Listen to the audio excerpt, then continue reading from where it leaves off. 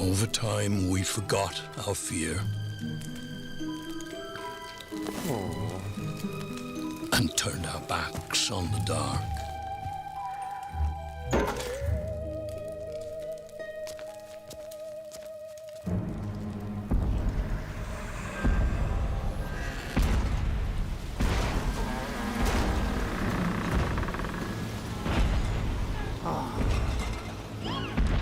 Slivers of the mad moon hang forgotten in our sky, slowly aligning. It is time again. The tide rises and brings with it something dire.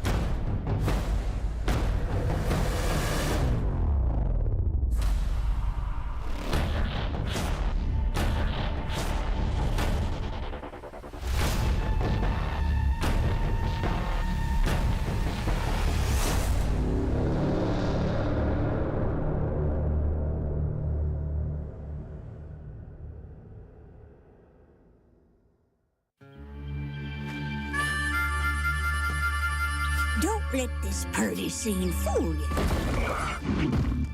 This world is a dangerous place. When you get to be my age, you'll see friends come and go. It's important to take care of the ones still kicking. In the heat of battle, you'd be surprised how far a little kindness might go.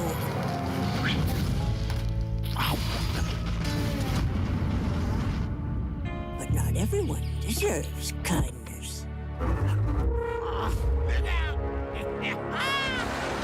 Hello, Auntie.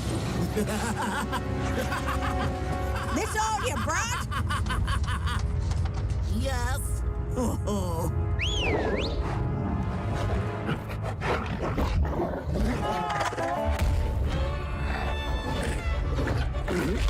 Attaboy!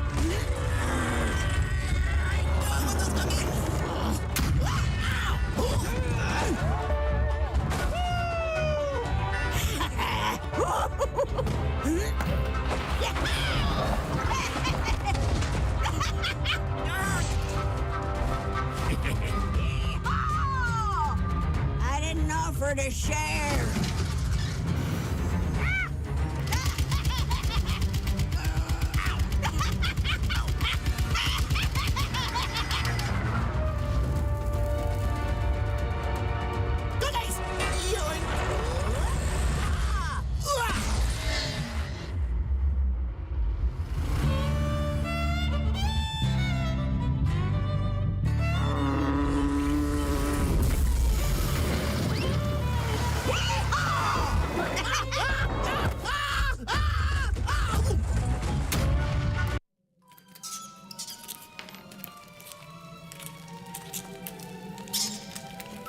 Any layman with a feeble grip can carve wood or hammer steel.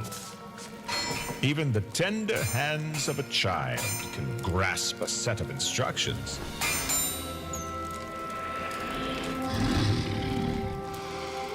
But to create something takes rare hands, shrewder hands, handsome, brilliant hands. The hands that forged the first scepter of power.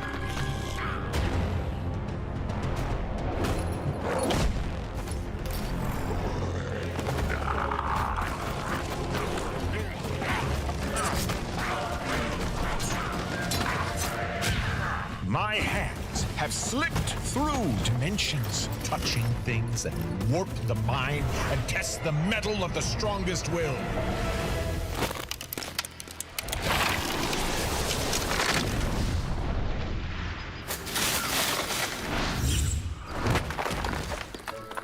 from the far reaches of the astral plane, beyond countless dimensions. Monsters, beasts, beasts without legs, beasts that are only legs, heroes that aren't heroes at all.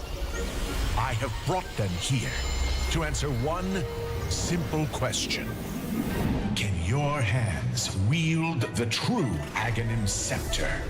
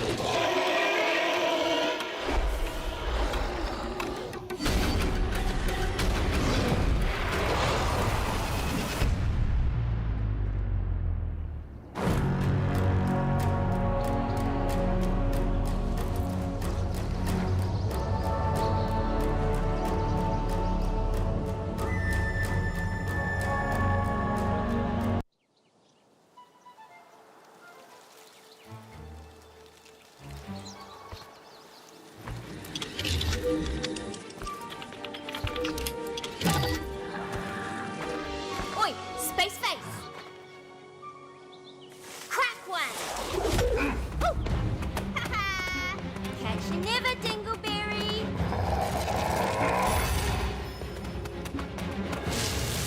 Futile creature.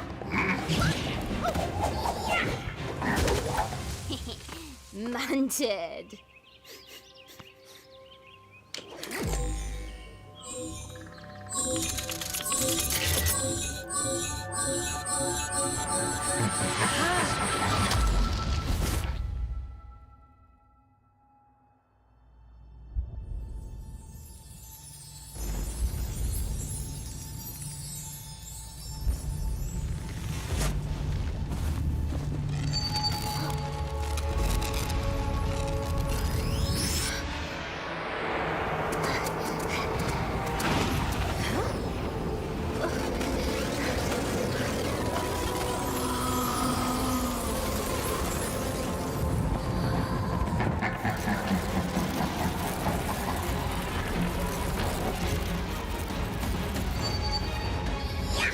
Now this I'm into!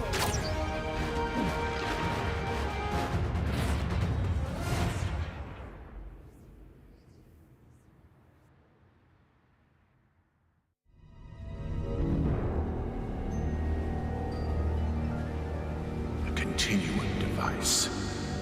Here all along. I knew Valora was lying when she said Mars destroyed you. Well, where and when should we go first? Huh? Oh, great. Idiot. What'd you do?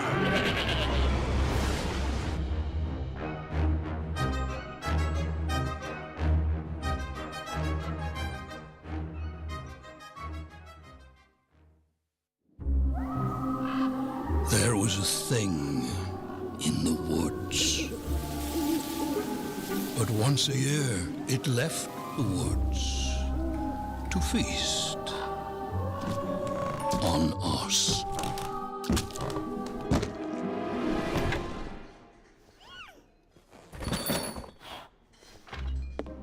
Then one year, out of the woods came nothing.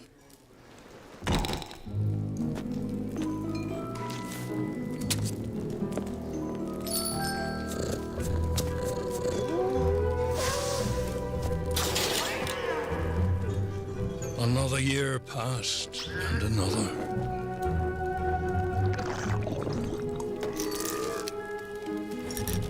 Over time, we forgot our fear. And turned our backs on the dark.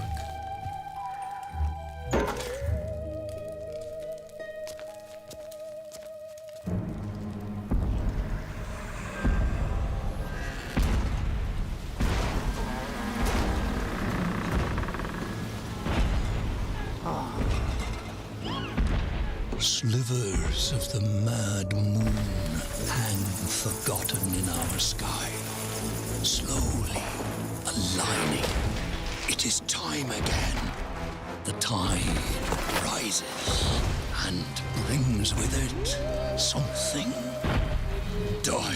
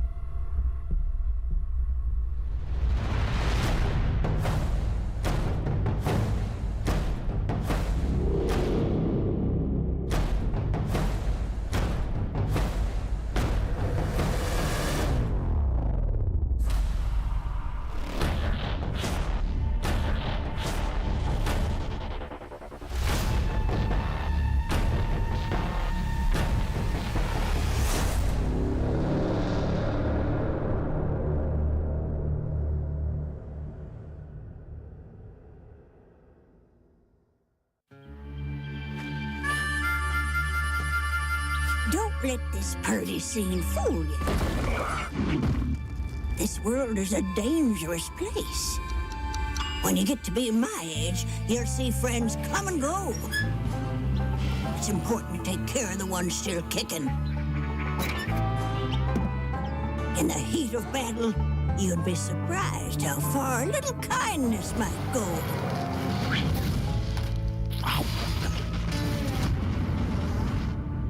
But not everyone deserves kindness. Hello, Auntie. This all you brought? Yes. Oh.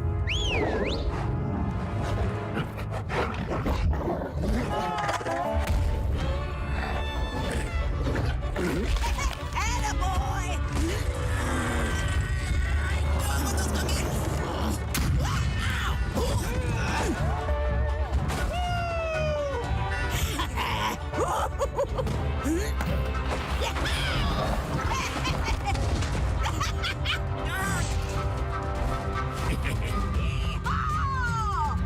I didn't offer to share.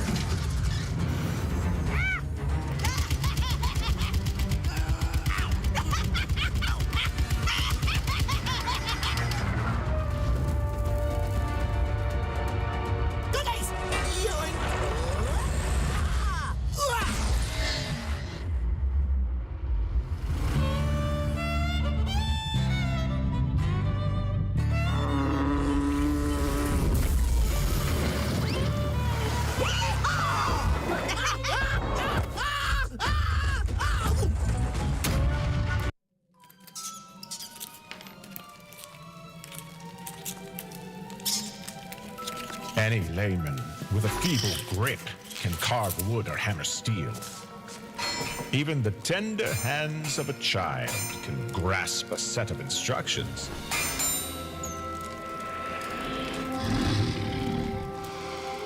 But to create something takes rare hands, shrewder hands, handsome, brilliant hands. The hands that forged the first scepter of power.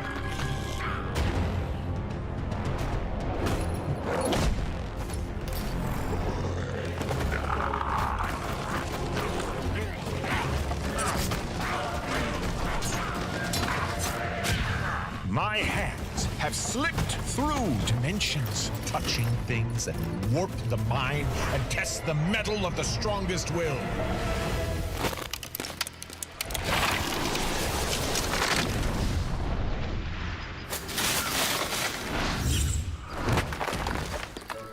From the far reaches of the astral plane, beyond countless dimensions, monsters, beasts, beasts without legs, beasts that are only legs, heroes that aren't heroes at all. I have brought them here to answer one simple question. Can your hands wield the true Aghanim scepter?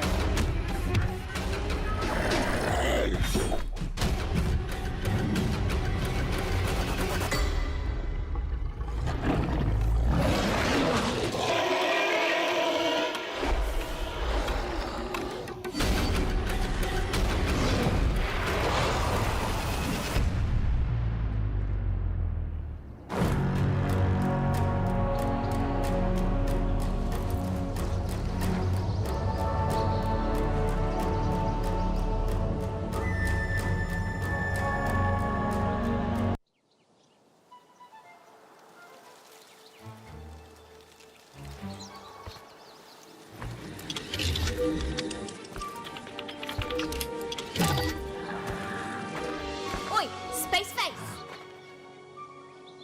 Crack one! Oh! Ha-ha! Catch you never, Dingleberry!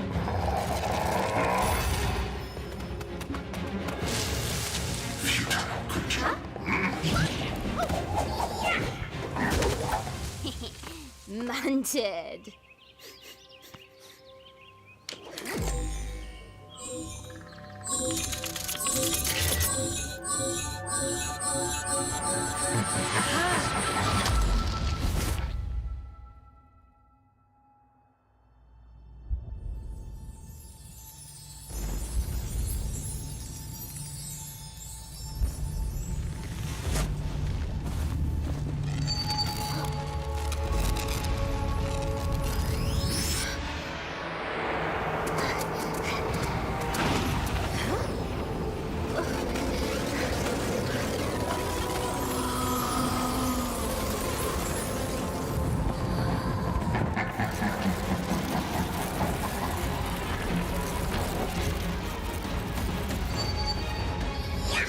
Now this I'm into!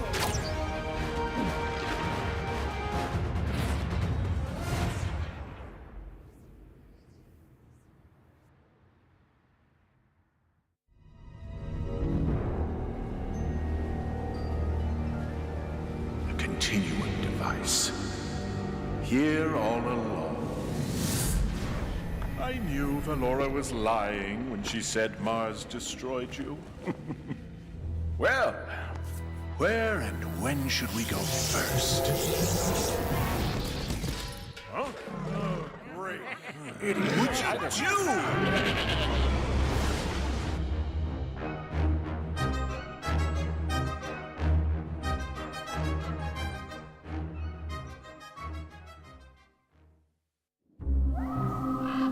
There was a thing in the woods. But once a year, it left the woods to feast on us.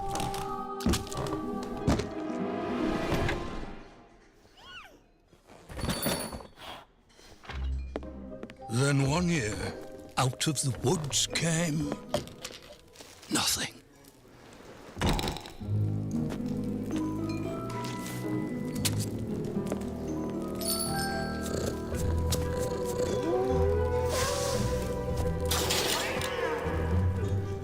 Another year passed, and another.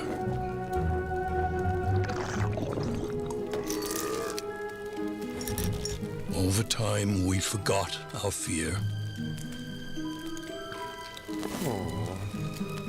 And turned our backs on the dark.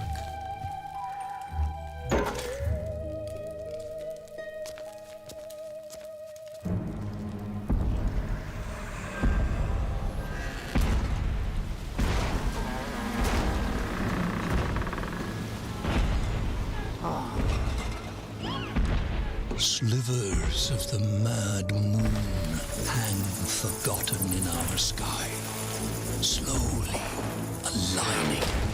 It is time again.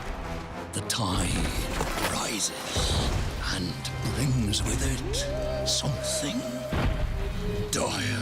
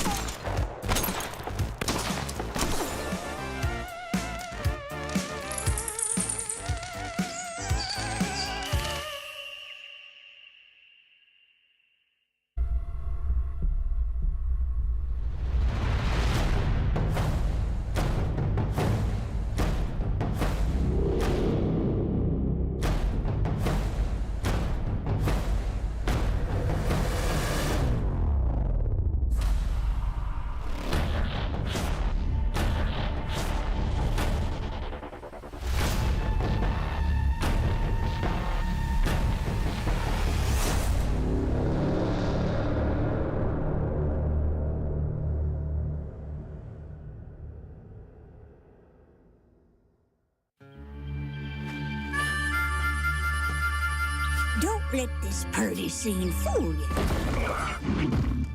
This world is a dangerous place. When you get to be my age, you'll see friends come and go. It's important to take care of the ones still kicking. In the heat of battle, you'd be surprised how far a little kindness might go.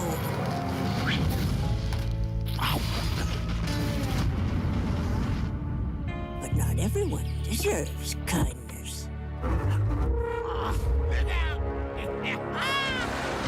Hello, Auntie. This all you brought? Yes. Oh.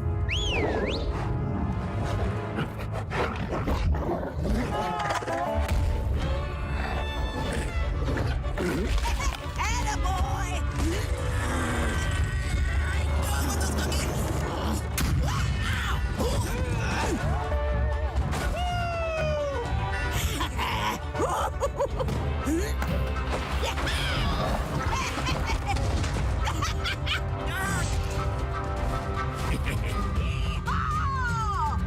I didn't offer to share.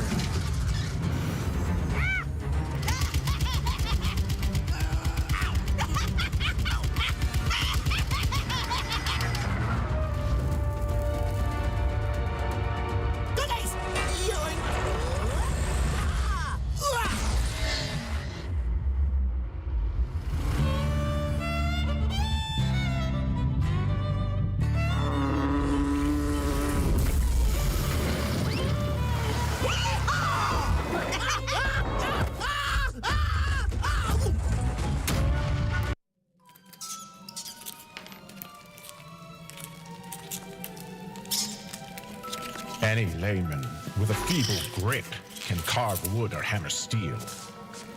Even the tender hands of a child can grasp a set of instructions.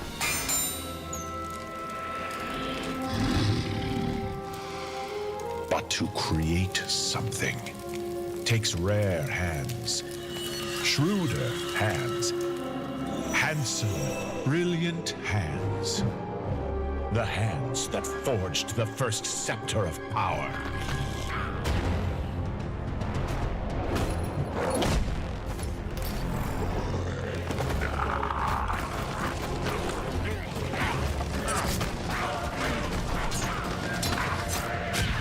My hands have slipped through dimensions, touching things that warp the mind and test the mettle of the strongest will.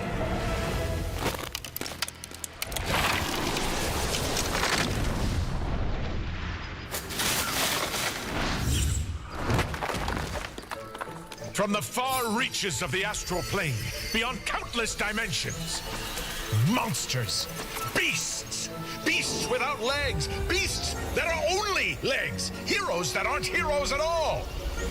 I have brought them here to answer one simple question. Can your hands wield the true Aghanim scepter?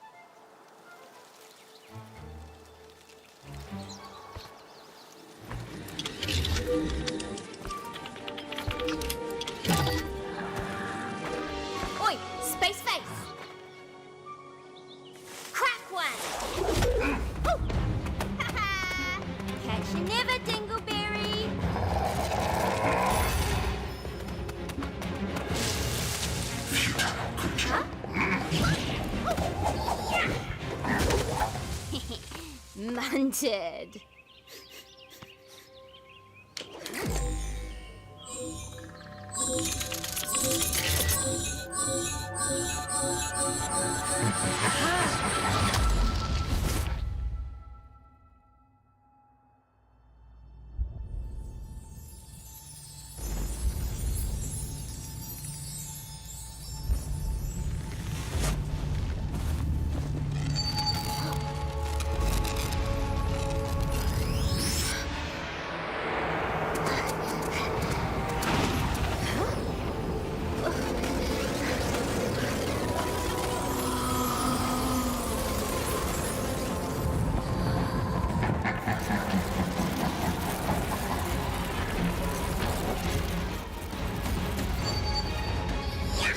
Now this I'm into.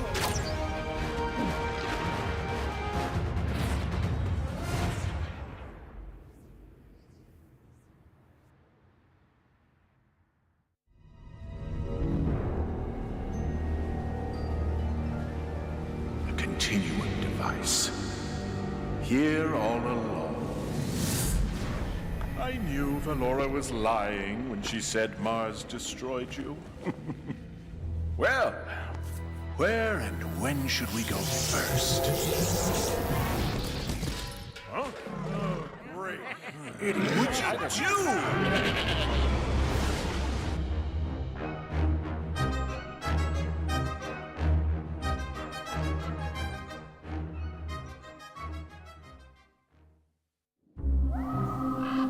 There was a thing in the woods.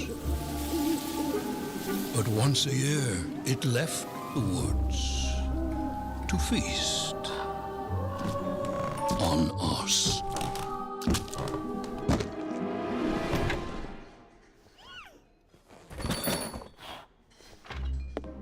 Then one year, out of the woods came nothing.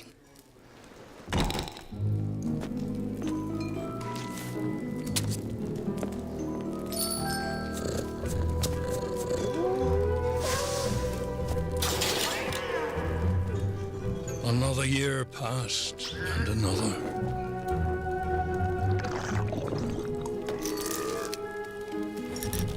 Over time, we forgot our fear. And turned our backs on the dark.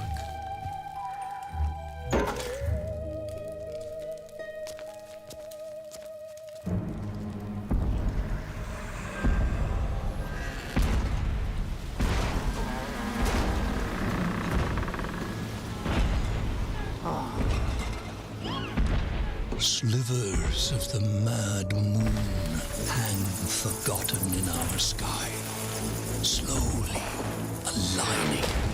It is time again. The tide rises and brings with it something dire.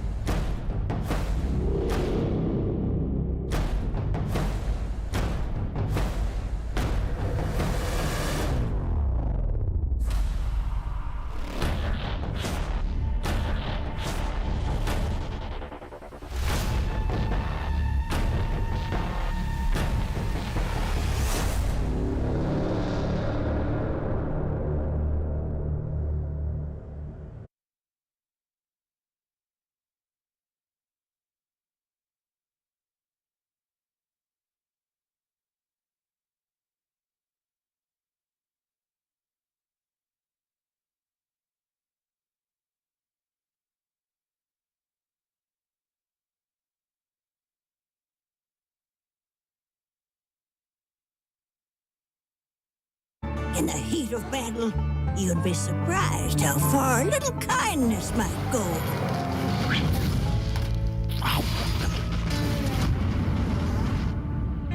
Not everyone deserves kindness. Hello, Auntie. This all you brought? Yes. Oh.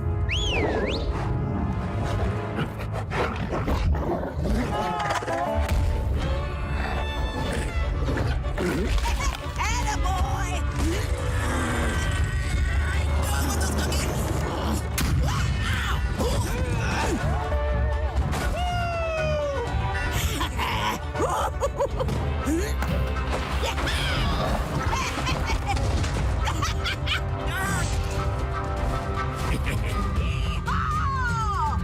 I didn't offer to share.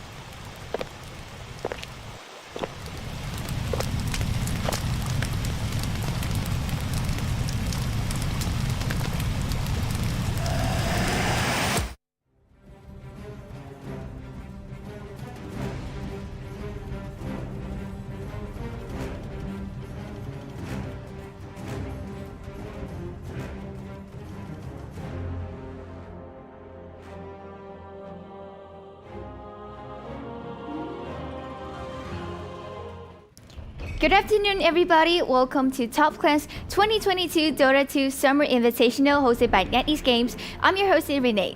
Ladies and gentlemen, finally here we are. We are at the last day of our tournament. 3 teams, GrindSky Esports, LBZS, and Team M11.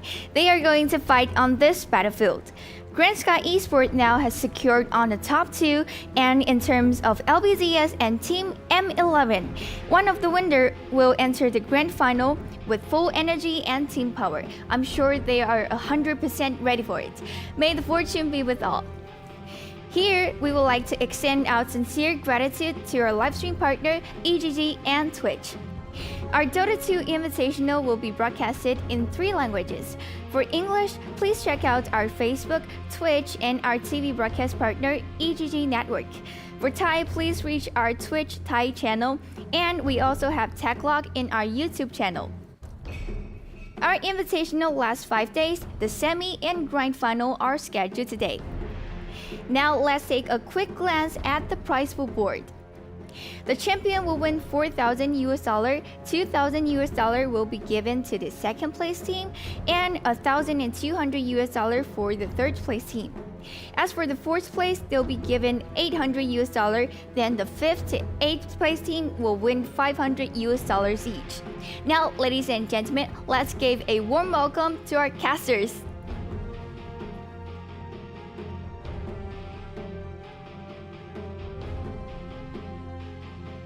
Hi, Bowie, so exciting here. We're close to we're in the final day of this wonderful tournament, and I cannot wait to see what the teams have to show for us today.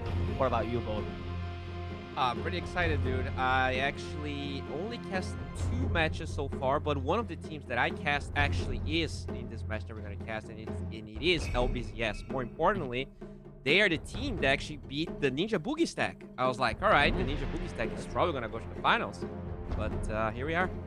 No, LZBS, they're a staple, man. They're one of those teams that has been grinding it out. They participate in any of the tier 2, tier 3 Tier 4 amateur cups. I've seen them everywhere, literally, as a team, both SCA and China. So it's nice to see them actually doing well, because it kind of shows off that the grind works to a degree, right?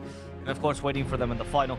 I am excited to see if they can be one of the teams that make it, because they're one of my favorites coming into this tournament, right? Just because of the grind, you know, it's hard not to respect a team like this, because they do show dedication to Dota in general.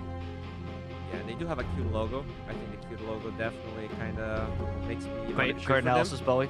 Yeah, on point. Yep. Yeah, you like suns. Yes. Yeah. I mean, it's just not just a sun. Like, look at it. It definitely has attention to detail. You have the small triangles, the big triangles, good color scheme. You know, Right. Cute. Triangles Yeah. of all sizes. That's impressive. That's usually what I'm looking for in a logo. Yeah, I completely agree.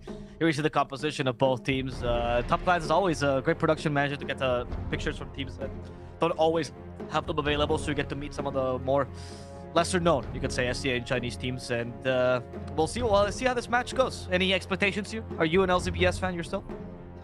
I mean, after I watched the series and the fact that they 2-0 the Ninja Bookie stack, I kind of feel like they're just going to stomp their way to the finals, and then it's going to be... The finals are probably going to be very close, but I don't know. They feel way ahead of everyone else. Okay. I mean, there's a reason why they didn't get to the finals, though, so we're going to have to see. I'm really excited to see what they draft for us today as well.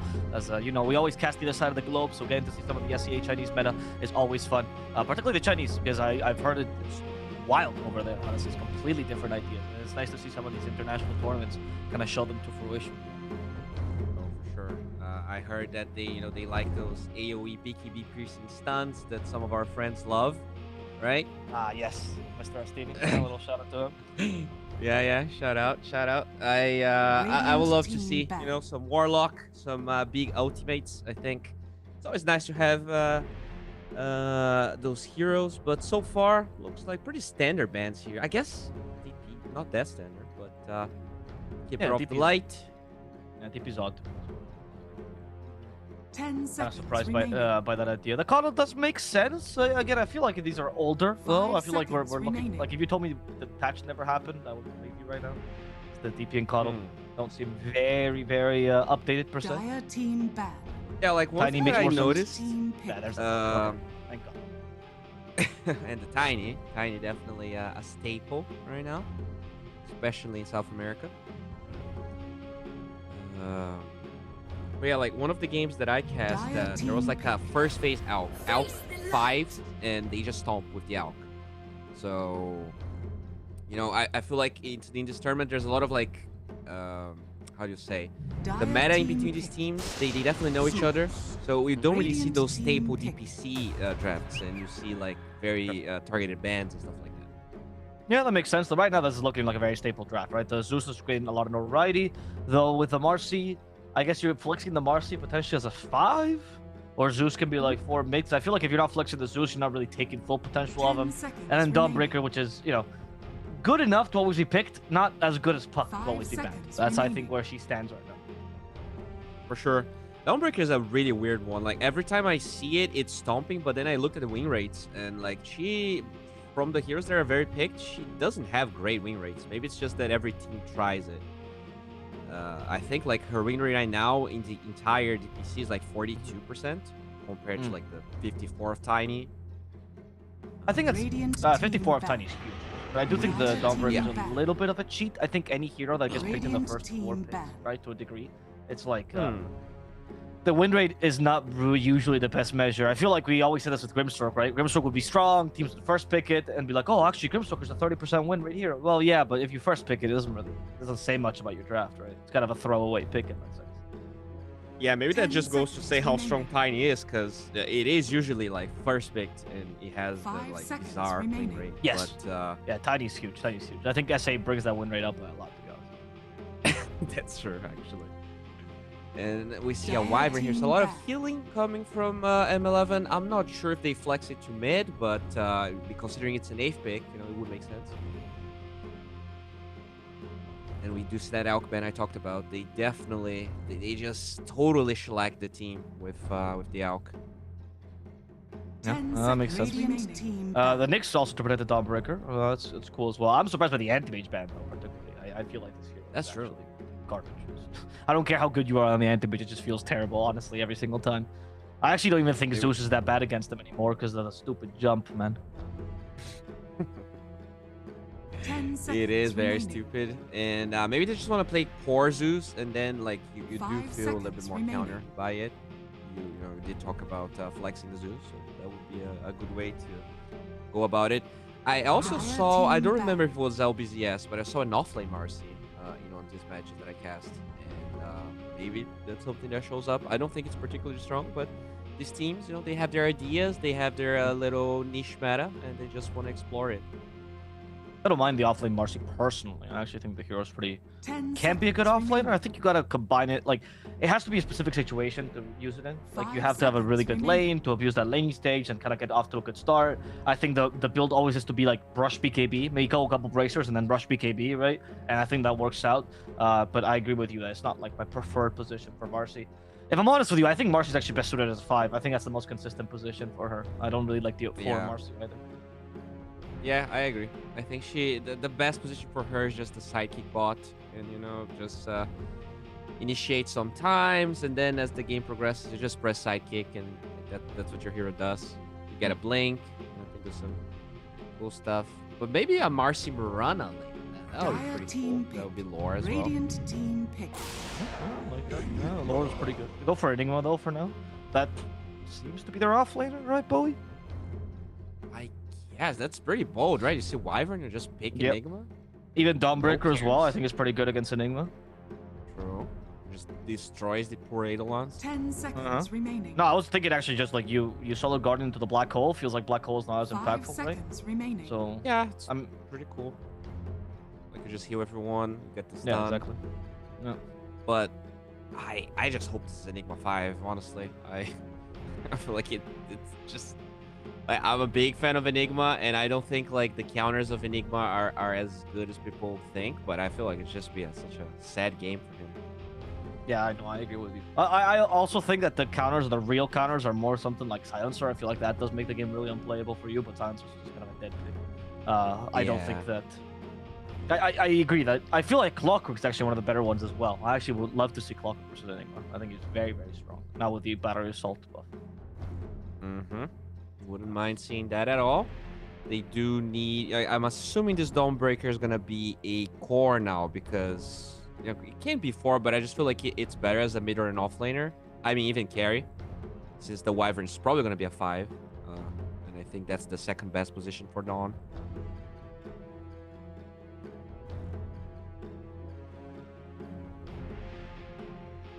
What M11 does. They're really taking their time. It's going to be a... Morphling. Okay. I mean, look, if M11 is a Morphling player, which I know they do, it's not a good Morphling game, but you get a comfort hero. Like, you're up against Enigma, you're up against Zeus. It's a terrible Morphling. It definitely isn't a good Morphling game. I feel like they're just taking shots at each other. You know, oh, you picked Enigma into my Wyvern? All right, let me show you how confident I am in this game. I'm just going to pick Morphling into your Zeus Enigma Marcy. And what can they do? What would be the absolutely worst pick you can go for? Just to, like, bad manner and still win against the opponent. I guess it really is the Morphling. It's honestly up there. Like, I don't even think you need to counter. I think he's already countered. You know, LBZS, sorry. He's like, all right, cool Morphling. Team pick. Okay, Void Spirit. That's pretty good versus Zeus. Yeah.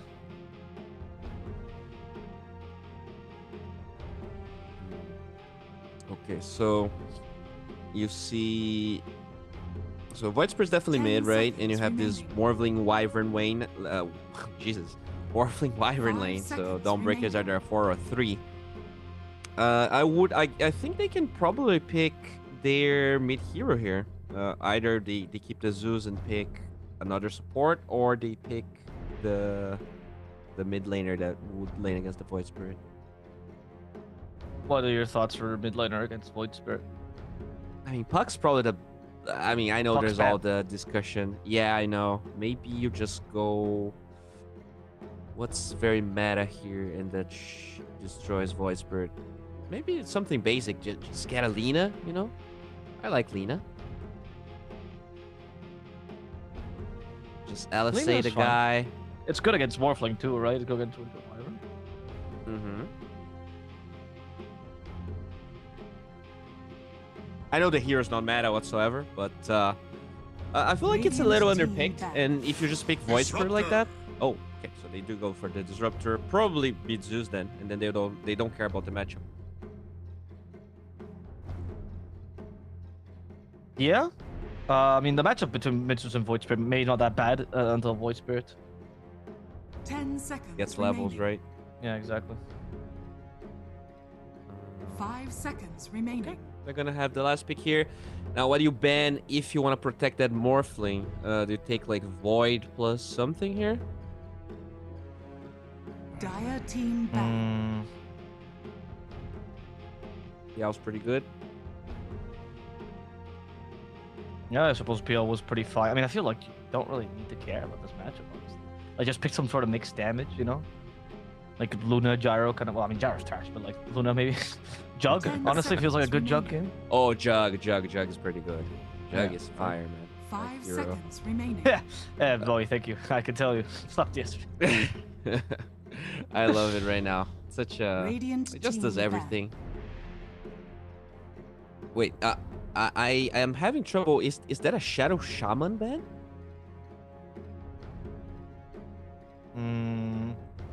So what? They presume Dawnbreaker's 3. Yeah, that makes sense, right? Dawnbreaker's 3, Winter Wyverns 5, Morphling 1. 10 seconds remaining. Yes, I haven't seen Shadow Shaman at all recently. But 5 seconds maybe remaining. they just like it. Oh wait, so if you're banning, what would be like weak against Shaman as a carry? Some. Dire team back. Oh, they take the Terror Blade out of the way. Will be weak against Radiant Shaman as a carry. team pick. Not really I sure. guess they're man. gonna go Void. I think Void really doesn't really address the Beastmaster. And now they pick their 4 here. I wouldn't mind seeing a 10 seconds remaining. Earth Spirit or the Clockwork you talked about. I think they're both pretty good. 5 Just get some seconds gap remaining. close. Make sure that Zeus plays afraid the whole Dire time. team pick. I also like the Clockwork. Alright, Night Stalker, so Dawnbreaker support then instead. 4 Dawnbreaker with Night Stalker lane, that seems like a very weak lane to be honest with you. Yeah. But like if I'm LBZS, I'm actually considering now Monkey King just to like destroy them. You're right. I like the Monkey King. Jug's good too though, to be honest with you. 10 seconds remaining. Yeah. They're both pretty good. 5 I think seconds the remaining. kinda scary part is that the Night Stalker, like if you're the Jug, you don't really want to go BKB, so the Night Stalker is kind of scary. So the Monkey King might just be better because he builds BKB like regardless. Like he's just more. If he goes late, like the Night Stalker really kind of scares the Jug later. Yeah, I agree with you there. That's probably true. I like the Monkey King. I feel like if they gave you a freebie like this one, you punish lanes, right? Like, I just think it's part of the thing. I feel like he's pretty decent as well against the Winter Wyvern because you can set up the Wukong's command after the curse. Yeah, I mean, I think that's like no one does it, but even you could go Diffusal Choose on your the hero. Monkey King just for the Morphling, but they go Bloodseeker. Okay, I mean, I think I prefer LBZS's draft a little bit more. Sure, the Enigma might have a bad lane, but I feel like they have really weak lanes on the side of M11. They have this Morphling. The only strong lane is the Voice Spirit versus Zeus. So if kind of has to solo carry, and from what I saw from LBZS, they were on another level. So I'm going with them. Yeah, they lost against M11 last time. I mean, I don't know. I do have to agree with you. I feel like this Morphling pick is kind of a dead pick, so I do think LCBS is probably going to take this just because of that pick alone. But I'm also not that pleased with the Bloodseeker. It's not a bad Bloodseeker game. It's also not a great one. I guess he does counter the Void Spirit, maybe. 5 seconds remaining. So maybe the Yeah. idea is like if we deny Void Spirit from existing. They have Yeah. like a fair amount of healing, right, on M11, so that might kind of prevent how strong the Bloodseeker is gonna look in the fights. Yeah, sure, But sure. still, That like, can be. Morphling plays so low HP. I feel like this Bloodseeker in the actual laning stage, he's just gonna be at 500 move speed at all times. And we talked about this Night Stalker being a creep until nighttime. Or it might still like be a good lane for him. Yeah. Yeah, I feel like you didn't punish this lane as hard as it could to be honest. Like, I think you can totally win this lane, but it's not as easy as literally any of the other heroes suggested. I don't feel like Bloodseeker... In fact, I think Bloodseeker is actually like a really good hero at bad matchups, right? I think you want him in bad matchups because his floor is kind of high and his ceiling is kind of low in general in a lane. So I don't love him against a Night Stalker particularly. I also feel like Night Stalker actually beats the Bloodseeker once he gets the Dark Ascension, unless you have Rupture in time. Yeah. I mean, he'll get the KB eventually. I think the problem with Night Stalker is that, like, sure, he's not going to be Omega punished, but I don't think he's going to have an easy lane. And if the Night Stalker has an easy lane, that's when he looks really good. I feel like if he just gets a mediocre one, he gets online pretty slow, and then he'll just have the BKB on the Bloodseeker. But we'll see. I'm ready to be surprised here by M11. You did say they actually beat LBZS. Yeah, in the upper brackets. I was not aware of that. Oh, really? Well, because you didn't do your research, probably, which I mean you shouldn't admit here, my brother. I did not cast that match. Okay. But, I didn't either. But you know what I am? I'm a professional. That's the difference between you and me. That's really the biggest difference between us. That is true. That is true. But because I'm not professional, I have something that you don't. What? I'm still not ready to finish that sentence, but yeah, as we can see here, the Night Stalker in a good position. Oh yes, that's so much charisma, dude. You had no idea. Yep. I got none of that. So I'm a host. Hosts don't need charisma. Of course they do. I mean, they need the looks, which you do have. Thank you, Bowie. Appreciate that. Yeah. Very kind of you. You also do have the looks, my friend. Well, we'll see. I don't know. I do feel like the lanes should go the way of LZBS. Maybe the Enigma lane not so great because Morphling should win that lane. It is a master tier Morphling, so we were right about the fact that he's gonna solo carry this game. We're gonna try to. Yeah, does Enigma like it's a really weird lane, the Enigma versus Morphling, because like the Enigma can kill the Morphling to level 2, but once the Morphling gets level 3 forward, he kind of just shits on the Enigma because you just kill all the Eidolons, you have the gap close, you have the armor to deal with them. On top lane, Bloodseeker is actually kind of in trouble. Kagome taking a fair amount of damage. That Arctic Burn is soon gonna expire though, so no more slow for Kagome. Oh, they don't get the Void off, and that allows Kagome to make it out of here alive. Still though, we're seeing what could be this lane. Bloodseeker is not very good against Dawnbreakers. Night Stalker or no Night Stalker, Usagi is going to have a pretty free lane here at hitting this Bloodseeker. And I agree with you. I think the only role of the Enigma here against the Morphling will be the 9 creeps, and that's his biggest contribution in the lane. Yeah. Is Kagome necessarily a Inuyasha reference, or is there like another weeb character that is named Kagome that I'm not aware? I mean, anime character. You know, not weebs, man. Weeb people are the watch it. That's a good question, actually. I'm assuming it is an Inuyasha reference. I don't know the other Kagome. Yeah, I don't remember any. That's a really good anime. That's very good. It's a classic. I mean, it's not that good, but it's a classic. Yeah, I think I have fond memories. I mean, I think if I rewatch it, I'll probably not like it as much as I think I do like it, you know? Like, it's kind of like Pokemon. Have you tried rewatching Pokemon? I think it was trash when I was watching it. I mean, you were 5 years old. Yeah, I thought as a 5-year-old, I was like, the lighting in this show is not really that good. Oh, You I had feel like no opinion, dude. You love That is Pokemon. not You true. love I was a Pikachu. connoisseur, mate. At the age of 4, I was already reviewing Teletubbies in my vlog. Top lane, we did a little bit of damage to Bloodseeker, whereas bottom lane, we might see the first kill as Salad gets disposed off. He's ready to fight against the Wyvern to the death. But if this is like the anime, Salad, he realizes, yep, he has to leave. Top lane is actually where the first kill will happen. It's going to be on the Disruptor, as Kagome gets a counter kill onto Usagi, and perhaps Hated in trouble too. The Thirst makes it really good for Kagome, but he does need a little bit of healing from these creeps before he goes in. He gets the second point in Thirst, but the Deny stops him. So he can't force the skill onto Hated. So fun to see Bloodseeker have 500 moves with no boots. But yeah, like look at the Morphling here. That's really my point. He's gonna be low HP the entire time, and that Bloodseeker, once he has his support back, he is just gonna have a free time the whole lane. That I think this so. is 17 and 3. I don't think that's supposed to happen in that matchup. Yeah, but I'm seeing here that it is 3 Dawnbreaker and 4 Night Stalker, which is wild. Oh, you're right. I thought I had my numbers wrong because I thought Usagi was the offlaner for this team, and I was like, all right, maybe I just they're swapping positions, but apparently not.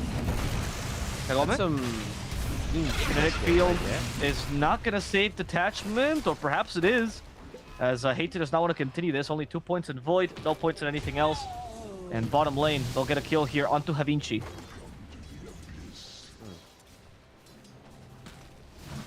Oh, that's when they can kill this guy. He's level 2. Doesn't really morph that well.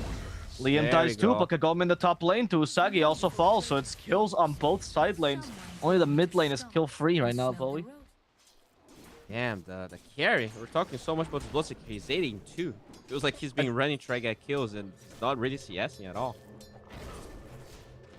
I told you, man. They should have picked a stronger carry for the lane. Like, you had a free matchup if you wanted it, but you just chose not to. I don't think Bloodseeker is that good for these lanes. Especially because, I mean, the thing about Bloodseeker, in my opinion, as a Bloodseeker connoisseur, much like Tilton, is that he's a hero that depends much more on his support than he does on the enemy matchup, right? So, if his support carries a stun with him, he's great, because Bloodlight's amazing, and you can win the lane pretty much solo. But it doesn't really matter what the enemy is, at least in the laning stage, for him too much. And so here, I don't feel like Disruptor is the best combo with Bloodseeker. Unless you kinetic field into Bloodlight. Yeah, I definitely agree. I think this Bloodseeker pick, they were trying to like counter this Morphling, this Wyvern. But it really doesn't synergize with the Bloodseeker at all. Is he even a Morphling con? I'm not really sure. Is kind like it's like Morphling's definitely gonna be the strongest hero in the late game here. So bottom. He's not a bad hero, but definitely not great. Morphling being chased. He is being chased, and the other ones are doing a lot of damage. Okay, the Cold Embrace used, so he can morph more strength, or attribute shift more strength, and he's gonna be fine now. Okay. Very early attribute shift though, so he's not really gonna nuke the Eidolons at all. Because he did learn Q level 1. Oh, top lane. Bottom, on top of the Chessman is dying. Havinci at the bottom lane is also in trouble. As the Thunder God's Wrath comes in and clears him up as top. We continue this fight. It's going to be against Usagi. Get the healing off Kagome. Now fighting against Hated, but it is nighttime now. Kagome, as he wants to commit as a magic wand. Also the Bloodright used. Hated in trouble. The Bloodright though does not connect, but Kagome does not care. He chases after the Night Stalker and proves Bowie Inuyasha was a great anime. As they hit the Morphling here, Liam gets sent back, body blocked once again as the Cold Embrace that saves Liam from a surefire death, and Salad could be in trouble, but no waveform available to continue this aggression. That is definitely a combo we didn't. He's gonna die too. Oh. Alright. Just like the anime. That's one combo we didn't talk about. The Zeus ulti with the Bloodseeker, I mean, very classic combo, but it does a lot in the lane stage.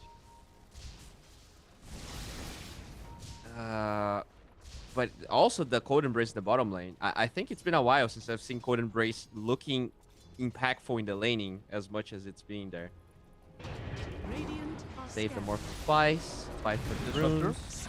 Attachment is going to die to the Night Stalker here. Salad is nearby. We get the side pick off. Come on, Zeus. Got auto attack with this. Oh, interesting use of the rebound with Dispose on top of that. Hated in trouble, but Zeus apparently did not get the memo. They could actually kill Hated the whole time. Wanted the rune, dude. That's how mid players function. They see rune, nothing matters. That is true, actually. I have seen it before. I've seen mid players like forego, like the whole team is dead. You're pushing a tier 2, and the mid player's like, guys, but Arcane Rune just spawned.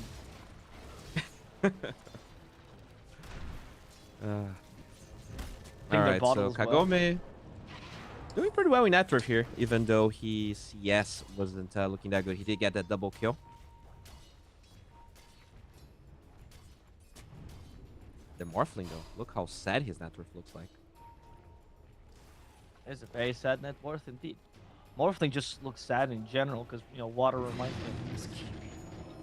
And the low amount of polygons, that's pretty sad as well.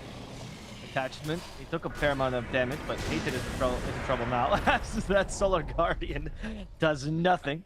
Thunder God's Wrath is to show this Night Stalker who's boss. Meanwhile, Dawnbreaker going for detachment. We do get a blood right off though on Usagi. Gets silenced. Kagome chases after Usagi, but I don't know if Roar Venom is going to be enough. In fact, he realizes it's not. Lots of kills here. You know, people like to say the South American Dota is very high octane, but this is very entertaining. Way more entertaining than the Division on SA. I suppose. Vinci is going to die. LG, though, could be in trouble because here comes Rams. Black hole immediately! They missed the Aether Remnant. The Morphling did attribute shift in time. What? Rams at least clears the wave, so that's going to help them out a little bit, but they still have a Dispose. In addition to the Unleash, Shell does not use the Dispose because he's out of mana, and the Unleash will do jack diddly squat. Okay, that was a very interesting Unleash, but still the carry dies in the interesting Morphling. play overall. Yes. Interesting is a very kind word to describe that. And now we see a Zeus rotation, so they might get another one. They continue with their aggression. The goal is even to the get Bloodseeker. Havinci. Blood Ray has been used. Havinci will be stopped by his own Cold Embrace. And then killed. And Bowie, I always think if you Cold Embrace in the middle of the Blood Ray, it just gives you that extra kick you need to start the morning. Exactly. I mean, it is a way to showcase that you don't care about the team fight. You care about the long term. It's mental damage to your allies in a way.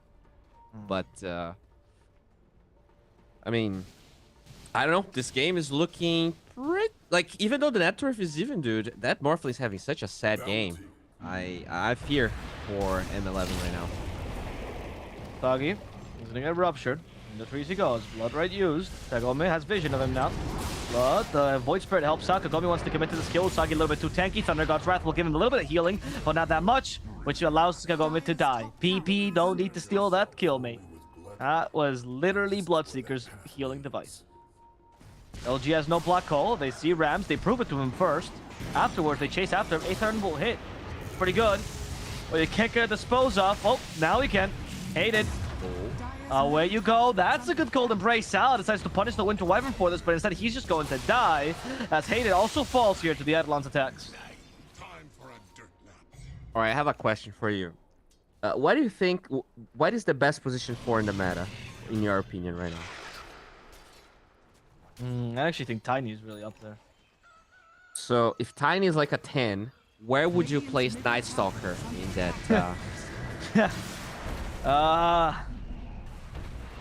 Alright, the Sagi's going in. He's in a fine attachment. The Scepter will die here. LG's nearby. There's no black hole. There's no need for that. Okay. LG. Oh no. Oh no, LG needs to be saved. The Blood Right is going to be avoided completely. Kagome's coming by though. Ruptures Rams. But Rams gets Cold Embraced, and PP, he's out of mana. Kagome, he's lost his way. Doesn't know what way is home. He's finally found it. Yeah, I think that answers your question, right? Yes, it does. I am very surprised about this Void Spirit, by the way. He is 6-0 right now. He is carrying this game very hard. I did say that if they won, it would be out of the very big backs of the Void Spirit. So far, he's delivering. Morphling still very far behind, but the Bloodseeker is second behind him, and he's dead. So now the Morphling about to... he will soon surpass the Bloodseeker. Aether's gone by though. Position 4 Night Stalker coming in to prove me wrong. LG still has the black hole available. That's true, actually. LG, careful. Pointed. Now the Night Stalker's in, and LG's out. Right. 11. Their movements have been really good. Even though the laning stage was kind of pepega, I'm kind of impressed that they're getting this many kills. Not getting punished, Morphlings farming. Things are looking up. Bottom tower is under attack. Radiant's middle tower. Things are looking up a little bit. Like, I mean, I don't know, man. I don't know. Like, I think we just saw a fight bottom for like 6 minutes straight. So, Kagome has decided that he's an early game Bloodseeker. That's what he's gonna play the whole game. Oh, Hate is back. Hate is stuck in the kinetic field. Marcy inside she goes. Take Hated out. It's gonna work out. Well done. PP gets the kill. PP on a mega kill streak because he's been stealing kills away from his Bloodseeker, so not really deserved, but he has it. Alright. So what's the move here? The Zeus actually rushed a Kaya, so no cares about sustain survivability. Doesn't feel scared about the Night Stalker or the Void, and now they're gonna smoke the TP. They really want this guy. You want Liam, yep. Oh, don't hit the creeps, guys. I know it's tempting. Don't hit him. Oh, look, they found the path. Oh boy, they're avoiding the creeps. Oh, they're gonna get him. Static Storm. Oh, detachment. What a god of Dota. However, Salad did rotate and he got caught in the way. Nah, it's okay. So patient. So patient. I'm glad they didn't hit the creeps. It's hard not to do that. It is very hard. They stood in the trees, and they definitely got a prize there. The Zeus steals the kill, as it is per usual with poor Zeus. Dire's top tower has fallen. But now, seriously, Night Stalker, where is it? I honestly, I'll flame these teams, but honestly, if I had someone in my public and I Stalker 4, I would assume that person has not read the past 8 patches. And I don't mean the letter ones, I mean the number ones. But like, that's not what I'm asking. All right, what would be the worst 4 someone could have picked in your pubs? Morphling 4 is worse than Night Stalker? No, there's tons of 4s that are worse than Night Stalker. The worst 4 you can pick in a pub? Drow Ranger, bro. No. My point is, like, if Tiny is a 10 out of the best 4s, is Night Stalker a 6? Is he a 3? Is a negative 30. Oh my lord. And Drow Ranger is would negative be 11. 100. Yes, I see. Your scale makes a lot of sense. Just like Fahrenheit. Right, the problem is that, like, say Tiny's like a 10, right? You know? Yes. If Night Stalker's a 0, per se, like, as he's gonna die, by the way. Watch him, hated. Oh, we're just talking about hated. He looks very menacing. He might survive. No, he's dead. Not dead. Dispose of Salad. Don't prove me wrong. Definitely not dead.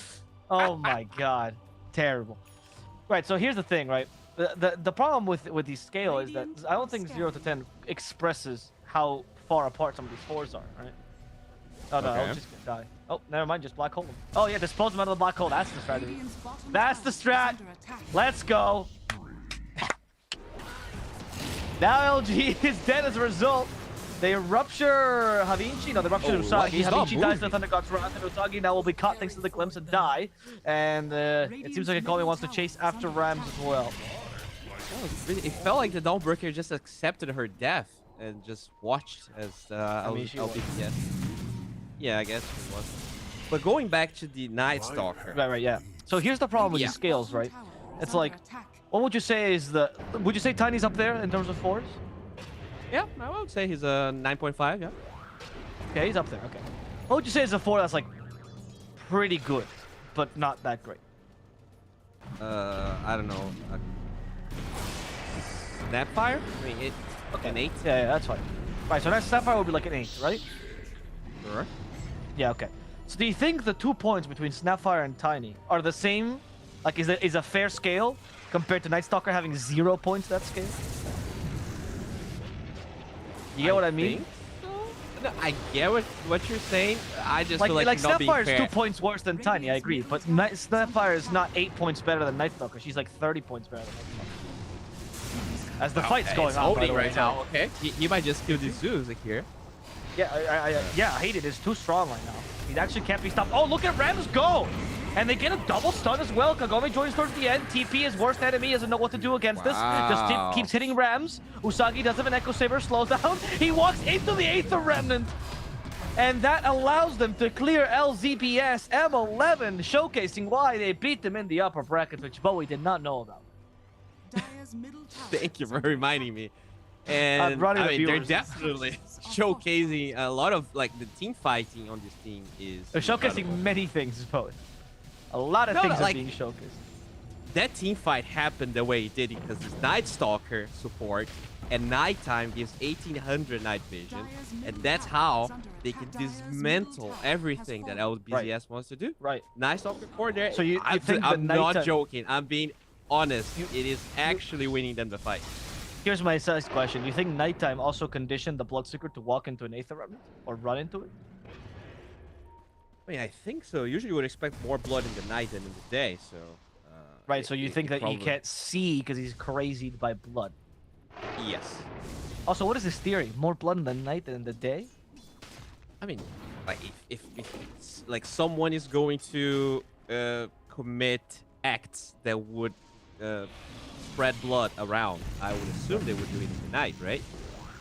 Do you think people donate blood more often at night? You think transfusions that's what happen I more said. often at night? I feel like that's a weird take, bro.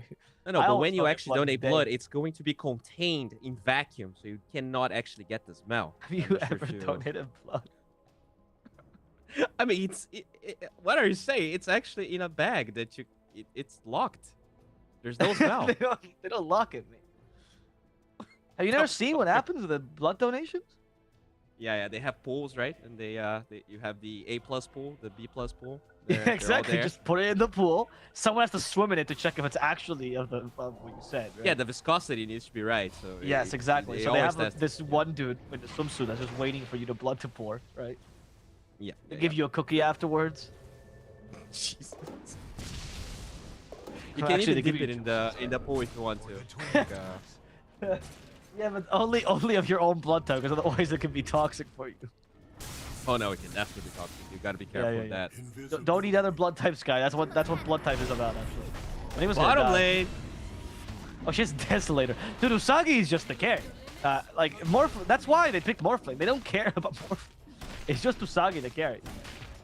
Yeah, Dawnbreaker is doing a lot. The Void Spirit, definitely also MVP. The Night Stalker, after those two heroes, the MVP for me as well. He's the third MVP. You know, usually, millennials, we have to give trophies to everyone, so he's definitely third MVP in my book. I thought that was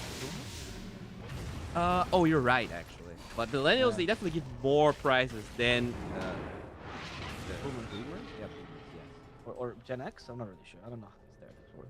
Is there anything between millennials and boomers? Like Yeah, Gen X. Gen X? Oh, okay.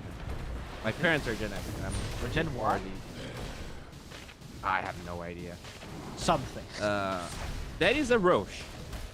That is a Look at how much Night Stalker's doing. He's tanking the Roche. What other boss 4 could do this to? Yeah, he's tanking in style. Even, it's nighttime, so he gets all that vision. He actually gets no vision because he's inside the pit. But now he does. No, but it's about the idea of vision. It's more about the threat of the vision than it is about the vision itself, right? Exactly, like the black hole that we might just watch here. Yes, there is a Blade Dagger. There we go. LG already used it. Okay, we did Rupture Ram, so that stops the initiation for the Void Spirit. He still has the Aegis. There's a lot of vision from Hayton. Radiant's bottom tower A lot is of under vision attack. right now. This Marcy really likes disposing out of ultimates, huh? She just like waits for the circle to be used and just dispose them out of the damage or the black hole. Huh. I'm sorry. What did you say? The Marcy disposed them out of the Nimbus in that game. Oh, okay. Oh, look at that. Oh, that was a The good carry's disposal. been Into the cocked. blood, right? Yeah, they're gonna kill Usagi, and he doesn't have the H himself. Oh, but Rams is back. He has an E-Blade. He's gonna go for Salad. He doesn't even get the kill because Morphling steals the Adaptive Strike. And people say you can't smile eating salad. He was definitely smiling there. Was he eating salad? Probably. Who says that, by the way? I've never heard of that in my life. Well, you can't smile eating salad? Why? I mean, there are memes, right? Haven't you seen the memes with the women smiling eating salad? Haven't you seen that? I'm looking this up now because I genuinely do not believe it. Yeah, I mean, it's a Reddit thing. It's a yeah. I'm literally watching this. It looks normal. It definitely doesn't look normal. What, people smiling eating salad? Okay, they're gonna find a Like, book have you sequel. ever smiled eating salad? Yeah. Salads are tasty. I actually just ate a salad for lunch. I'm just gonna die though. That's H's done. They Oh. can be tasty. There you but go. Most You salads see? are shit because people don't know how to make them. Okay, they get it. I did really like how he was like, these guys are not gonna kill me, so I'm just gonna walk with Rupture on to make sure that they get the Aegis. They put a lot of effort into it. That's a real participation trophy. That is true. Okay, these salads Such do a look nice disgusting though. In these images, I will say, they look terrible. People just hate putting good sauce in the salad. Like, you need a good dressing. You just need better options, like just salad and like what is it, lettuce and tomatoes is just not that tasty. That's true. So, lettuce is, it's just so underwhelming. There are I mean, I good think yeasts, it's though. Yeah, there are good. There are better leaves. I think like a rucola one, for example, with like a vinegar. I think that works quite nice. With like a little bit of what are they called actually? I don't know. I don't know the word in English. Radicchio. Radicchio is so good, man. What is The radicchio? purple one. It's like Oh, that is good. I know what you talked about. yeah, they're like very corrugated. Is that a word? I think it is a word. I don't know what that means. It's like something has a lot of surface area. I don't know another way to describe it. Oh, that makes sense. Yeah. You know, yeah. I like nuts in my salad as well. I feel like Ooh. peanuts or like macadamia nuts. Like it adds a little bit of crunch. It's really good. Yeah, definitely makes the salad better. I like pine nuts. Pine nuts are actually fantastic for salad. I don't know if that's a Brazil. If that's a thing you do in South America. Very European thing. Yeah, I mean, I love it, but it's for some reason it's very expensive in Brazil. Like only Brazilian nuts. Oh yeah, are same. No, same in Europe. No, they're extremely expensive. They're like some of the most expensive things in the world. There's actually a black market in Barcelona for pine nuts. Really? Yeah, because of how expensive they are. Some people like they buy them on the DL and they resell them for less. Okay. Wild. Yeah, whenever I learned make from a pesto, I never use pine nuts because like it's just Yeah, it's not worth. doesn't make sense. I just straight up don't make pesto. That solves my problem altogether. You know? Pesto is my favorite type of salad. Honestly. That is not a salad. That's a sauce, my friend. You know what is my favorite type of salad is this Marcy. She's leading. She has a blink dagger. Look at her eyes of decision. Liam, will he morph in time? He won't. Of course he won't. BKBs. He's a Chad. Doesn't need to attribute shift. Usagi might have committed suicide here. Kagome's committing to the skill. He gets Winter's Curse. He's like, stop hating my Dawnbreaker. Dawnbreaker walks into the Nimbus though. So Usagi dies regardless. But at least they kill Kagome in the process. Hated is flying. Hated is flying.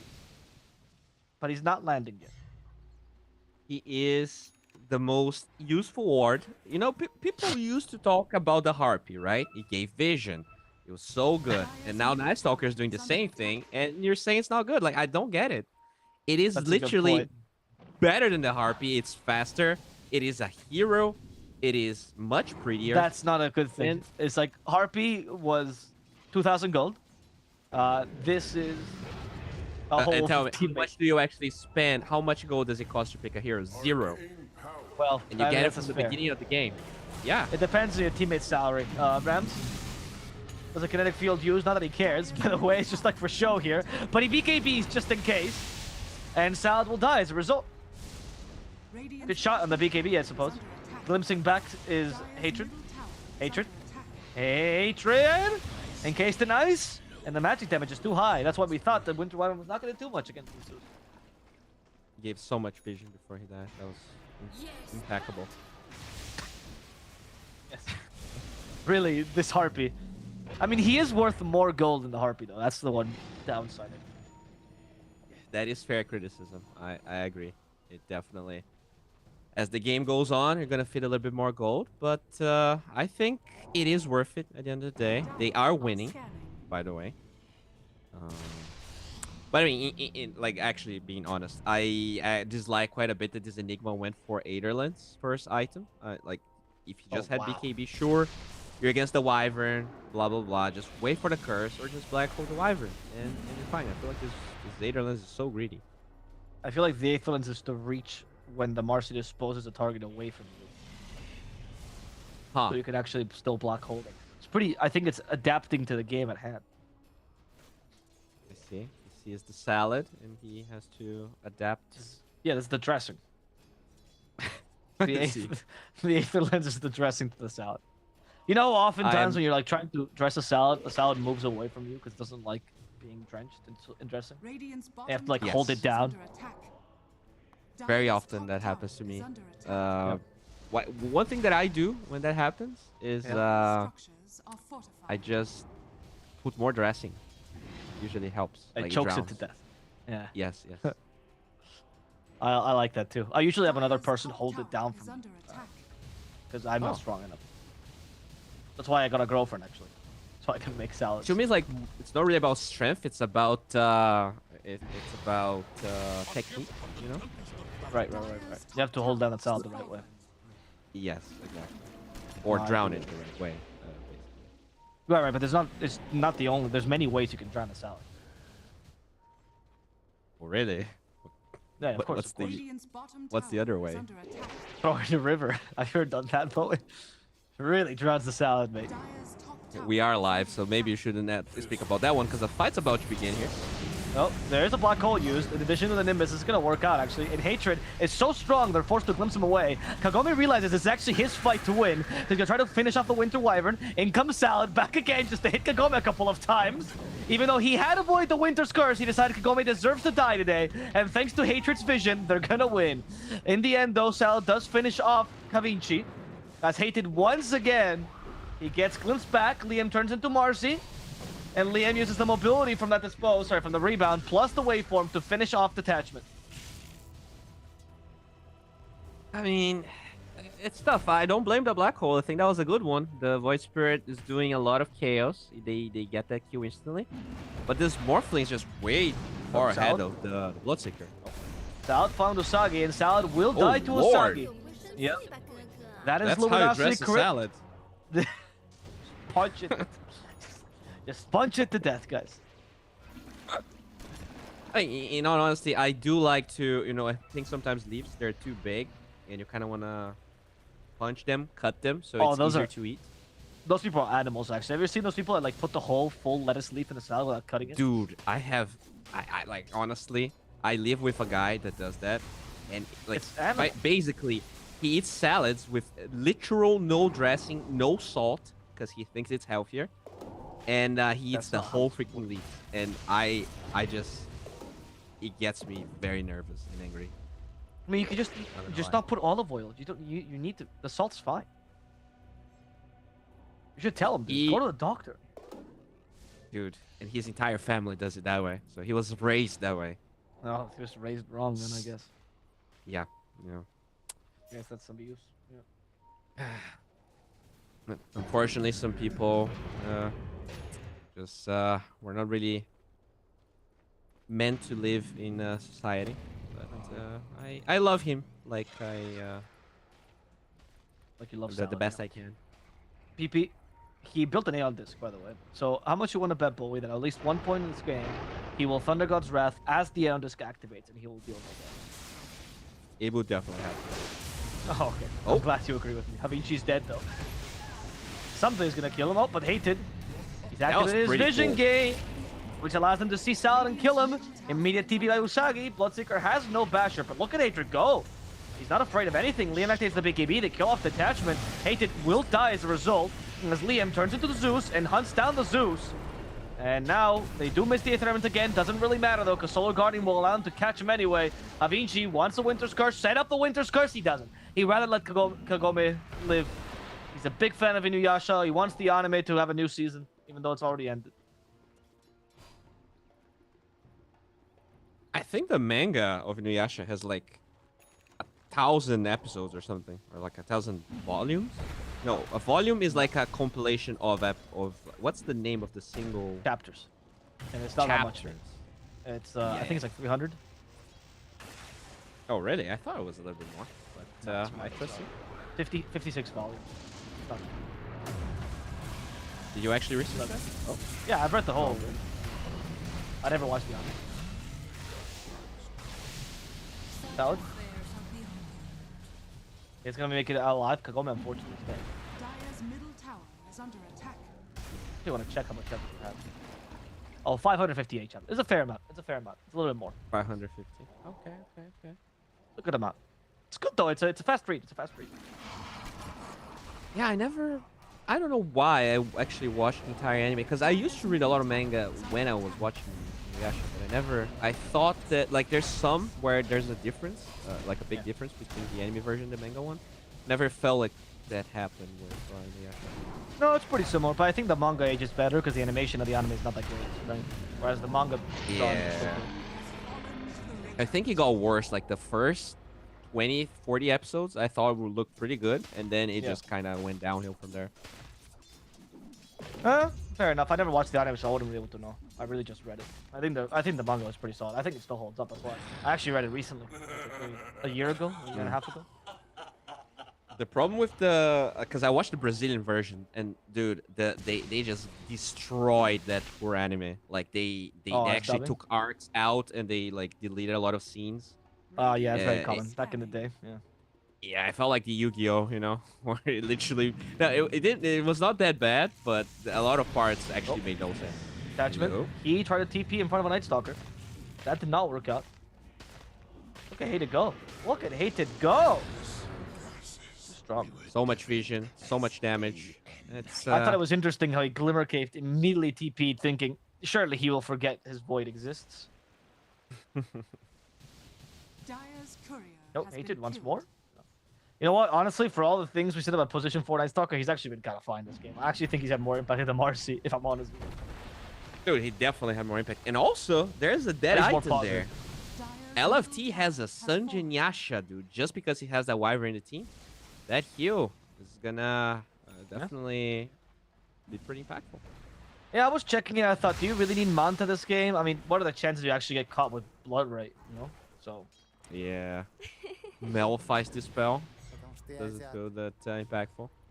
No, that's true. Malefice, yeah. You can Dispel Thunderstrike. Like, literally, I don't think it's that great. Even though I'm a big fan of Manta Scotty in general, Morphling, I do think SMY makes more sense this game. SMY is very strong against Rupture because it's a very long duration spell. Oh, I think they're just gonna go in. Oh. Okay, that attempt was actually pretty good though. Good ward. They do realize that it's up, but yeah, like how do they actually win this? They need to black hole in a way where the Wyvern is either dead or they get the Wyvern +1, or else I feel like this is almost impossible for LBZS. I guess I was wrong. Yeah, I feel like Dawnbreaker took over the game. What? Yeah, with the Lincolns, he doesn't have to care about the Wyvern. That's the only play he has. Yeah, I agree with that. You can still win off a good black hole, but frankly, we haven't really seen the best black holes yet, and it wasn't because of the threat of the Wyvern necessarily, right? Because a couple of them might have been right after the Winter's Curse had been used. Oh, they don't have damage to the black hole. We'll go for the same play, but this time they have no vision, and Hated will just stand above him. Menacingly. Yeah, that was definitely vision he was not able to provide. So I stand corrected. PP.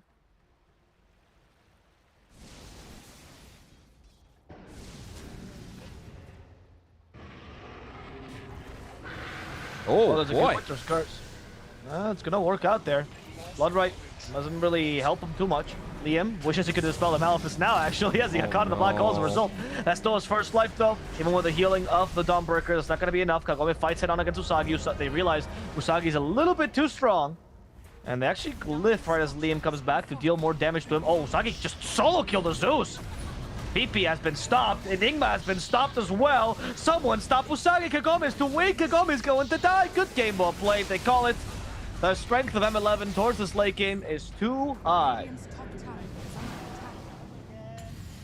Alright, that was very slow dismantle, because with the lanes LBZS got, I kind of expected them to really do a little bit better. But, you know, the vision from the Night Stalker, the carrying from the Dawnbreaker.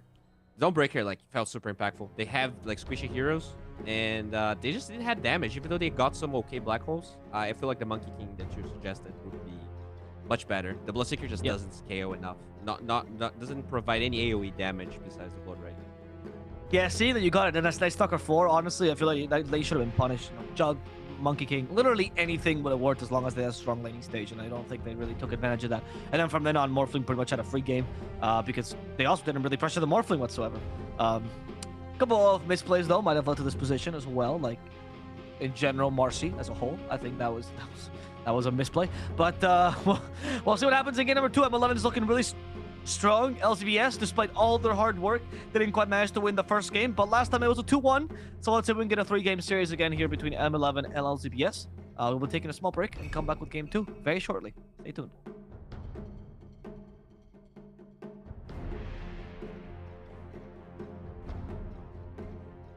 Or not. I lied, though. We're not taking a small break at all. whatsoever. I do feel like, you know, it kind of talks about Teletubbies, and it kind of reminds me of the sun, you know, with the face. Oh, right. Yes, it does. I used know? to hate that kid, Bowie. I used to hate that kid so much. I thought, why is this kid in the show? He was the headline of my blog. Stupid 3-year-old child, right? I absolutely hated him. It was like, you ever have the Kinder? They ever have that, like the little bars, the chocolate bars? Oh yeah. And there was that kid as well, also very punchable face paint. It's just these people. They just picked the wrong child actors. I just felt like I didn't really hate it, but it felt so out of place to me. Like, it's like you have, like, it feels like you're immersion, you know, in this world where there's like Teletubbies and magical things, and there's like a kid like that's fighting. It just doesn't feel right, you know? No, I agree with you. Well, I mean, what can we expect for game number 2 here, Bo, between LZBS and M11? What do you think? I mean, I really feel like when they looked really good, they had this like super scaling carry. You know, it was the Alchemist in one game. I don't feel like Bloodseeker really fits that at all. So hopefully, anything, you know, we talked about skating, you know, Jug at Monkey King. Bloodseeker definitely doesn't fit that bill. Also, maybe just get an offlaner that plays higher tempo. The Enigma was very slow. I didn't like the item build whatsoever. So No. yeah, faster offlaner and more scale on the carry. Oh, we even have an MVP pick here, actually. As we can see, it was Usagi. I think that's pretty fair. Usagi was on point this whole game. I think his Dawnbreaker was incredible.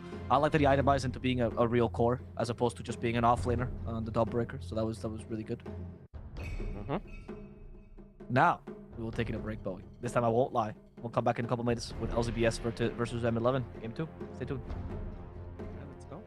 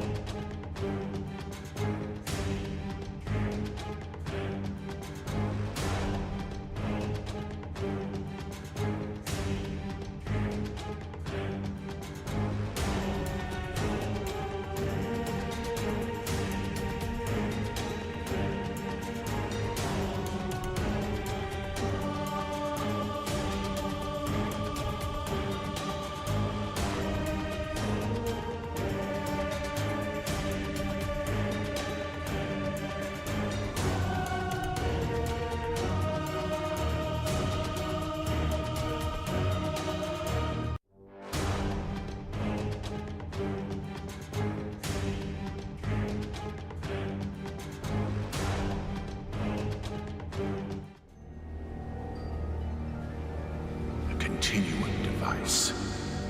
Here all along. I knew Valora was lying when she said Mars destroyed you. Well, where and when should we go first? Huh? Oh, great. What'd you do?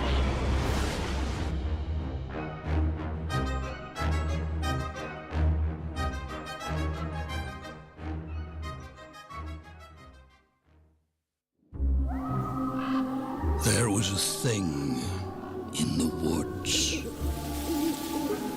But once a year, it left the woods to feast on us.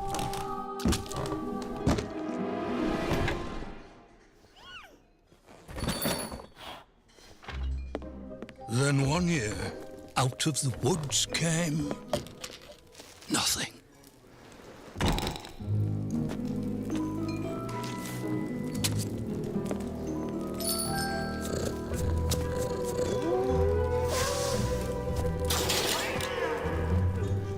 Another year passed, and another.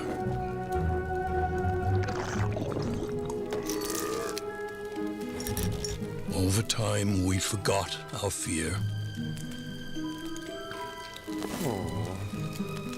And turned our backs on the dark.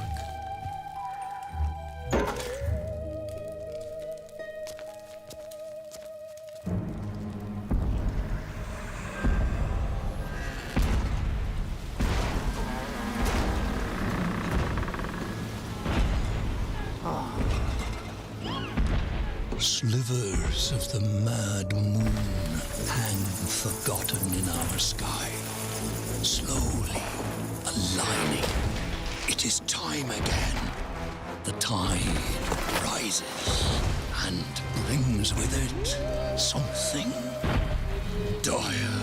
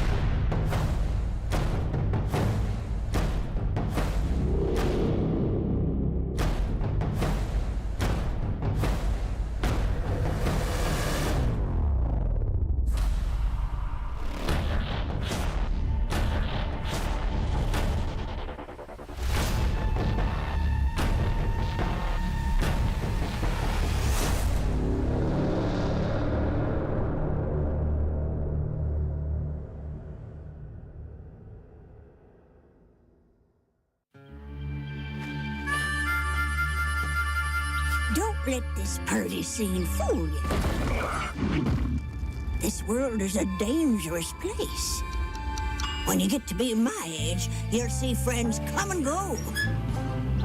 It's important to take care of the ones still kicking. In the heat of battle, you'd be surprised how far a little kindness might go.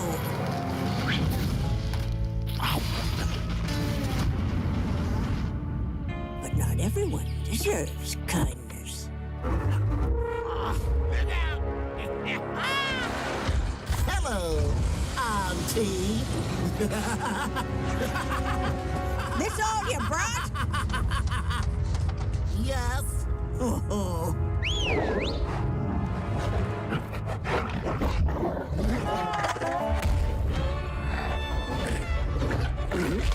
Attaboy!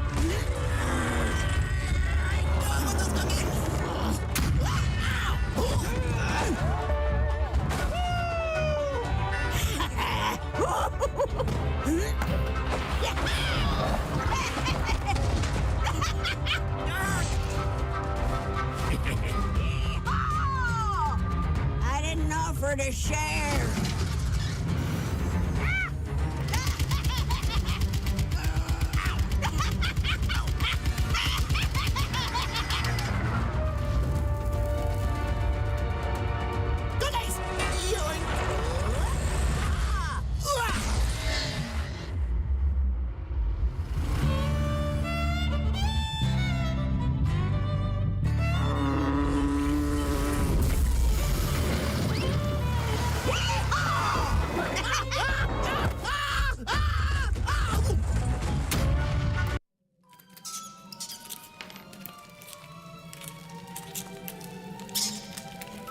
Any layman with a feeble grit can carve wood or hammer steel. Even the tender hands of a child can grasp a set of instructions.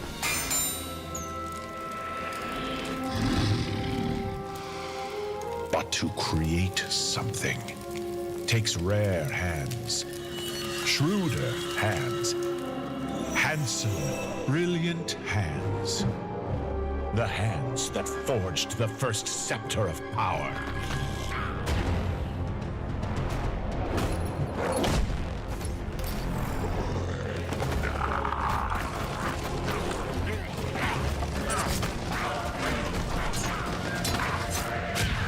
My hands have slipped through dimensions, touching things that warp the mind and test the mettle of the strongest will.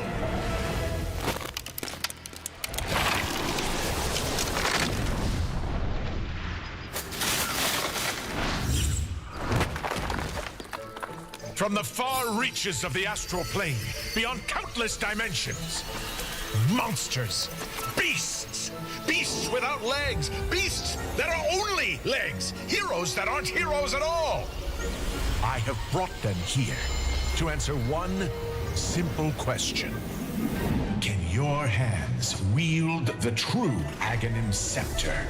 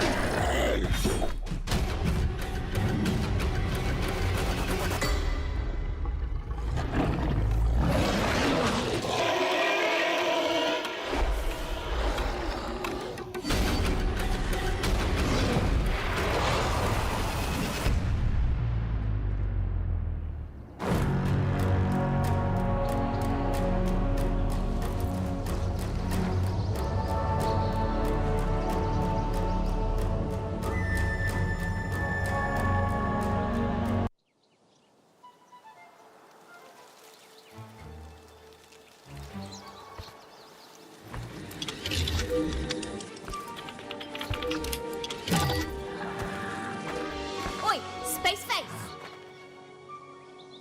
Crack one! Oh! Ha-ha!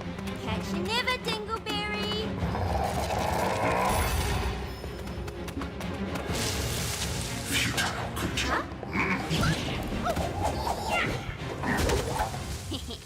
Munted!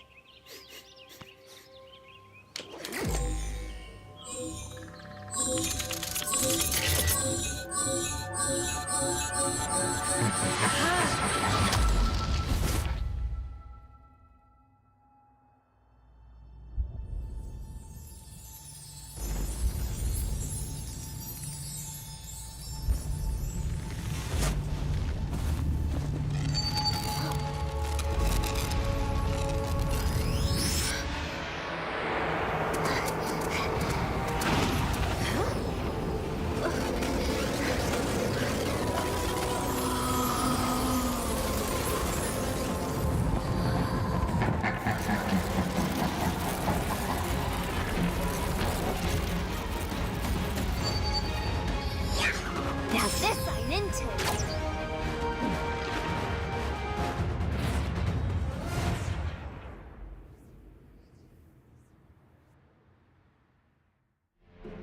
Hello guys and welcome back to the Top Clans Esports tournament. We're here with LZBS versus M11. It's going to be the second game of the best of three. First game went the way of M11. We're going to see if they're going to be able to do the same thing in the second game, or if LZBS can come back and force the third game of this best of three. Well, yeah. Oh, my name is Alphonse. I'm here with Bowie. Hey Bowie. Good talk. Hello. Yeah, this was I definitely felt like the drafts were overall even, but even still LBZS got totally dismantled. So I feel like most of my predictions were wrong.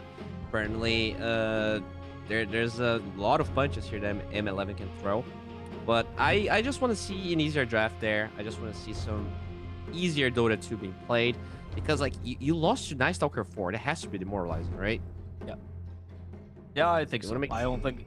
I mean, especially the way you lost, right? The way they lost, it just felt like it was kind of sloppy, honestly. I think the Dawnbreaker took over them. I also feel like they didn't really take advantage of their opportunities too much. So that must feel a little bit harsh. 10 seconds remaining. Yeah, for sure. We do see 5 Tiny now, seconds so that is way more promising, I think. Just seeing this Tiny there gives me a lot of confidence. You know what is going to be mid for. You always know the Tiny delivers. Enchantress. I'm gonna go with Inch. I don't think that's usually a good response for Tiny. I feel like Tiny usually offers the one thing Enchantress is bad against, which is Magical Burst. 10 seconds remaining. 5 seconds. I like the Tiny, honestly. I feel like last time the Marcy didn't really work out for them, but I think Tiny's an easier hero to play in that set. Like, I just feel like it's easier to have higher impact with Tiny. I also think he's a better hero. Assuming it's a 4. I don't know. It could also be a mid, of course. I mean, I don't have a problem with Tiny mid as well. I think the only position I really dislike Tiny is carry and offlane. I think these days they're not as good as they used to be, but they go for the Enigma again. A lot of confidence on that guy. Well, I'm assuming now they're gonna ban some counters because they did pick that Enigma into a Wyvern last time, so maybe now they'll take it out. 10 seconds remaining. Surprised by the Tusk pick 5 though. It's seconds early. remaining. What do you think? Like, I mean, I've seen a lot of mid Tusk. You think that's a possibility that they could run? I mean, I know 4 Tusk is obviously the more common. I mean, that would be glorious to have a mid Tusk. I think that would be awesome. In terms of Tusk versus Enigma, I think it's fine. It actually punishes, even if the Tusk's not mid, it punishes the Enigma quite a bit because you do have a lot of reach. So usually he's playing behind his Eidolons, but you can actually get close pretty well. It gives them Roche too, because that Inch, you know, you can always tank the Roche with your OT, and then the Tusk with tag team enable Roche. It's a good hero, you know, a little bit forgotten sometimes, but I think it's decent. I also think the hero's a little bit forgotten. But I do think that, especially against the Enigma, just seems like a solid pick overall. So I like this. It's also strong lanes, which I feel like is M11's strength compared to LBZS. So 10 seconds they seem to just dominate the early game a lot more. And I honestly, with the Tiny. 5 seconds remaining. And Enigma. In the past, Tusk used to be really good versus Enigma because you could save people's snowball, but that's not in the game anymore, unfortunately. An old counter to Enigma. Radiant team ban. Just like myself. I'm not a counter to Enigma. Yeah, that was a weird one. I don't know what to answer that, Bowie. I'm sorry. Yeah. I'm a little bit weird, but yeah, the Morphling actually being banned here from M11, so they don't want to give it away. They actually picked it into Enigma last time, so I'm surprised that not only they don't pick it, but they ban it. Dire team ban.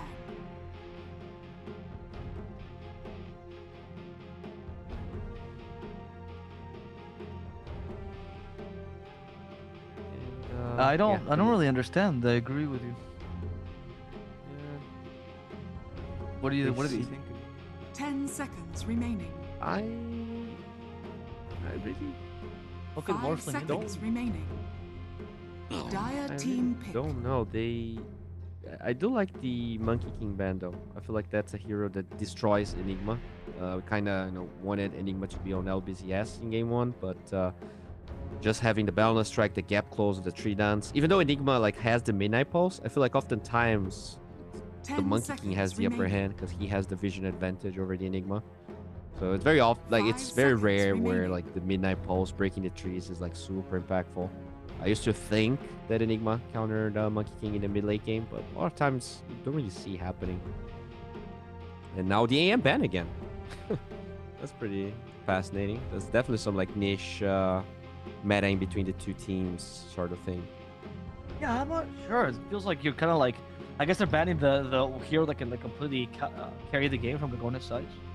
Yeah, I think so. Also, Alk ended up not being banned. It was banned second phase last time.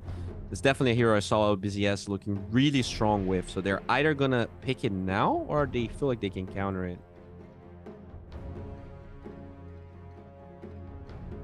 I think Ench Alk is a pretty strong lane. You just have a lot of damage on the Ench. You get the concoction. You get the Visage instead.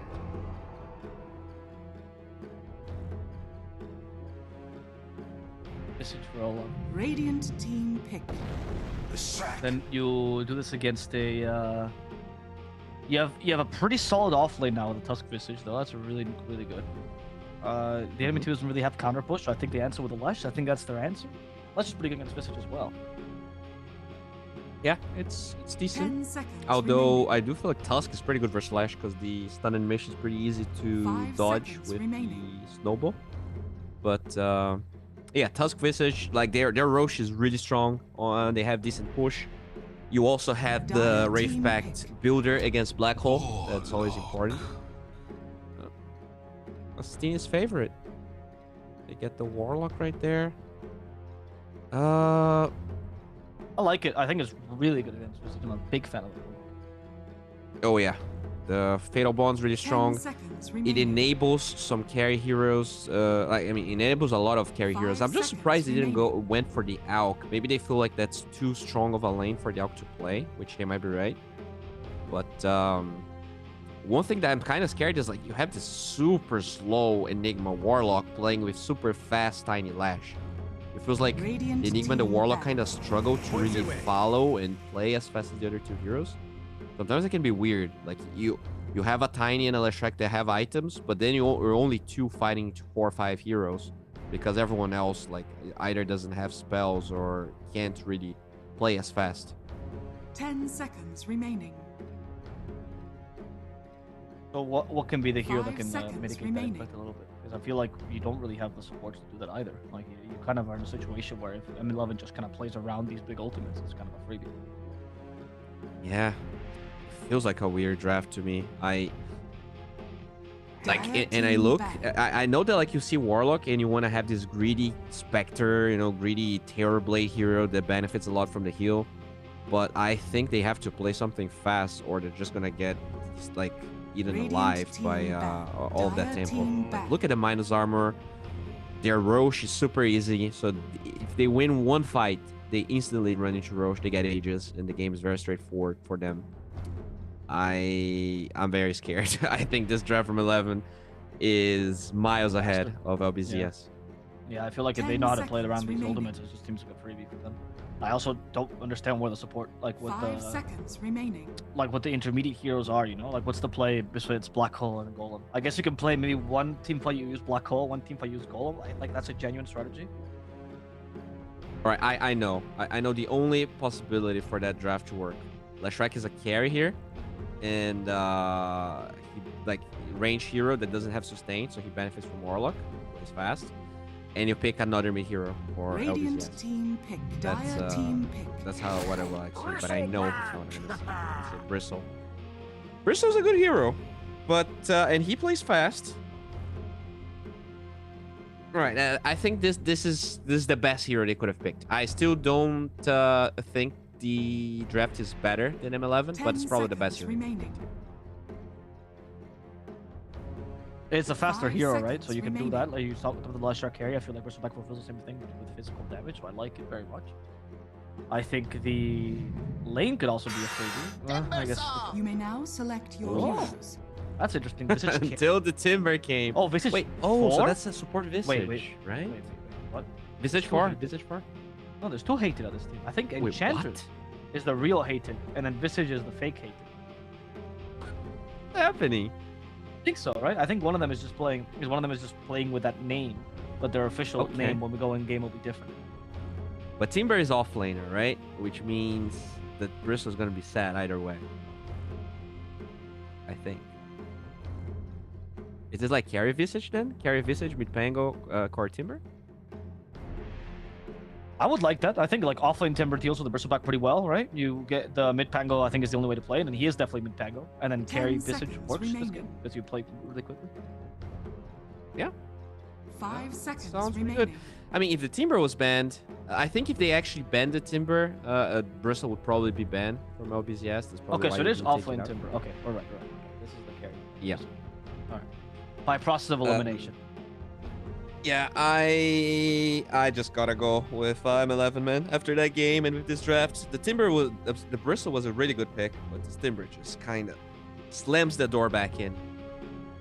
Yeah, I'm a very big fan of Oh, Timber pick as well. I agree. I think Bristle was probably the best what you could do, right? I'm not entirely sold at this Enigma Warlock draft though. I mean, whereas it seems like a good idea, I feel like Visage is actually one of the better heroes against it as well. Not a BKB dependent carry whatsoever. He can hunt you down in between. He feels quite quick and quite punishing. I like it, to be honest. It's a really, really good pick, the Visage carry. Granted, I'm assuming they can play it.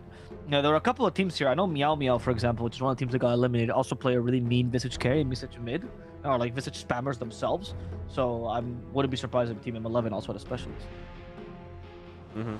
The only, well, I guess, problem, if I'm stretching here, that I can see on M11's draft is that Visage has terrible base damage, and a lot of times heroes that have a bad base damage struggle against anyone.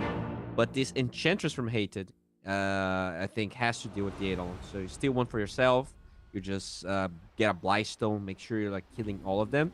And if you can do that, then the Visage is going to farm just fine. Prepare for battle.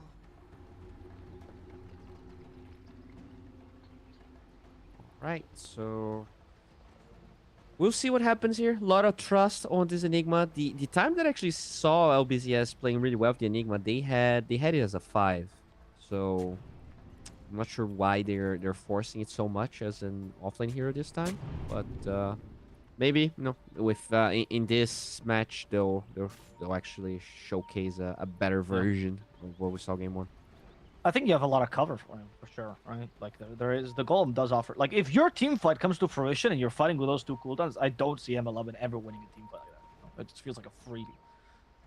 That's one thing I will say about M11 that I don't love about their draft, is that they don't have any disengage, right? So if the team fight doesn't go their way, like, what's your way of stopping the team fight from happening? No song, no silence, nothing like that. But the cores, like, they do have 2 cores with disengage abilities. I think it's only the Visage that kind of struggles with that.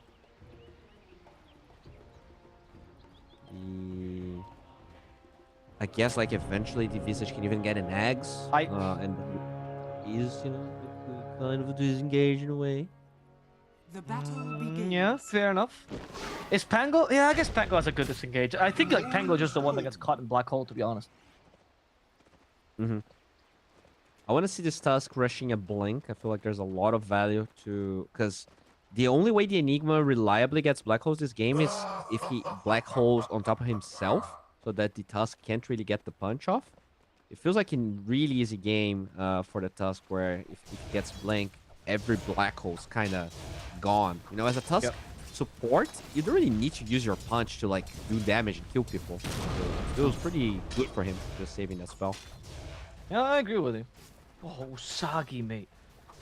Level 1 reactive armor. My brother Usagi. Not a fan? No! Are you? Who is a fan of this, mate? Tell me one competitive Timber of, like, a Timber spammer you've seen who has gone for level 1 reactive armor. I've seen This day Whisper. and age. I know. Whisper? I know. Oh, No. I'm joking. Like, Whisper would never do that. Yeah. Like, Whisper, Oscar, Sacred. I'm thinking of all the Timber spammers, right? Like, they all go for level 1 Timber Chain, or sometimes Whirling Death if lane is really good. There's such a passive build, you know. I'm not a fan. I feel like in your pubs you can get away with this because it's all about, like, it's timing is later, but I think in a comp game, it really should always be Timber Chain level 1. Yeah, maybe this is one of the games where, like, you see Bristle and you're like, give me Timber, but the guy is not necessarily a Timber player, you know? Maybe, or maybe he thought, like, oh, Quill Spray is, like, physical damage, but doesn't have to hurt me, so reactive armor will help me. Oh, level 2. Whirling Death, Usagi, never mind, you're right. He's not a Timber player. But I gotta say, the Fatal build Bonds Quill Sprays, very annoying. This is kind of a... No, it is. Kind of a really hard lane. No, it's a tough lane for the Timber, I agree. But I think what you need to do here, and I think you can see Oscar doing this a lot from lanes in this, is that, like, cut lane with the Timber, right? Using your Timber Chain early, and you just kind of ignore the Bristle and you let him farm. I mean, Bristle will get farm in this lane anyway, right? So it's all about speeding up your level 6. Because the problem with Timber is he just sucks until level 6. He doesn't really do much in the lane, right? He's tanky, but that's it. And as a result, you kind of need to get that solo experience, but with Enchantress, you're never gonna. So if you cut the lane as Timber, you can get that solo experience. What can Warlock do to stop you, right? True. Also, kind of interesting here, the Ench blocked her own camp with that Yeah, sentry. that's a classic. That's a classic Ench play. But I mean, don't you want? No. It's her own large camp. Yeah, it doesn't matter. It's a dominance play. I don't need creeps to beat the classic engine. So look at this. Kagome is dying without a creep. You see? And they kill him. They got Kagome. They also got Cell in the top lane, by the way. That's Havinci got a counter kill here. We did miss the first blood, which was in the top lane. But I'm telling you, it's really just the power play from the edge. It's the ultimate power play. Okay. They actually sentry to try to deward her own block camp. No, come here. We'll give you the better game. Havinci? Don't worry. We're gonna bid In you the top anyways. lane. He tag teams to kill one single Eidolon. As hated goes and attacks the real Enigma. Once again, though, I feel like we kind of complain about the Enigma a little bit, but his laning stage was really good twice. He got a double kill early on twice in the series. I do feel like the Visage. Oh, what a rotation! I hate it. He found a creep camp along the way. He's like, oh, guys, this hero's so strong when you can get gold. Almost as if the creep is a second hero. Speaking of the Visage struggling, though, I feel like this Enigma might just die. Yep. That was an easy kill there for the Visage. It wasn't even with a Tusk, which is surprising, because earlier they struggled with him. And look, now you have the Charge, you have the Halberd Smasher going for an attempt in the mid lane. PP is once again the target. First throw, second stone, a useless thunderclap. Everything Enchantress could do perfectly, she did. But grabs! Just let him go, man. I guess, the choice of Blightstone level 1, I do not agree with, to be honest. I think it should always be over Venom first on the Penguin. Yeah, I guess he just wanted to get some extra creeps with the minus armor. But it was really close. Like I think the Lash was 5 HP at a point there, but he did get the rune going, and still like you force the TP, so it's not terrible. But if you do get that kill, it's huge because he had a no TP. No, quite hated. Oh, mid lane. The snowball though to save him. Hated. Oh, mid lane they're gonna go for PP, but hated is gonna die in the top lane. Sorry, it's not hated actually. Once again, it's the Visage. It just changed its name to screw it. Yep. But yeah, we did saw a pretty good play there. He gets the Rolling Thunder with the central rotation and allows them to do the Lash twice. Bottom lane, Usagi. Annoying Kagome a fair amount. He's got level 5. He's close to level 6. Thanks to the Enchantress rotating, this lane became 10 times better for Timbersaw. The worst thing you can do for Timbersaw is actually go to his lane. Just leave him alone. He'll win. Yeah. No points in Timber Chain though. I don't know if this guy's testing me or something. Why? Amazing what you'll find. Because he wants to stay close to the bristle to apply Whirling Death. So why would you run from the bristle if you can just run at him? It feels like now if you dive tower with that Timber Chain, they literally just rotate a hero and they kill you. Yeah, I definitely agree. But right now there's no TP on this Lash because he died twice. Now fight for the runes here. Will PP get lucky? He will. He does get lucky. Well done, PP. Best play in the game. Yeah, that's karma. You die twice, you get a rune. Never happens in my games, but I don't think that's what karma is, bro. It's definitely what it is. And look, he gets even gets a double stack. That's definitely karma. Yeah, that's karma. Oh, a second, I see. There's 2 karmas. Right, that's good to know. Kagome. Kagome is a little bit in trouble, but Usagi has no ability. However, Kagome has no boots. So I guess they're made for each other. Kagome is literally too slow. There's Rams. They come in and they kill off Kagome. It worked out somehow. That's why he didn't get the Timber Chain. No boots, no chains. That might actually be a genius play. Yes, Soul Ring if he wants to do this, but the Pango just left him. So Invitational fighting alone. Pango's going up top. He Rolling Thundered into the Black Hole. The Black Hole will be killing off Havinci. But his Rolling Thunder might still work out if they want to kill off LG, but he does not want to hurt them. He's a pacifist Pango, this one. He could have just killed LG with a single bonk, chose not to do it. Usagi managed to get a counter kill down bottom, as in the top lane they chase after Hated. They stop his TP, split earth him, and kill off his fist. Right. That's some good moves by LBZS. Thought that maybe they would feel a little bit more alive to game 1, but no. That Enigma actually playing really well. They get the tower, they get the kills. And even that Timber. He's not destroying this Bristle, like he's ahead, but the Bristle always farms, right? You just need some stacks that right now the ancient camp is blocked, but hopefully Top they tower unblock is it. under attack. He will eventually get some stacks going. Radiant's middle tower has fallen. I'm gonna get a diffusal blade soon on Rams. That's probably gonna be the first big point of inflection to play around. Arcane boots on an Usagi, and now Usagi I think should just take over bottom as Kagome he goes over to. Oh no, he missed the stack. Oh brother, Kagome, I'm so sorry. Salad? Oh what? Oh, yeah, you're right. Valid dice. I did not expect him to be there. Who's looking for dressing? Gets killed. Yeah, that happens often. Yeah, you're going out to the store. Radiant's bottom For tower dressing. is under attack. Got killed instead. Rams. We're fighting LG. There's a snowball here. Oh, that's a big kill. That is a big kill. Attack team does not amplify the damage of your swashbuckle, but it will slow him.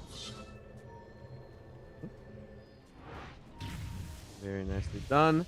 Radiant's bottom tower is under attack. Yeah, I mean, it was looking okay for LBZS, but losing the mid tower, that's a big hit. That means the ancients are now kind of exposed. The bristle is in the triangle right now, but they're also losing bottom. Timber Chain did get learned on the bristle, on the timber, so he will eventually reach the triangle, and that's very scary. Yeah, that's the timber play as well. Usagi is just not trying to take the tier 1 bottom. I don't know what to rotate the Lush Wreck. That's an interesting play. Maybe you should have a better dead laner than your mid laner, but who am I to judge? Salad is looking for dressing, so just hope with that. Wow. Oh, that was. There's no way he was getting that Rolling Thunder off, but he was very hopeful, and faith is the last thing you Radiant's lose. bottom tower is under attack. By the way, I kind also of have a came bot. philosophical question Sorry, what? here for you, if you're not busy. Yeah, I am Radiant's casting. bottom tower has fallen. Oh, okay, sorry. I'll ask. I'll ask later. Okay. Appreciate you. Yeah, okay. So LG, dude, he loves that Aether. He went for it again. He really did, yeah. Look at that max range Malefice though. Oh, it's not enough. Yeah, I mean, it did kind of scratch the tusk. Dire's middle tower is Oh, under attack. Tusk almost went for the Arcane Rune. Are we considering a rotation something there? Somewhere, somewhat. Salad? I guess not.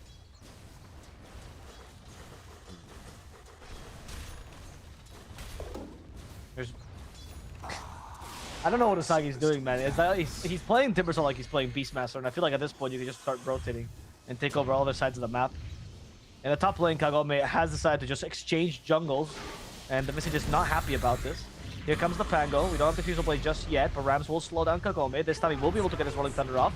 Rolling Thunder into the Snowball. Double bonk. Pretty good, but careful with those Quill Sprays. Now Rams is going to be fine, and Kagome will die. In the bottom lane, Usagi commits murder or suicide by running into force. I mean, he did force a lot of spells. Everything but the Black Hole there being spent, but they lose the Bristle at the same time. So at the end of the day, I would say this is better for M11. You're losing your carry here. A carry that, once again, underfarmed. Not the greatest showing, unfortunately. No, but they do have a better late game this time, I'd say. Just because of the team fight they bring with themselves. They do. They do. They definitely do. Fatal Bonds, Black Hole. But this, the problem is the Bristle, like, he really needs to get that Axe going, because this hero feels pretty flat if you don't get there. Like, it kind of jumps so much. I'm trying to think of other carries that look like that. Where, like, one item just kind of makes the hero. There's not a lot of heroes like that, where, like, you just rush Ags and then he's like a different carry. So yeah, like, if he falls behind, this hero really does nothing before he gets that. They do have, they did deward the Ancient Camp, and they are trying to go for stacks. Hopefully he'll come back in gold a little bit. Smoke up space. Valid PP and detachment. We're trying to, oh, they found yes, sneak in the Halberd Smasher, pretend like he's just one of them. There you go, good job. They didn't notice this. Oh, they're like, wait, there's something weird in this camp. Radiant's Wait a middle second. tower is under attack. That's not the real Halberd Smasher. Kill the Helmer Smash! What a play. Smoke on the other side now, but Hated, the real one, is now in trouble. He is healing a little bit, but it's not going to be enough. Havinci comes to save over his support. I don't think that's going to work out. Timberstar still farming the lane, mind you. As Rams, now with the Fusel Blade, might want to rotate. Usagi is pretending like he doesn't know his teammate just died in front of him. Max Go for range the snowball. Malphite. Rolling Thunder. Rolling Thunder somehow misses LG there, and now sets up for the perfect black hole. Kill him, Havinci! Kill him! And he finally gets him, but in exchange for Usagi, so it's offlaner for offlaner as Rams. He bit off a bit more than he could chew. He's gonna try to shield crash himself to safety. Avalanche misses, has another swashbuckle in a second. That will remove all of PP's mana. As Havinci has to sacrifice himself here. Here comes Hater as well. A lot of damage with this. The healing is set up to make sure Rams can join the fight again. A snowball. Havinci wants to play this aggressively. Ice Shards closes in Salad. He tosses over Havinci. Good avalanche onto 3. And little boink there from Hated. The vault will not be enough. Even with a rotation here from the Visage, they're gonna have to settle for only the Warlock. Dire's top tower I am now a full defender of the Aetherless Enigma. There's no way you would get the Timbersaw kill without that. It was actually very impactful. But I really feel like the problem right now is that they don't have this Bristleback really joining the fights. And it's not like he can, right? He really needs to catch up.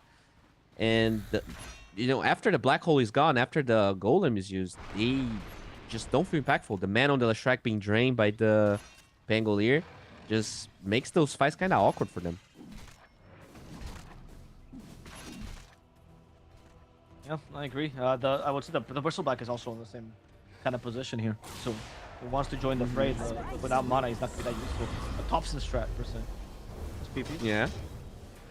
Birds. Yeah, they're gonna go for PB once again. There's a snowball used. We saw the Walrus Punch. They're trying to kill Enigma first. Enigma's already dead. They drop the rock though.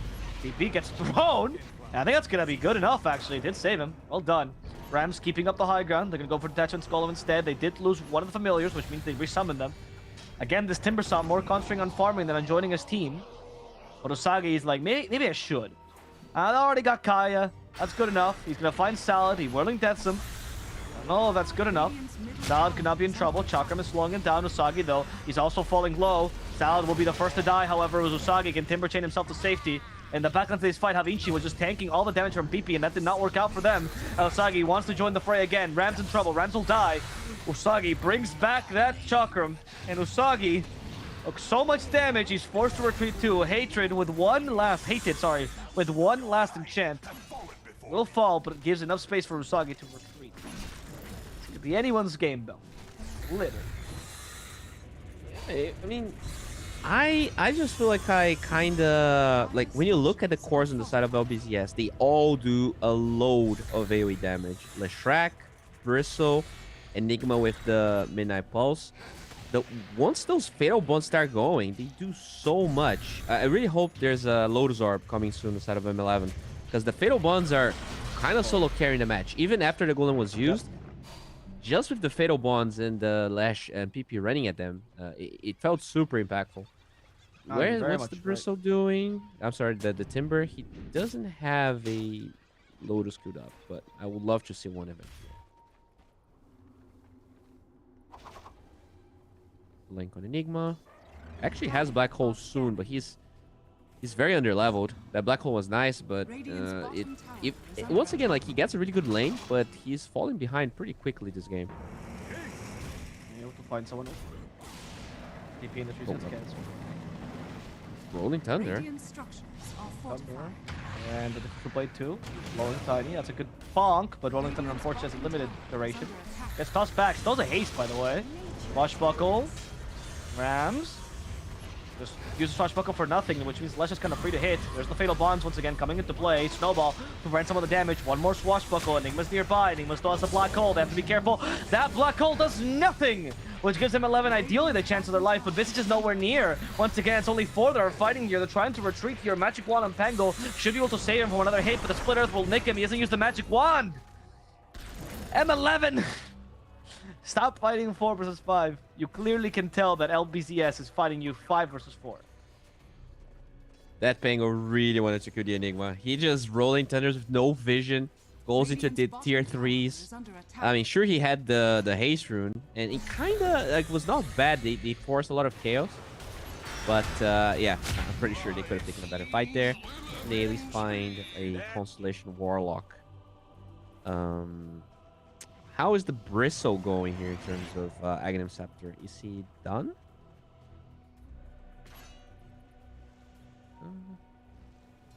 Wraith Pact on the Visage. I actually expected a different build from a carry Visage. I thought that maybe he'll just, get either Orchid or Rush the Eggs. Oh, there we go. He is halfway towards the Eggs. Yeah, that's good. I like the Vanguard first, to be honest. I don't think it's bad. An early Vanguard. Oh no, it's really good. I think you always have to go either Vanguard or Hood, depending on the game. I do agree that the Visage build is weird. I'm not a big fan of, like, it's kind of halfway through, right? One part is killing build, and the other part is offlane build. I think like they're running into the trouble of lack of damage because of that build. Yeah, for sure. I think the Ags will help out a little bit, but I just feel like, what's the point of the Wraith Pact, honestly? I mean, it's really strong against LBCS lane, but can't the Enchantress just build it, honestly? Like, yeah. Because, like, you're sure they have Fatal Bonds and all, but I feel like if he just had damage items, because the cooldowns on LBZS are so slow, I mean, sure, maybe you lose 1 or 2 heroes, but then you just go ham, you just force Roche. They're kind of fighting into what LBZS wants at the end of the day. Like, you're trying to counter them when you could just play your game. And now with Ags on Bristle, I feel like they've come online. LBZS doesn't require those ultimates. He definitely recovered a lot. They were able to take some pretty decent fights, despite the fact he was AFK for a while. The missed Black Hole didn't seem to matter. It's not like M11 tried to force anything after it was used. So, I mean, it's going to be back up in 40. Oh, well, yeah, I think he's dead. It's going to be LG falling. Kind of a freebie for M11. Yeah, he was farming pretty sloppy there as an Enigma. Like, usually you just use all your spells from Fog. You just sap experience like a little creep as your baby's farm. And he was just showing in lane. Gets though we talked about the gap close on M11. He can't be showing like that.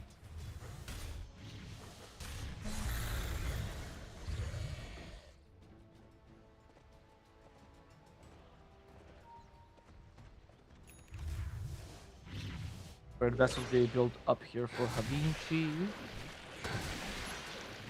Okay. What is the Warlock going for?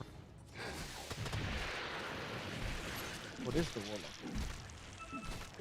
He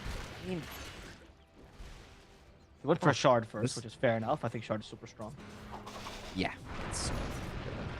Oh, no, the Pango does blink out, but the Malphite's max range dispelled by the Illusion. Honestly, what a genius play there. The Illusion Moon. I kind of want Lotus Orb, actually, because the spell seems so strong. I don't know if I'm sold on Usagi. We went for Shivas. Kaya into Shivas, buddy. Yeah. We have Snowball on the top? We do not. I think she's just gonna die.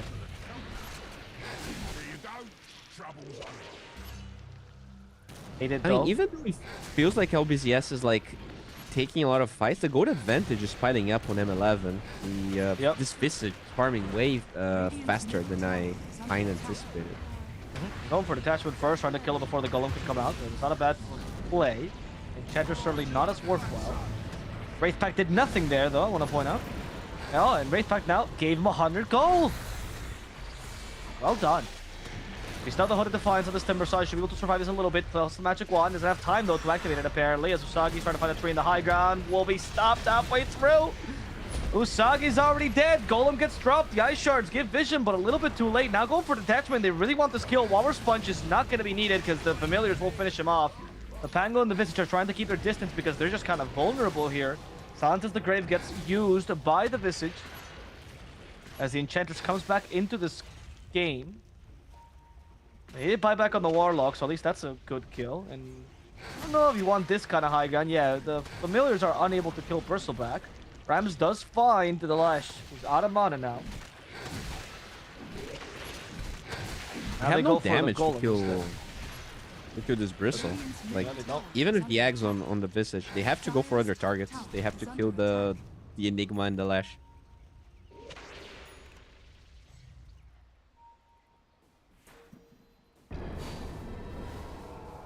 It's a really weird game because like they need a Silver Edge, right, for the Bristle, and like, do you want to go Silver Edge on a Visage? I don't think I've ever seen that item purchased on that hero.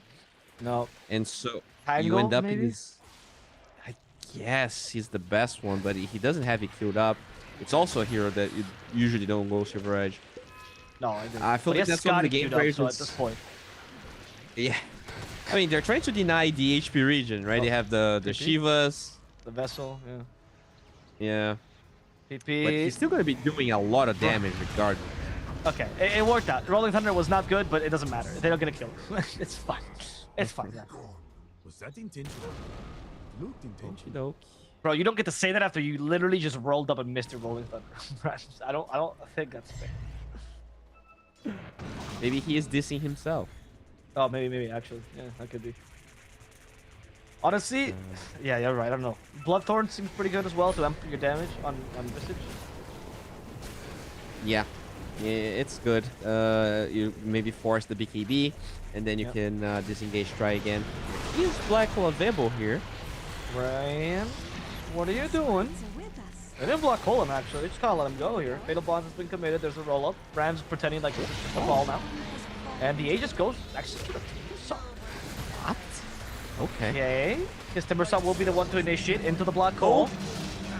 And the Timbersaw will not die here for Yao. LG does die in front of him. Usagi still has the Aegis. He's preserving it as the reinitiation of the fight. There's the Timbersaw coming back in. We have a Shiva still available. He could slow down Salad, but Usagi wants to fight to the death. Goes for Kagome instead. And Salad will die in the backlines to the Pangolier. As they might just barely have enough to kill off the Bristle. It's the Enchantress starting out. Oh no, Pango bonked something. There we go. Oh. Roll up. Back for the Bristle. Visage is farming though. Visage is still farming. Visage is not joining them. Huh, indeed, Bowie. Huh, again.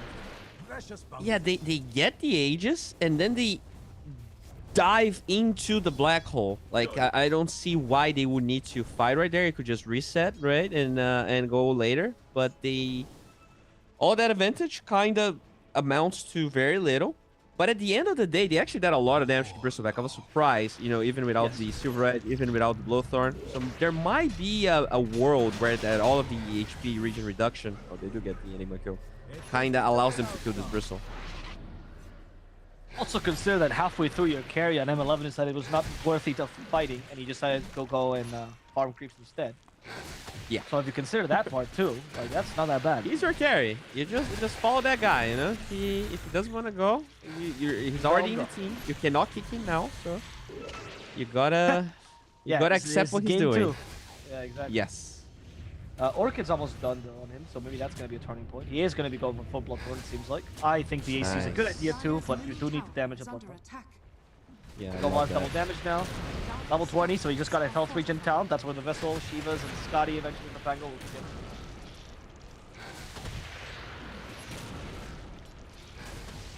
Tower, double damage.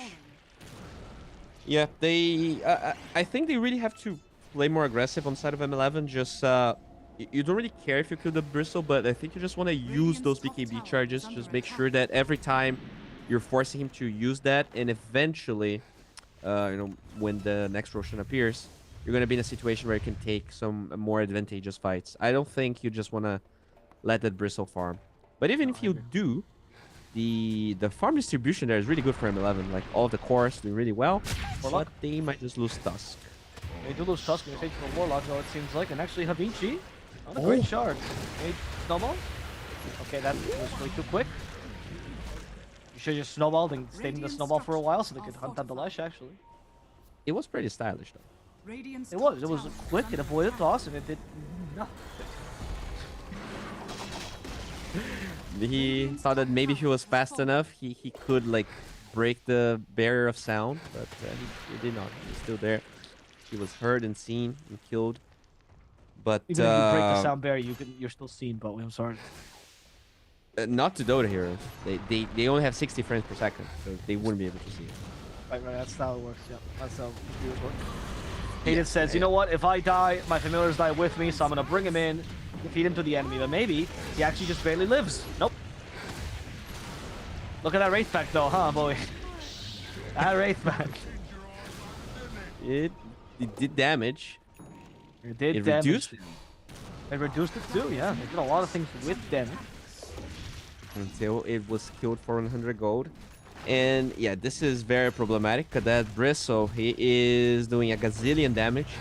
Even though this Enigma is on level 14, if you just speed kills like that, they're gonna poke at your towers. And this means we might have a game 3 here.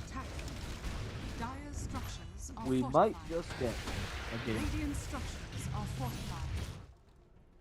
Let's see. Well, look at Pango though, cutting some waves. He's a cheeky boy. He's a Heimar player. He knows what's up. Good wave cutting. If Asagi dies though, it defeats the purpose of the lane cutting. Cool. In fact, it didn't matter at all. There's no tier 2s anyway, so the Pango cutting waves meant nothing, but at least we hyped him up for a little bit. He is committing to that Scotty though. Huh. Not the most popular item, but it is a good. I think just like hiding the Leshrac is pretty big, honestly. Oh, block hole. But at least he got the BKB here. So Rams might not die just yet. Usagi's coming in outside this BKB. They're going for LG. I don't know about this one, Rams. Your BKB just expired. LG at least is forced to use his own. Detachment dies in the back lens. I don't know how he was there, but Visage caught him. Okay, they know the word retreat. Oh, no. Spoke too soon. Okay, they know there's no buyback on the Warlock, so... Oh, okay, they're both wanna fight, even without the Warlock and Black Hole. That's kind of crazy from LBZS. Yeah, but maybe they think Bristle is just too strong. Okay, we have the Orchid now. Going for Tiny first. Kagome is just going to take down Hatred first. Salad also falls in the middle of this. There's the buyback from the Tiny. They come into this fight. The bonking, though, on the Lesh is brutal, and Lesh will just die to this Timber Saw. As now, the toss puts Visage in place. Has Magic Wand, no time to use it. This Bristle too strong. Nothing can stop him. He's just gonna run away with this game. Black Hole, Golem, those are all just names, Bowie. Bristleback is a god. Spider Pig Bristleback is very scary, dude. That guy just walks at you. 500 move speed, 500 damage, and 500... yeah, that's all the 500 I know. Yeah. All the 500. I don't know, man. I feel like this Pango really should consider going for silver at this point. Like, I get it. It's not a good item on Pango, but he's literally the only thing LBZS has right now. It's Bristle and 4 other. I know, dude. It's... Like, what's this guy gonna do? Slow him? Timbersaw could go for it. I don't care. They really need a silver edge. Like, yeah, I agree. Speaking of Timber, my oh, they forced a golem? What? TP in the middle of this? Like he forced out the golem so he could BKB TP. Masterful play, really, in a weird way. I think that was kind of a proof of love from the Warlock. Like, you don't golem for Timbersaw on your Enigma if you really don't love your allies. So that was kind of beautiful in a way. Like, he didn't have Black Hole. There was no problem if the Enigma died. There's no road. There's no objectives being taken. Black Hole, he used the golem anyways. You know, it's quite poetic, if you ask me. But in terms of this game, this means that when Roche spawns, there's not going to be a golem, which is huge for M11.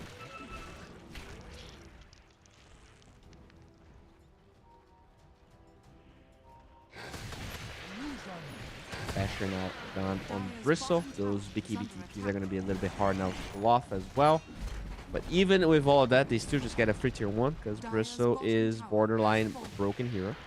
And I mean, yeah, I guess if you don't have any counters to Bristle, it also feels very broken. They have a Scotty now. Okay. Yeah, and a Bloodthorn. Calm down. Calm down. Indeed. I am the Rolling Thunder used. Oh, but the Black Hole still available. However, it's only for the Tusk. So I think it's still fine. Once again, Visage is farming creeps in the middle of this fight.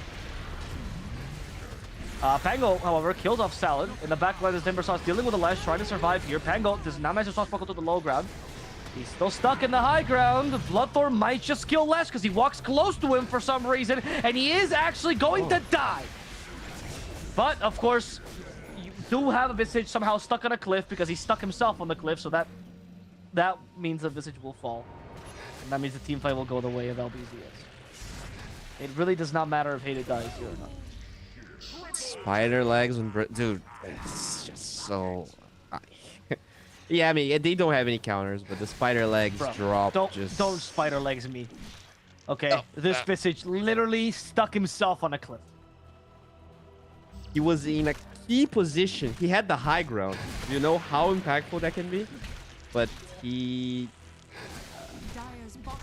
I don't even. Yeah, like he actually black hole that Tusk and the fight still like they didn't have Warlock Golem because of what we talked about. They black hole a Tusk and still they lose the fight because they have no Silver Edge. It's quite unfortunate. Roach is going to no Silver Edge or Visage. Like I'm sorry, I just can't give him a pass for that. He literally got stuck in the high ground against Spider Legs Bristle, dude. He did kill the Lash though. He did a lot of damage that fight. He did kill the Lash. Yeah, I feel like the way things are right now, and with that shard the Roach gonna drop, it was pretty hard to lose this game as LBZS. This Bristle has everything he needs. Doesn't even need the Aegis, honestly. You probably just give it to Lash.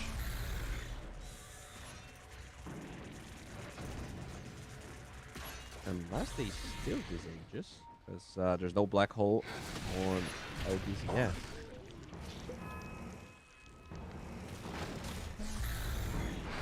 Usagi attacks the Roach. Okay, he got stopped in that Midnight Pulse. He goes. Usagi's already dead. Rolling Thunder in. The Golem gets dropped. Aegis for the Bristle. If you can't kill him once, can't kill him twice. It's still stuck as Rams. Finally found a way to get out. And they do kill off Sal in the backline. The Visage got stopped. So, they're actually gonna ignore him because they're disarmed. Okay, that makes sense. That makes sense. But I don't know how Hate is getting away. Apparently with the Fusel Blade, they get rid at least of the Wraith back. In the backlines, poor Hated is dying. And the Visage, he just needs to fly. Doesn't have to sign into this grave. He can summon his familiars, but they'll just die to the Bristleback. PP also gets a double kill here, finishing off Usagi a second time. As the Tusk comes back in, with the Pango included, they're going to go for the backlines, ignore the Bristle altogether. Bristle could not come out in time, but he did manage to at least kill the Visage in the process, as he also finishes off the Tusk. Nothing can kill this Bristleback, and they're not itemizing for it. He seems a little bit too strong. What? A little bit. Who got the shard, by the way? Because it was not the Bristle. I think it was the Pangolier, but I'm not 100% sure on that. You know, they're actually still killing everyone. So if somehow they keep doing that, eventually I assume we're gonna see a Silver Edge. LBZS. They didn't have to force Roche as much as they did. If they just had Black Hole and Gold in that fight, I feel like it's impossible for M11 to win. But the Bristle is so strong that's kind of debating them in fights where they still give something away for M11.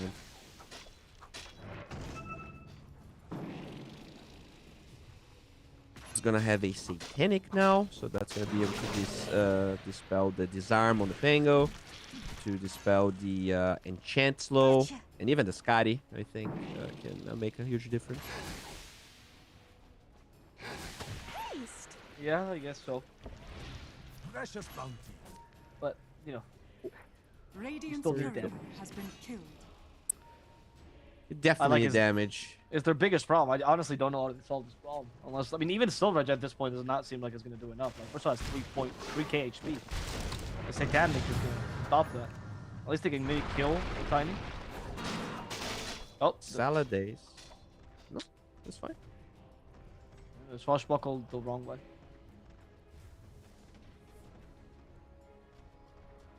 I mean, you need Silver Edge. Like, it doesn't matter if it's not enough. It's the first step, the first baby step that you need here. You need that, and then you need a rapier on your Visage. Is that even something that you do? Honestly, it might just be a consideration. It might just be like, who else, right? Hurricane Pike on the enchanters will help a little bit, so that's a good start. Pango's going MKB. Again, it's more damage, but it's just Pango's not known for his burst. Even if he goes for all the Swashbuckle towns, which he didn't, by the way, he didn't go for the Swashbuckle cooldown. Which in my opinion is the better talent as well. I'm surprised he went for the Rolling Thunder cooldown. It's not very good. Maybe just go full tops in here and you get the eggs, just so you like take all the man on the bristleback away. I agree. I think that's a good idea. I like that much more than the MKB, especially because he didn't go for a build that amplifies MKB. Like if you're gonna go for Rolling Thunder, go Ags. This build is genuinely all over the place. Yeah. Not a big fan. Like he went for well. I mean, Bristle is like deciding, guys, I'm gonna finish the game. Kind of over. There we go. BKB used. Oh, now you gotta start to buy the Pango. That might work. Oh, got the bash there. Black hole on top of that. Abyssal with the black hole. That's a good combo. Pango's dead. Usagi will do nothing. Kagome takes down the racks. Havinchi in trouble. That's him bashed. And that is going to be Havinchi falling as well. LBZS. They also even find the Visage out on the bottom lane. Who was trying to split push. Was not a bad idea, but Kagome is just unstoppable, so it doesn't really matter to them. Kagome is just the king of this game. His Bristleback is too strong. M11 has not itemized or been able to do anything against him. He still has 2 lives just in case. Whirling Death dealing a fair amount of damage, but Satanic will heal him back up there. As we do still have the toss. Toss will keep Usagi in place. Meanwhile, Kagome finishes off Havinchi. Goes for Usagi next. Usagi has been destroyed. Now it's Hater's turn to die. Avalanche will keep him in place for the last hit to do the trick. Kagome chasing after this Visage. At least his age is about to expire. They toss him over. GG is called. GG is called, and it does seem like LBZS will be able to force a 3rd game with this incredible Bristleback. I have never seen a Bristleback just slap a Timber Saw as incredibly as it was. It's when you look at the draft, it really felt like it was a pretty bad Bristleback game, but he just farmed AFK for 10 minutes, and because of the build on the Visage, because of the way they played, they never really used the fact they won the lanes. Yep. So kind of a weird game from N11. I felt like they could have definitely won that game, but the builds just made it was impossible for them to play the game. Yeah, honestly, I think if we compare last game, LBZS's mistakes were mostly like, positioning based or like spells casting, right? Which is fair enough. Yeah. But here, these were all conceptual mistakes, right? They did not really understand that they were missing damage in their game. All these builds were all over the place, like you said, like Visage going Wraithback first, and then just still deviating into Ags. It's like it's either Orchid Ags or you go like Wraithback AC, which makes sense. But this hybrid is odd because it just when this is the build, it shows the player doesn't have a clear idea of what he's doing. So it's not about the player's opinion. It's just that the player is just going for both things, which is not usually the best. On the Pango, it's the same thing. Like if you go for the Shield Crash talent on level 20 or level 15, sorry, on Pango, that indicates that you're playing around the Rolling Thunder. So you usually go for the Strength talent afterwards, and then you go for Rolling Thunder cooldown. Or if you want to go for Swashbuckle talents, you go for the other build on Rolling Thunder, so I have longer Rolling Thunder, then you Swashbuckle, then you use the Ags as well. Like, his build was a Swashbuckle build, but he didn't really go for Swashbuckle. It was odd. It was odd. And then towards the end, I just feel like, yeah, Bristle had a free game, sure, but I wouldn't expect you guys to be super efficient either with these builds. Yeah, maybe he was just not comfortable on the Visage because they did flex. Like, even us were not expecting the flex, right? They saw the Timber was good, and it feels like they just kind of shifted the entire draft. So like, all right, now you play carry Visage and I play Timber, and both of them, like even the skill build in the lane from the Timber felt really awkward. So maybe they just drafted themselves into a really weird place with just trying to counter the Bristle that, by the way, was not countered, right? He just ran away, and of course, with the entire game. MVP, no surprise there. I mean, yeah, there was a lot of things, dude. It was also the fact that like, how many team fights did we see where one of the teammates was nearby farming creeps and ignored the fight altogether? Like both Timber and Visage committed this mistake. It's like, all right, maybe the first time I let you pass, the 4th time I see it straight in the first like 5 minutes, we're gonna have to see if they can fix these things for next game. As we have Game 3 coming up, M11 versus LBZS. This is the decider game. We'll see you soon after a quick break.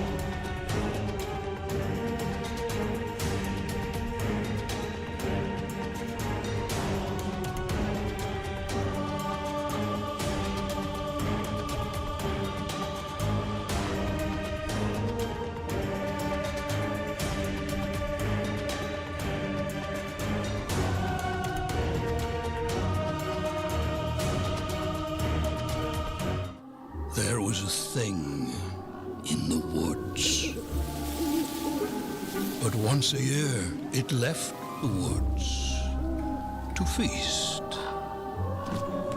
on us.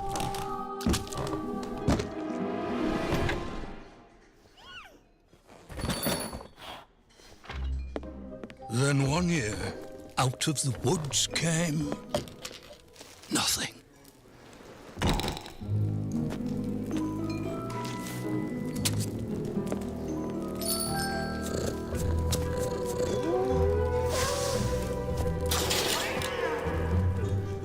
Another year passed, and another.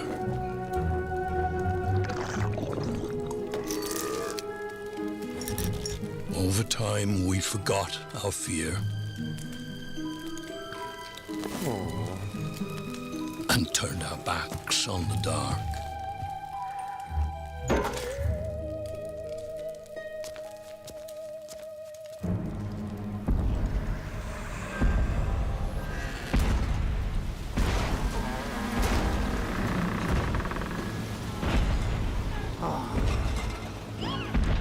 Slivers of the mad moon hang forgotten in our sky, slowly aligning.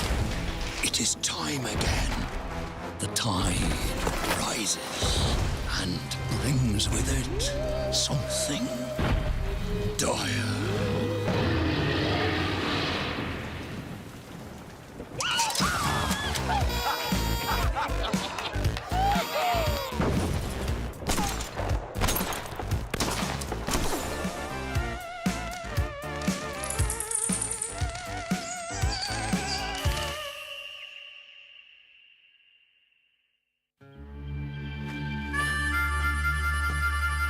Don't let this party scene fool you.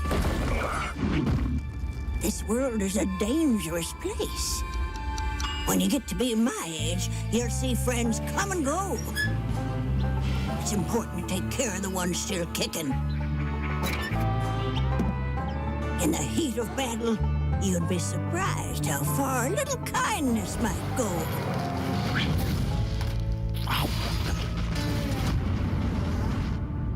But not everyone deserves kindness. Hello, Auntie. This all you brought? Yes.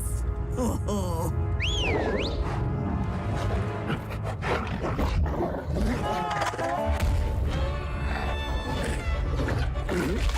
Attaboy!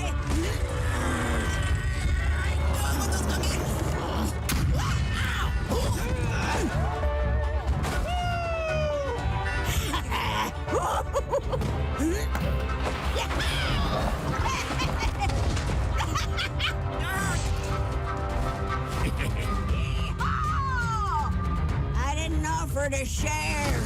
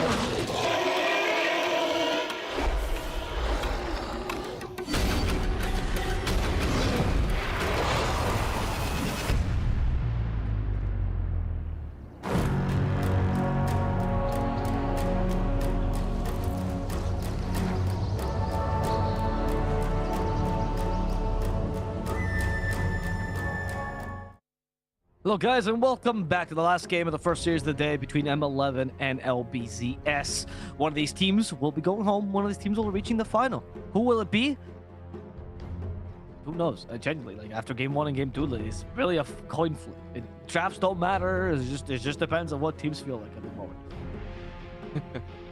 Well, if there's one thing in the draft that didn't matter whatsoever is the Enigma. You know, even though they won with it this time, I really didn't feel the impact of the Enigma. I feel like, you know, it was more of a loss of M11 than LBZS win. So I honestly, I wouldn't really pick Enigma if I was LBZS. I feel like it really stifles their draft. It made the game really awkward, even though they won. You know, all the black holes were kind of mediocre. I was not impressed. Yeah, I agree with you. I hope it's not a third game Enigma. That's my favorite hero, you know. So I'm not really. It's not because I don't like the hero. I'm a big fan. Oh, I get it. It's entirely because of the. Remaining. Well, the playstyle that they've used. Yeah, it's the team playstyle. It's not really the player. You know, OG seems like a fine player, but they're not really playing around the black hole at all. Yep. I like the Dawnbreaker though. I liked it very much for M11. We forgot the team tag. Is it like I think I'm not gonna. I think in China they call Dawnbreaker like Thai something, and I find that yeah, like they have these nicknames, right? I think Underlord is like Butt, Big Butt. I'm pretty sure. I think so. I mean that's what we call it in South America.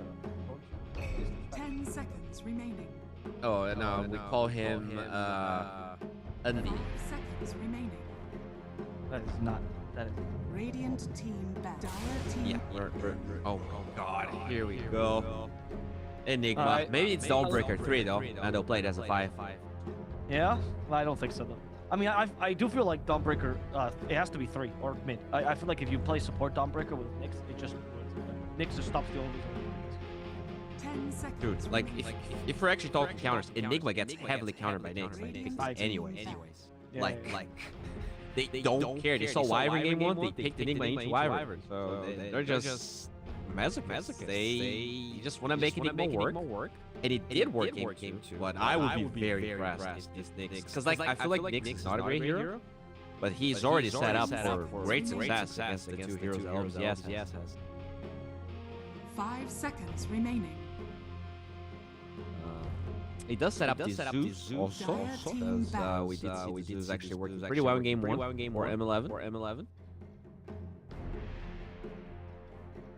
Now let's see what here. Visage being banned, they don't want to give that away. And that's also interesting because they played Enigma 3 all game, so Visage usually played as a 3, but they still don't want to give it away in another position.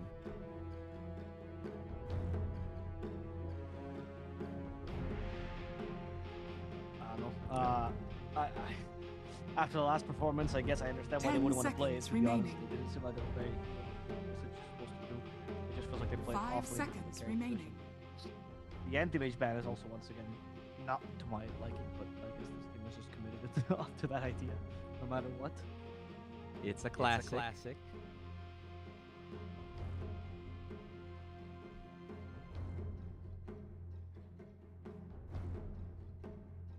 Pretty crazy when you see like I'm assuming these teams like outside the tournament they probably scream each other, and that's the only reason you see things like that. Or they find each other in pubs. That's another one. That's a very common one.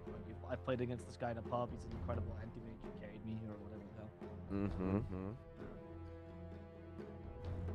hell. Definitely happens. You look at their Dota 2 Pro Tracker, or maybe you even have them like as a friend, right? And you look at their profile, there's like 5 anti-mage games. You're like, all right, let's just take that out. This guy is really playing a lot of AM right now. Yeah, exactly. Beastmaster taken out. Pretty good hero. Have no problem with that whatsoever.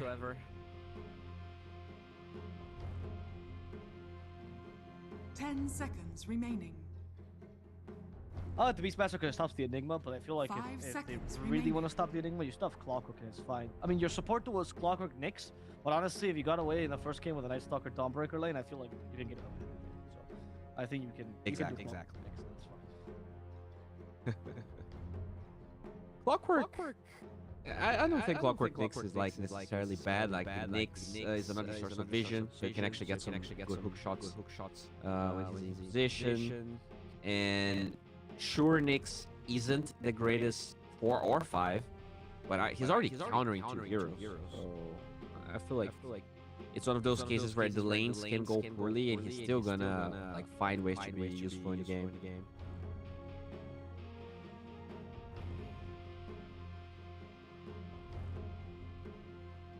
Definitely taking their time here.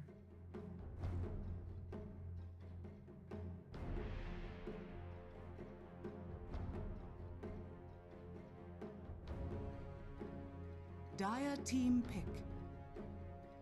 Well, regardless, they actually banned the Bloodseeker and they pick Void. Huh. I'm usually not a big fan of Void on 15. I think right now I don't see like a lot of usefulness. They have like Zeus damage. Templar Assassin. They had a response here. This Earthspur TA. Do you just go Snapfire here? Like you definitely need some chrono damage. You definitely need some lane combo that makes the Void not look awful. And I think Snapfire kind of fits both roles here. It's also great versus TA. 5 seconds remaining. I do like the Snapfire actually. It's pretty solid. Of course, it depends on. Zeus being mid. Yeah, exactly. I feel like his snap is mid. I mean, his snap mid also works. I honestly have no issue with that. Like, it's like if you are planning on Zeusing mid anyway, no matter what, doesn't feel as good here. I feel like you want to snap probably, like you want to keep the flex of the snap as 4 mid, so you can swap lanes no matter what. So if Zeus is decided to snap. Sorry, go on. That's it.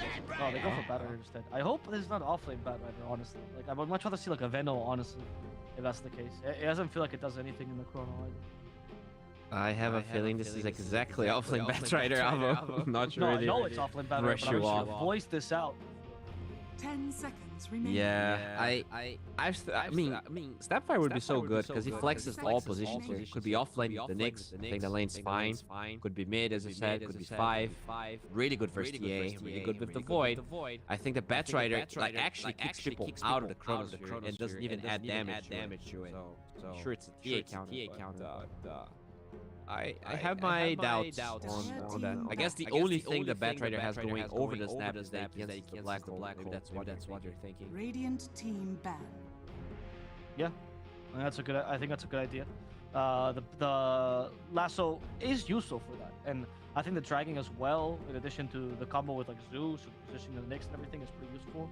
But at the same time, I just feel like there's better off with it, right? Like, I would rather have like say Clock here, and you put a Zeus mid or whatever it is. You just pick a Veno, or just Veno here. Are they really gonna ban you Clock? 5 seconds remaining. I don't know. I don't think you need 15,000 ways to cancel Black Hole, especially considering that we haven't seen a single impactful Black Hole. Dire team ban.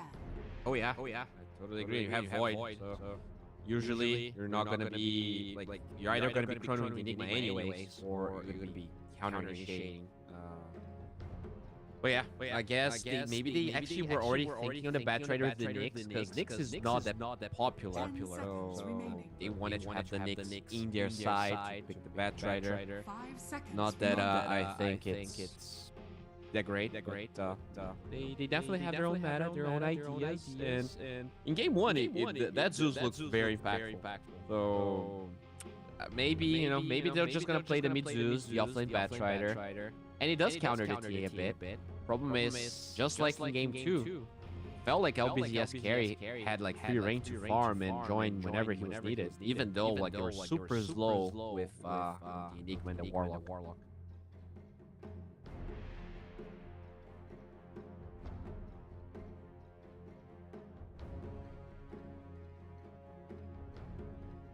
Yeah, let's see what the final ban will be here. Radiant team pick. Broodmother banned here. Okay, interesting. So they're just kind of trying to get rid of the spell potion, like cheese, some kind.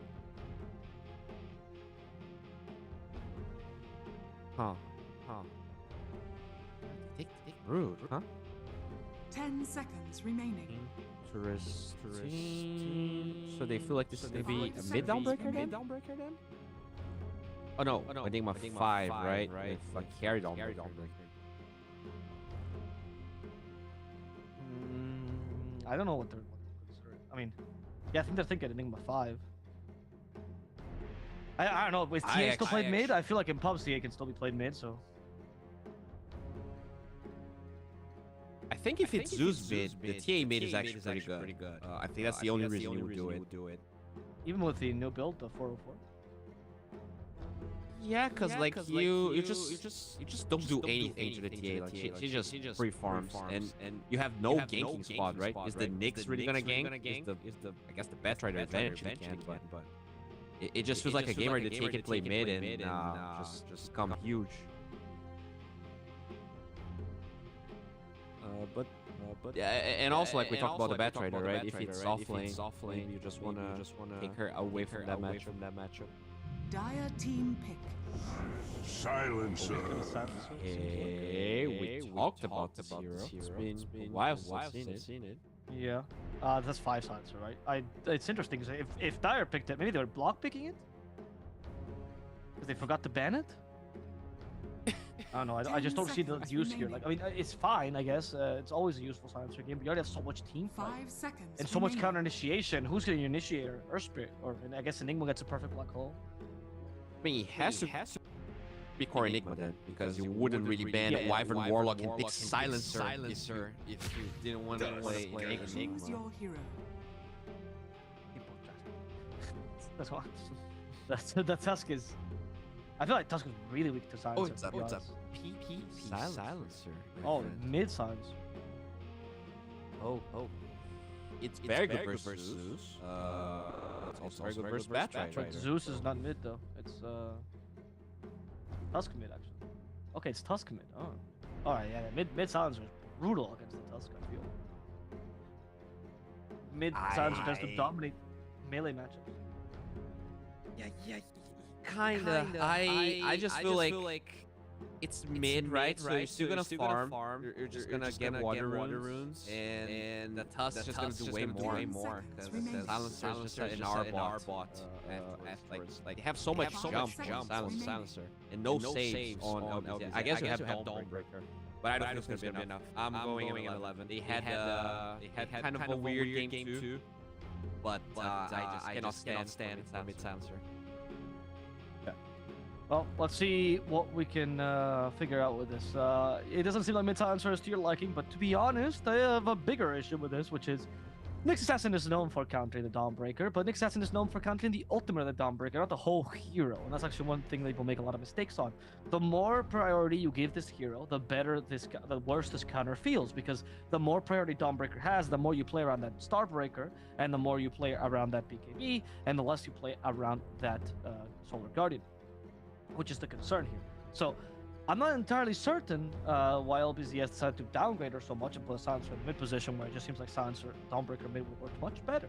But on the other side, we're looking at also odd things. You pick the Tusk into a Silencer, usually not very strong because you snowball in, all of a sudden Silencer global silences, and you regret your choices. So I guess mid Tusk, because he has more priority, because you play around Ags and Blink Dagger might just be better. We're gonna have to find out about that. I don't know. It looks odd for sure. M11 also forgot to put the tag, but they're still the same team. It's not like they've just disbanded from game 2 to game 3, so do not worry about that. And at the end of the day, both drafts seem kind of hard to execute, so we're going to have to see which draft ends up being superior when it comes to the playstyle. Something I also noticed the last time in Dub Clans, and I noticed here, is that it just seems like these teams are like somewhat in the meta, but a little bit off meta. The Batrider offlane is certainly a weird one. It's kind of thing you find from an older player here. But yeah, we're gonna have to find out. If it's Whisper, you know, I'm always gonna be down for that. But it's definitely something hard to execute. So I'm always gonna be a little bit skeptical. I read you like a book, brother.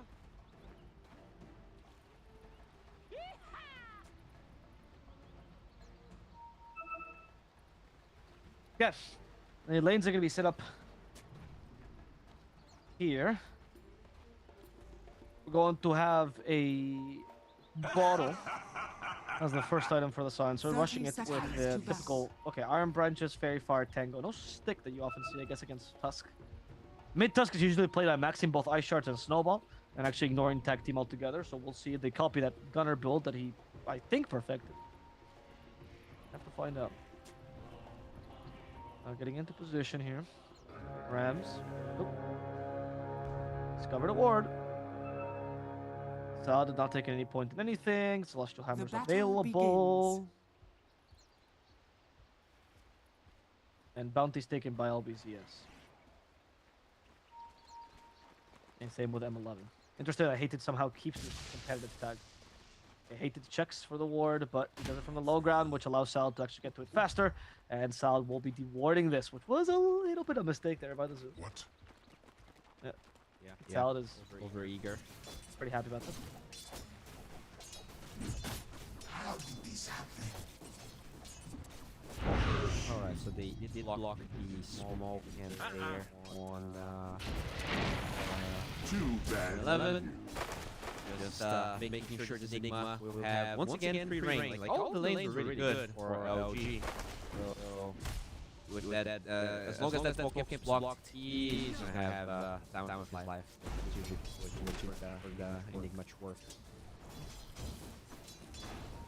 Denied.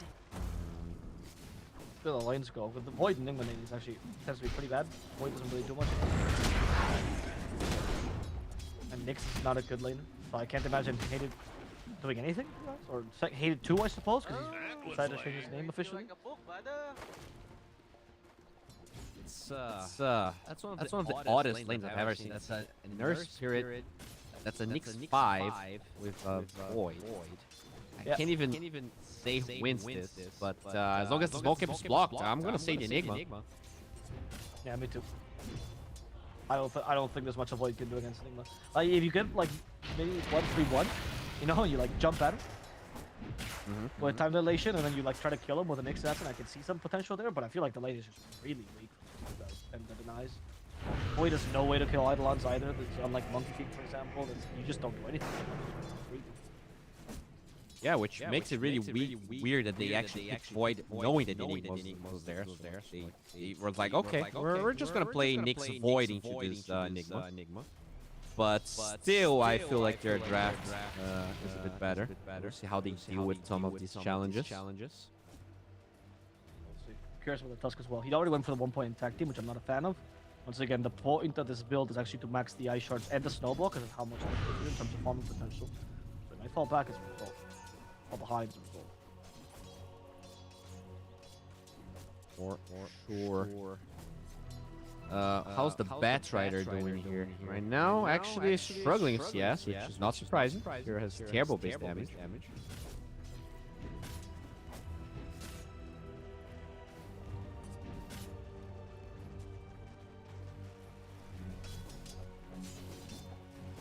Blocking camp. Yeah, I feel like this is gonna be a super slow game with like super slow lanes. Like there's not a lot of kill potential. The Batrider has kill potential on the TA, but the support is a Zeus. They really lack lockdown to kill anyone. What have we here?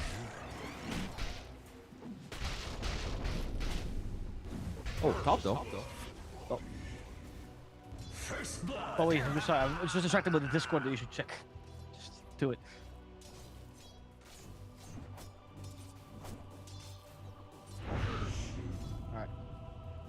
After got me. The kill goes against the Enigma. No points. The 1 point in time dilation did manage to secure the kills we spoke about. We'll see how many points they want to commit to this, but if 1 point's enough, that should be enough. As in the bottom lane, the Zeus will be running away for detachment, so they avoid the hammer, but in the middle lane, Rams could be in trouble himself. Salad chasing him down. PP wants his extra intelligence. Salad not gonna get the kill. It's actually gonna be given to PP, which allows him to get that extra intelligence. Oh no, never mind. No points in glaives. Okay, so these early kills don't seem to matter as much. PP, he is going to use the Fairy Fire, saving some from Havinci. Still has that bottle though, so he'll heal back up. Once again, another kill happens near him, but the lack of a point in glaives will not allow him to scale as a mid-silencer usually does, which is interesting. That second point in last word isn't really that worth it. Single point in glaives really would help him out right now. I have to find out. Last word to you. There we go, hated. Jumping away, solid. You have a rolling boulder. Should be able to catch the Zeus easily. And they go with a hammer. It will die. Salad will take this kill. Make it easier for LBZS to scale a little bit. I mean, the mid silencer's doing well, even despite his intelligence. At least he'll be able to get some farm. We'll see what he gets at level 6.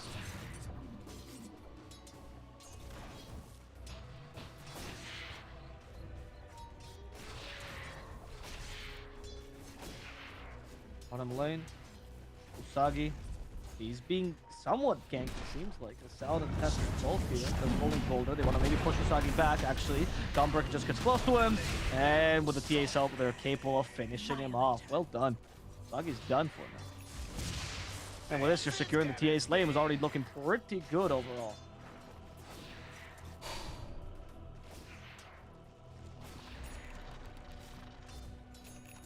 Yay.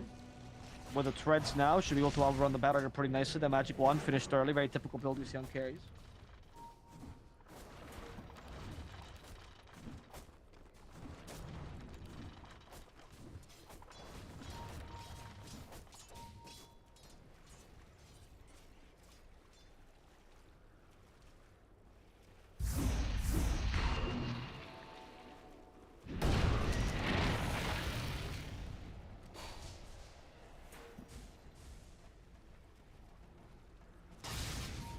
Double damage. Denied. If he will continue to push with his double damage, let's see if he can farm.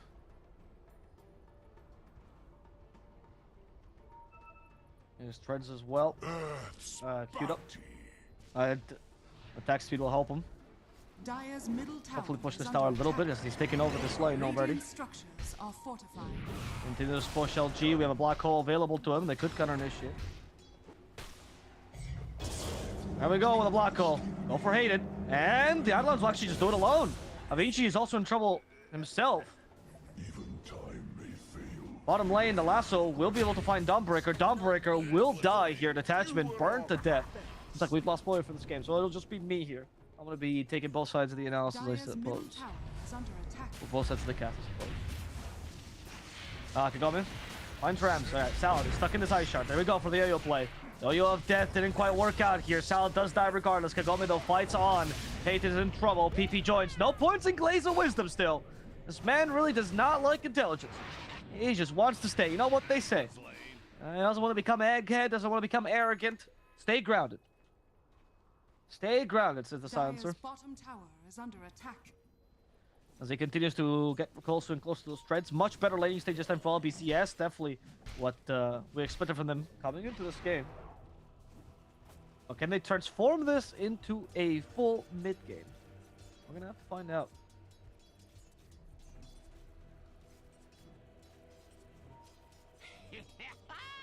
Goldman. The bottom lane has not been really kicked out. Something a big deal for the carries. Eidolons will naturally kick out the Void at one point, as most unit or zoo. As most units or zoo do. Oh, there's the Enigma. Spell of Malefice. Black hole. Enigma will die. Hello. I'm back. Yep, hopefully. Low boat. Hello.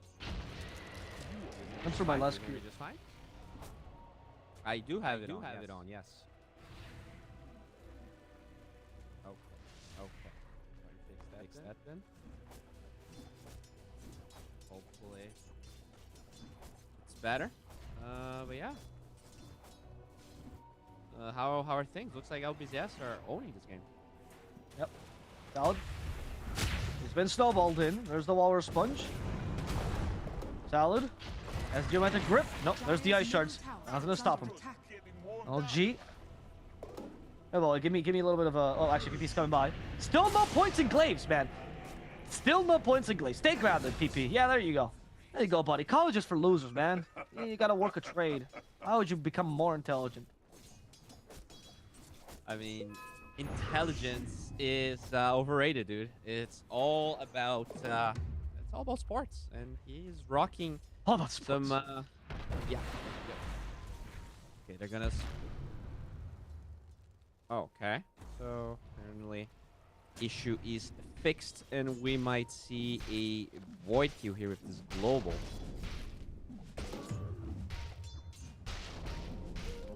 Not really. They'll just hope to check on Enigma. He's fine. Is under attack.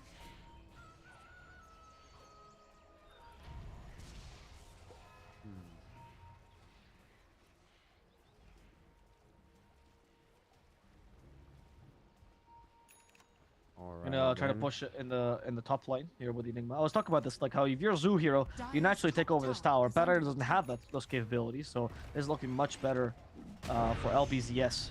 Dire's structures are fortified. And they have any right to.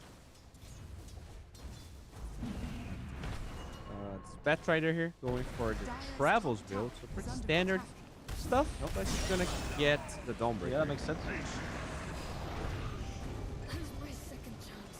PP's coming by. Okay, he got his level 9. Oh, he'd rather get Global Science than Glaives of Wisdom. Yeah, that makes sense. Makes sense. Yep. He literally put 4 points in Arcane Curse, 4 points in Last Word. The last spell, I swear to God, if he takes Talent before he takes the Glaives of Wisdom, Bowie, I will have an aneurysm.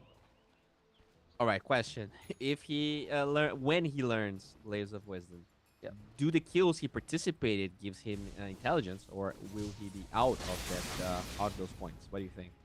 I'm genuinely good question. I thought it wasn't reactive. I don't think that was ever done in Dota. You always get a point in Glaives, so we're actually reaching some new territory. But maybe I'm wrong. Maybe I'm wrong. I'm gonna have to see. I just also don't feel like Last Word scales that well, to be honest with you. Especially without the Glaives, because the Glaives gives you the intelligence. But hey, maybe you're right. Maybe you're right. Maybe it's been changed. Because they did. I know they changed a couple of these to be reactive or pro, whatever it's called. Yeah, like pro. I know what you're saying. Yeah, it's 4. Yes. Time for the runes here. The Tusk. This Tusk is not doing really well. He only has 36. Yes, he got demolishing lane even without Glaive. So what would happen? Which makes sense. Yeah, I know, right? Imagine if he had that. But like Silent Service is a melee hero, it's brutal. And I also don't think Tusk has played too much Tusk mid, because you don't get the single point attack. You just max a Snowball and the Ice Shards, and you just like rush that Blink Tag as soon as possible. That's how most Tusk mids play it.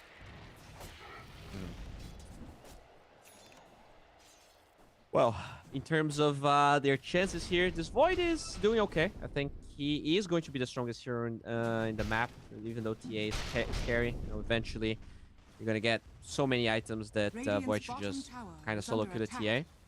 But until that happens, it's definitely a struggle town, especially because the mid-Tusk feels like a support right now. It's going to be surpassed by Hated very soon. Global Silencer. Kagome will be able to TP from this. Dire's middle tower is under attack.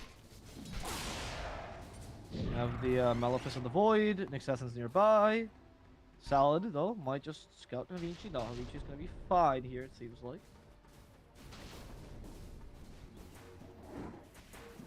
I think that's a kill. I think so too. LG, I'm gonna commit to it. Black hole's available though. Oh, not if there's Chrono. Dawnbreaker's coming in. Nick's taking out his Spike Carpus. Dawnbreaker's actually gonna save him. God. Black hole, but it's cancelled by Rams. Don't really know. Ice Shards actually is what caught him. Well done. And now as Detachment is in trouble, Snowball. There's the hit of the Walrus Punch. Salad is going to go down in addition to Detachment, so there's 3 kills going the way to M11. The Silencer comes by, did not take the points in Glaze, went for the Arcane Curse damage. That's gonna net him the kill on the Batrider. He did get the talent, by the way. Yep. No, of course he did. Of course he did. Would be insulting if he didn't at this point. Radiant's I hope he never gets Glaives, actually. You know what? I hope he gets stats instead. I would actually. Just skip it, I don't think I could take it's your it if he worst gets skill. As mid-silencer, everyone knows Glaives is trash. You know, like I hope he plays OpenAI. Shard as well and does not take it. You know, like OpenAI, when they like you see something totally foreign doing something that just doesn't make sense for someone that's playing Dota for 12 years. Yeah. That's how I feel watching the Silencer. It feels like it's a different intelligence, a different life form playing Silencer. He's so close, mate. I just want to see this. He's about to hit level 11, Bowie. Oh, let's go. Will let's he go. get this intelligence? Oh my lord. Oh, he did it. Okay. Oh, and he has 0 intelligence. He has 0 intelligence. Okay, so we were both right. Yep. 0 intelligence indeed.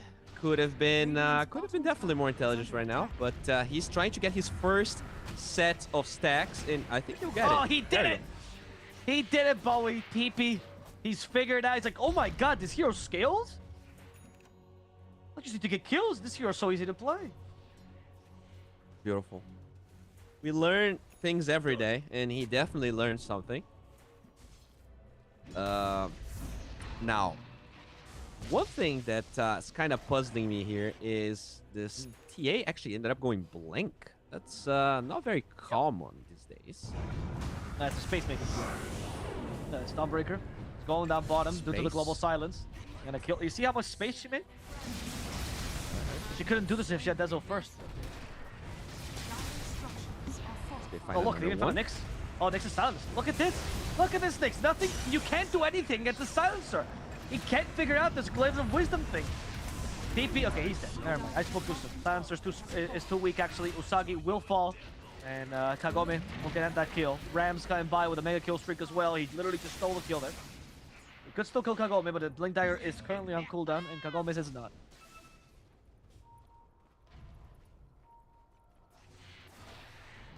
This mid-tusk is just not working. I gotta say, I'm not impressed. He's 6-2 and 3, but he just feels so poor.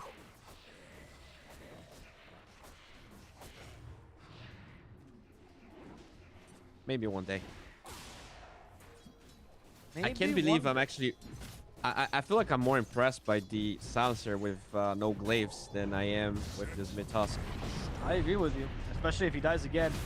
Oh, no. Oh, illusion. Well, I don't think you should have snowballed the hero that can move. Oh, LG, yes. Blink to hit a creep, bro. He did a black hole, mind you. It seemed like he didn't, but he did a black hole. He just had mercy. It's the threat of the black hole. It's the mental damage. Sometimes you blink over to the tusk to show him, like, I could have killed you, bro, but I'm not going to. Yes. And it's straight up BKB on the silence. It's a pretty Chad build, as very Chad build. As the Generation Zers would say. Getting pretty close to that as well. Zoomers? No, it's Generation Zers. That's how it's called. Yeah, I can tell you're very old, Bowie. Yep. This Batrider actually going for the Aetherlands. Ram? A lot of love from Aetherlands on this. Yeah. Okay, they caught him this time. They caught him for sure. Last roll will get him, PP. Making sure to get all that intelligence. He's now graduating from preschool, 6 intelligence. Not bad. He repeated a lot of years. But look, he's working hard now. He wants to get his GCSE. 8. He's doing it. He's entered elementary, Bowie. Dire's middle tower has fallen. All right, time for Roche, I guess. Bottom tower Yep. has fallen. Now the TA, she has a resonator, right? Yep. Yeah, it's playing out.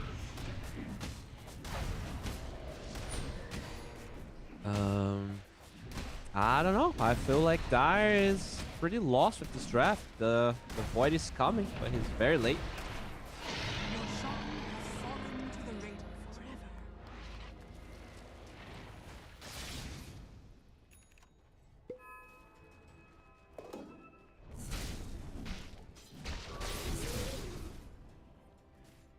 All right, let's think for a bit here. Let's pretend we're Silencer and we're very smart. How do you go around this draft? They have a lot of push. Oh, okay. You kill Enigma.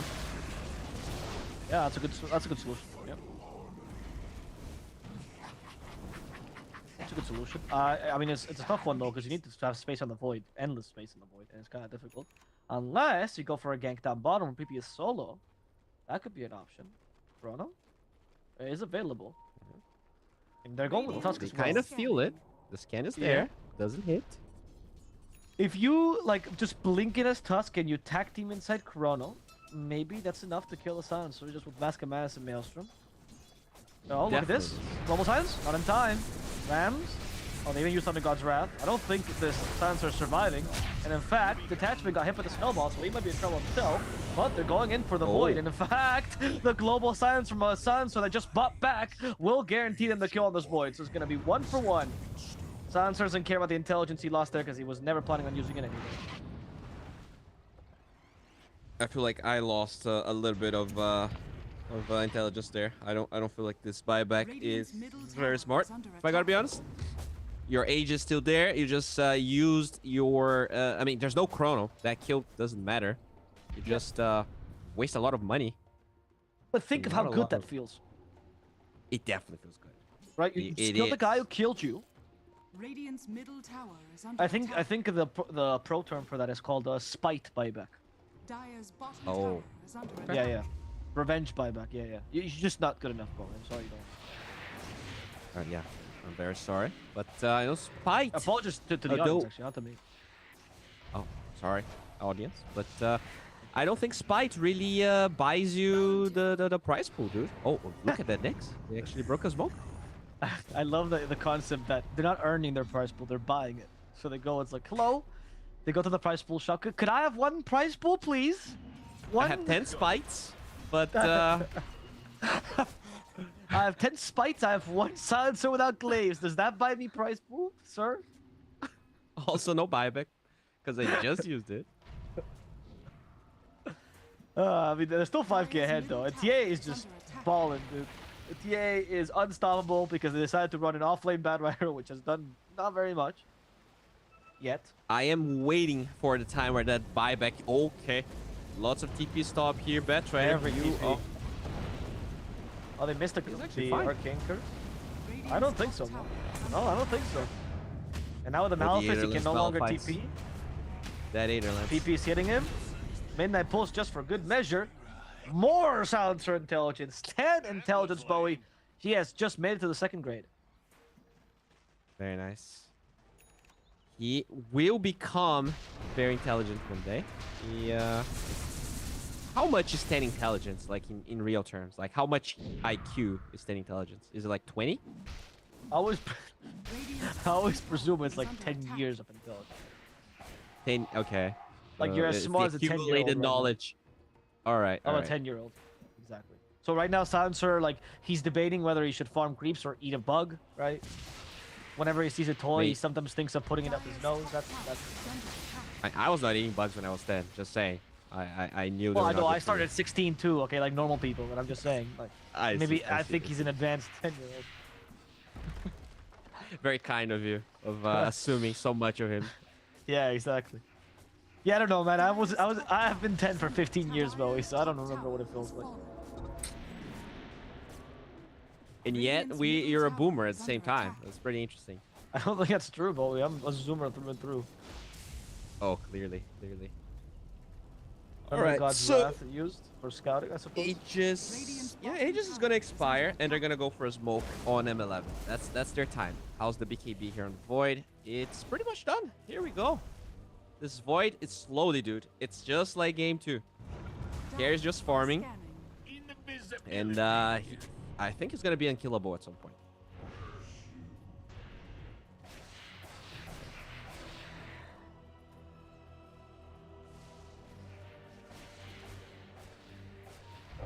BKB, let's see how that works out for them on the Void. That will be maybe a turning point. Of course, you don't have any damage in Chrono. Radiant's middle tower. That is I guess very you could kick someone into the Chrono. That's a Tusk plus Void synergy. Oh, right. That is the actual soccer strategy. Football, mate. Well, come on. Are you Brazilian or what? Who calls it soccer in Brazil? Jesus, I actually had the totally opposite conversation with someone that said that they only say soccer. But anyways, Really? Makes us sad. Who said it to you? Yeah. Epidan? Oh. Casting lower Oh division. yeah, with the him. British. Yeah, he's British. Why would you say soccer? I don't know. He just told me that. He just told me the opposite. Do they all say football there? In the UK, they all say football. Yeah. Huh. I mean, it makes sense, right? It's the one that's played with the foot. I don't understand where the sock comes from. I mean, you do have socks in your food. I'm not sure. If that... No, I think they're outside. I think they cover your foot, Bowie. I don't think socks are supposed to go inside. Don't they hurt when you do that? I'll take that as a yes. It's just a pay. He's trying to take a sock out of his foot. The Bowie can no longer cast. It's okay. I'll take it. Pay attention, Avo. It's time. It's time for the chrono. Team fight. They bring the tusk back. Oh, BKB. He said, oh, he didn't actually go for axe. He went for BKB instead. And the chrono will hit the silencer. Enigma 2. They don't get a Dawnbreaker ultimate. They're going to kill both. That's your team fight gone. What can TA do? TA's only damage here. They need some sort of catch. They don't really have it. However, the damage is so high. No, it does matter. It does matter. Kagone has been left alone. She'll get rid of the Zeus, but it's almost support. TPing in front of a Tuscan Assassin. That's going to work out for sure. Oh no, Kagome. Stuns. She just figured out what those are. And she's been killed off as the Bat Rider dies to her faulty hand. Yeah, I mean, that is exactly what I thought was going to happen. The boy gets BKB, then the silencer, you know, he... not that smart, but he's very farmed. And he still just dies like a creep. Enigma dies as well. And I really feel like the game starts to get pretty hard moving forward. They have this Lotus Orb on... Who has the Lotus Orb? It's the Dawnbreaker, which is a lot of money for Dawnbreaker. But I don't think it really does anything against this Void. Oh, they have vision of him though. Can they get him? Kick back? Go! There's the block hole. Nice. Void's gonna die. Rams does manage to make it out for now. Oh, we do have... Oh, nice juice by Salad's rolling boulder there. Only went to the middle of that. Avicii comes by. We do have a double impale, however. Global Silence, hoping to stop this aggression and saving Salad in detachment. LG, though, has no black hole. There's no follow-up here, so the Global Silence was just to delay the inevitable, as PP was once again hitting creeps. A classic of this game, really, is you go for a fight, and then one of your heroes just goes, you know what? I'm going to hit creeps close to it. And ignores it completely. Efficiency.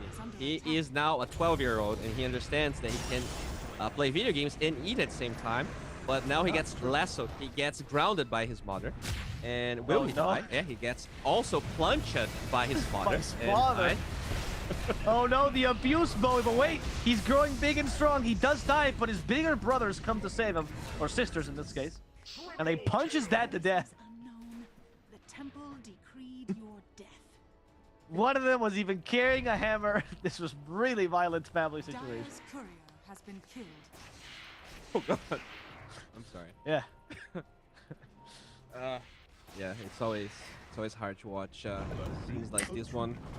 Yeah, that was really rough. Silencer got no intelligence. He's stunted at 14 years of age. He's starting to hit puberty.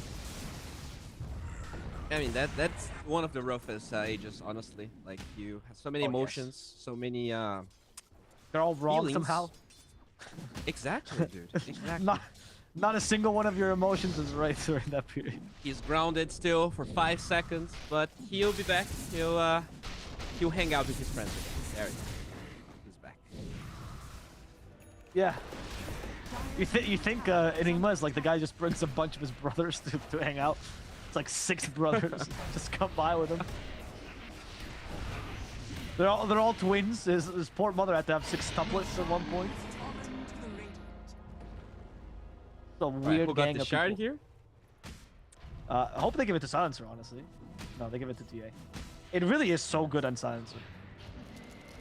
It's pretty good, but he's still learning what Glaives does, so I do like that TA actually is the one that picks it up. That's fair, that's fair. Yeah, I agree with that. Steal more intelligence? Why do I need that? Nope. Find Zeus here. Perhaps. Oh, the football kick. Almost worked out. Hayden. In the trees he goes. No more trees for you, Hayden. Deforestation came in early. It's fine. He's fine. They're just gonna give up. Okay. Right. Radiant's Now top they're gonna tower go is under for attack. a Dawnbreaker. Oh, this is a debate. Oh, this is a super debate. It is a really big debate. Unless they both have... Never mind! Oh my goodness! 2 crits and the Void's gone! Usagi might be in trouble himself. Body blocked by Salad. And there we go. We get the yo-yo of death going as Usagi. They see him thanks to the fake grenade, which means he's going to fall. PP's chasing after this Tusk in the mid lane. Does not have enough damage to stop that TP though. But they will still get 2 kills. Good debate, but especially Kagome. Oh my goodness, how big it is. Yeah, definitely. Those slaps definitely hurt. Kagome a very strong TA and witch. It's actually not a witch. What is Kagome again? She's like a sorcerer? There's a word for it. I mean, she's a high school. Yes. No. But Kagome... What's the name of the... Like the She's a middle school student, actually. She's not even high school. She's middle school. No, but she has the the medieval version of her that is like has powers and stuff. Oh right, yeah, she becomes a witch. Yes. Oh no, you're right. Like a shamanist or something like that. Yeah, empress. And I don't think it's royal. I think you're right. It's like a mystical thing. Or something. Oh no! Oh, you're right. Empress Kagome. No. You're right. You're right. Empress. Yeah. Oh, I'm right. Oh, I think you're right. Finally, for the first time. The rack's gonna fall, by the way. Firerider is somehow Yeah. TPing in the middle of this, and his TP just got cancelled by a hit. That was weird. I think the good part of this is that they do have Chrono again. So with this Silencer TP and Global being on cooldown, maybe they could go for a smoke. There's still some decent timing on the Aegis, but it's killed as Enigma. Oh, beat the Tusk. Yeah, the boulders mashed towards the end just because Salad enjoys kicking people out of black holes, but he's still dead. Hell still doesn't have his axe. I mean, the choice of BKB made sense because he needed a point of inflection, but he's just so weak with that axe. This build just doesn't work with that axe. I agree. I really feel like you have to rush the eggs. You just have to play on the low cooldowns. Once again, it's a game where LBZS gets these like big cooldown spells, and somehow they just struggle to fight in between.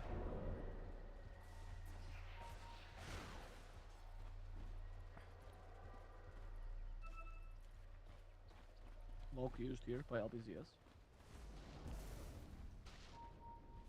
A mysterious force. Ooh, double damage. That punch is gonna hurt.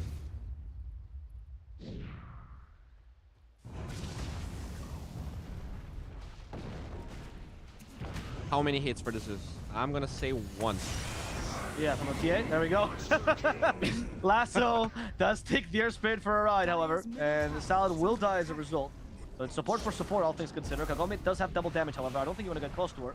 Void just tempted fate there. Is time dilation? Oh no, he has sticky napalm, that's why. I was like, why is there turn rate? Yeah, that is the napalm. This game, this TA is just like, look at the farm, the differential here. 10,000 more net from the TA. Blessings.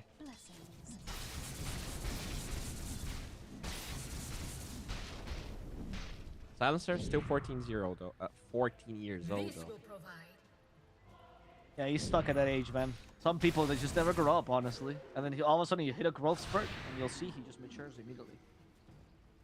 Yeah, and he still playing with toys. Bought that side of Vice. Doesn't really understand how strong it is. Just hiding. Doesn't want to play with anyone else.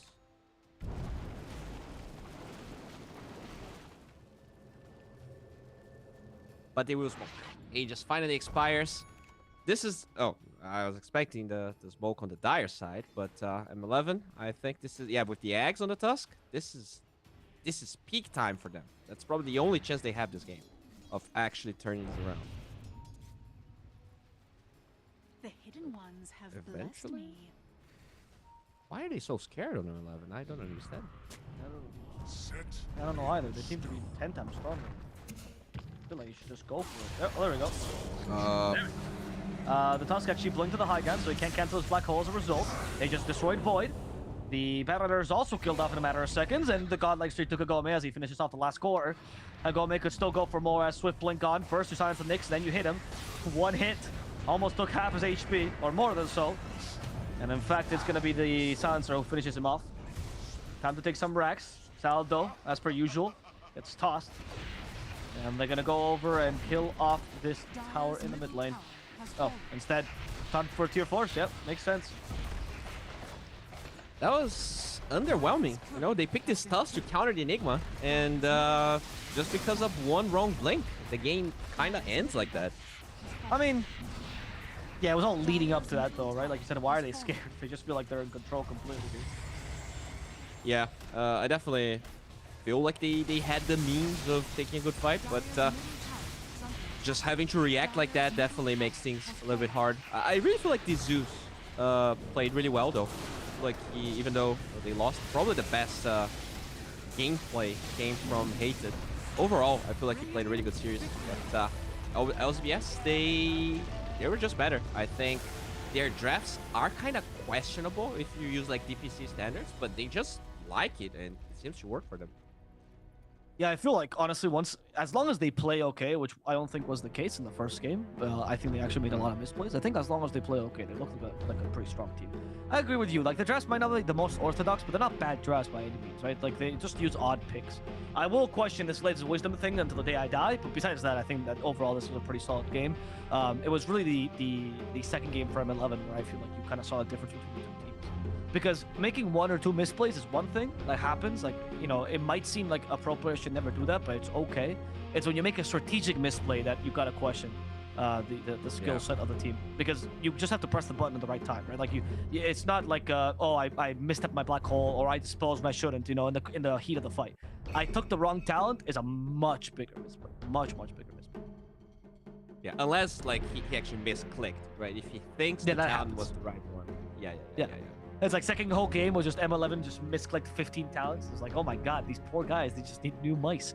But unfortunately, they won't be able to buy the prize pool for this event because M11 will be eliminated, which means LBZS will be the team to go to the grand final. Yeah, for sure. They had some Spite buybacks, but at the end of the day, Spite was enough to win the game.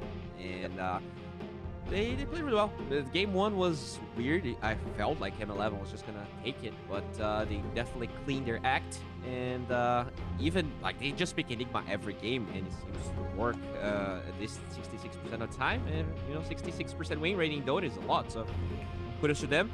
We'll see if someone will find a way to counter his Enigma. So far, no one has. That's true. I feel like there are they. Just try the clockwork, honestly. I just feel like that's the thing in a lot of regions they just use. It just seems like an easy kind of 5-pick to deal with the Enigma, so clockwork seems pretty good. I don't know why teams aren't trying that out. They ban the Rubik every time, which is fine, but here, for example, they showcase the Silencer, which I think was great. So Silencer is another great counter to Enigma. There's a couple of heroes that can counter it. Or maybe just ignore it. Wyvern. Yeah, even the Wyvern. Yeah, Wyvern's good too. Warlock, right? But use it. Yeah. Anyway, we're going to have a small break, guys, and we're going to come back with a final game of today. So stay tuned, and hopefully you join us for the grand final of the Top Clan Store.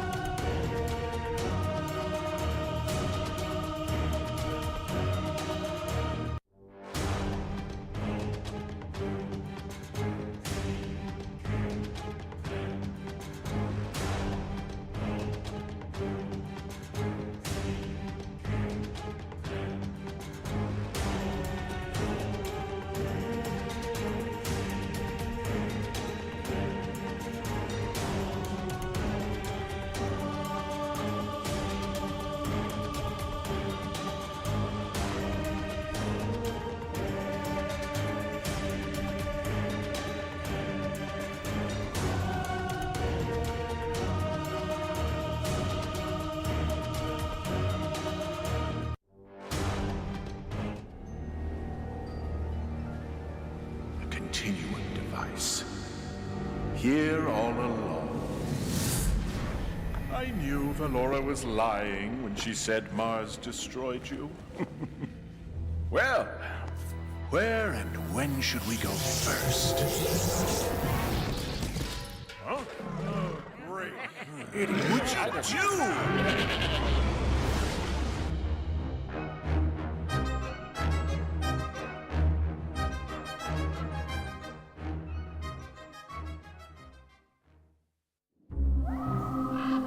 There was a thing in the woods. But once a year, it left the woods to feast on us.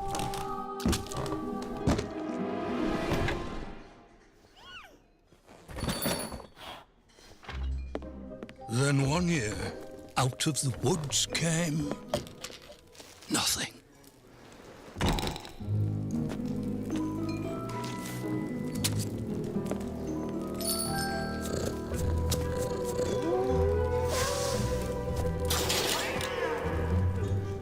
Another year passed, and another.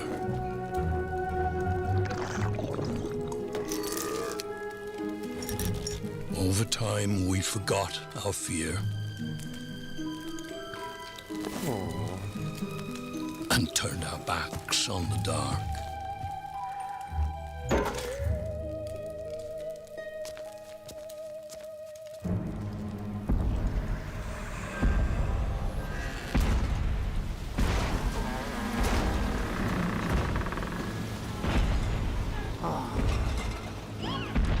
Slivers of the mad moon hang forgotten in our sky, slowly aligning.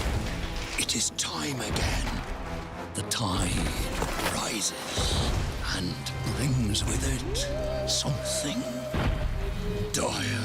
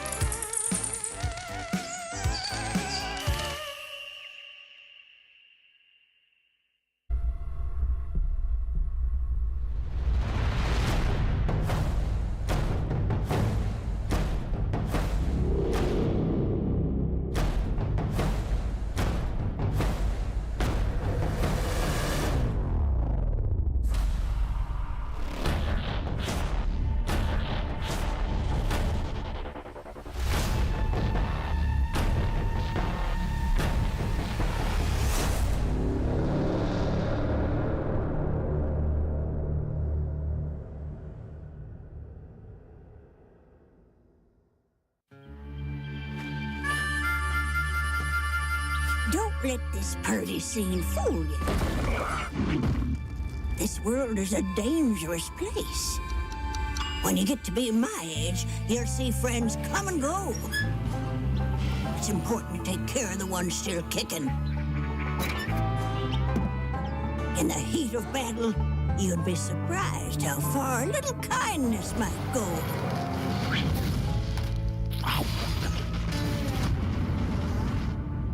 But not everyone deserves kindness.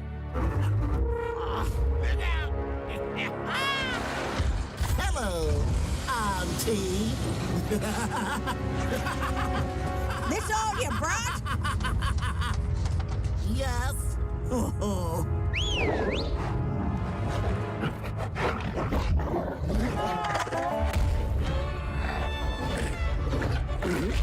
Attaboy!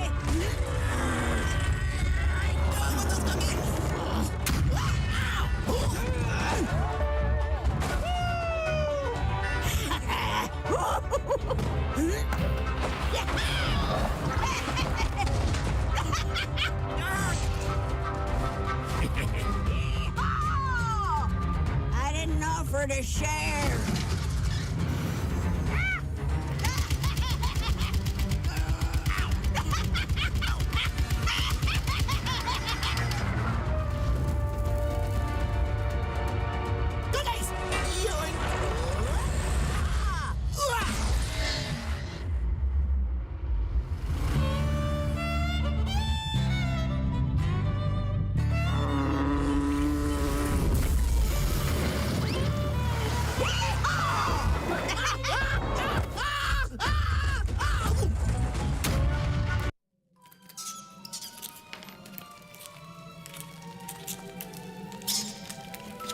Any layman with a feeble grip can carve wood or hammer steel. Even the tender hands of a child can grasp a set of instructions.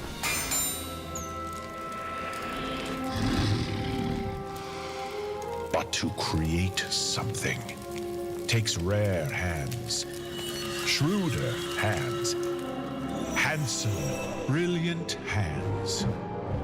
The hands that forged the first scepter of power.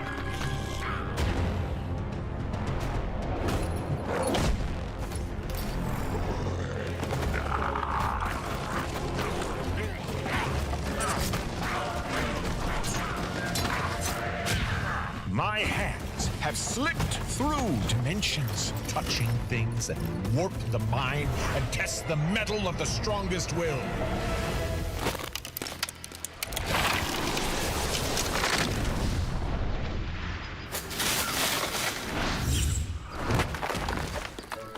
From the far reaches of the astral plane, beyond countless dimensions, monsters, beasts, beasts without legs, beasts that are only legs, heroes that aren't heroes at all. I have brought them here to answer one simple question.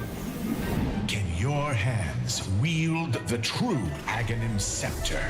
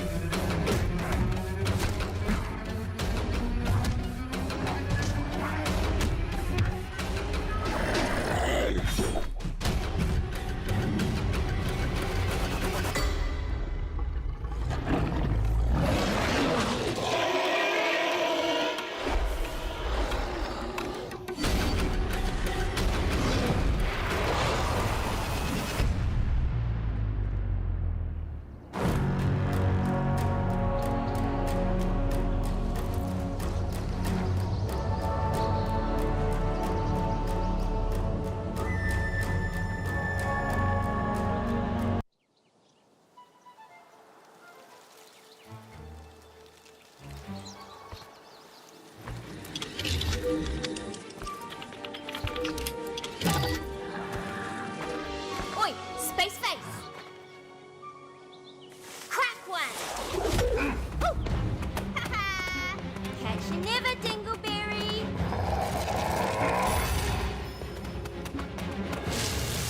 Futile creature. Munted!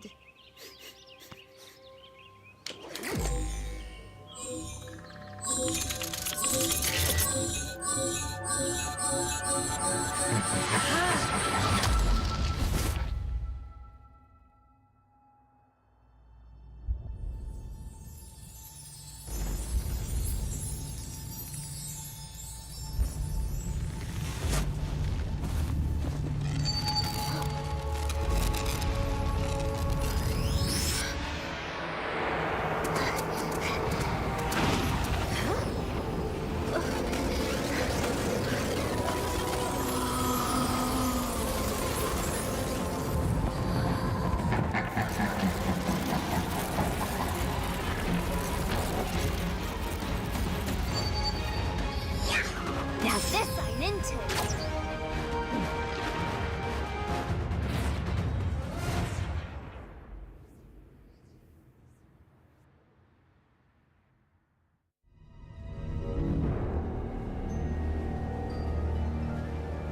A continuum device. Here all along. I knew Valora was lying when she said Mars destroyed you. Well, where and when should we go first? Huh? Oh, great. Idiot. What'd you do?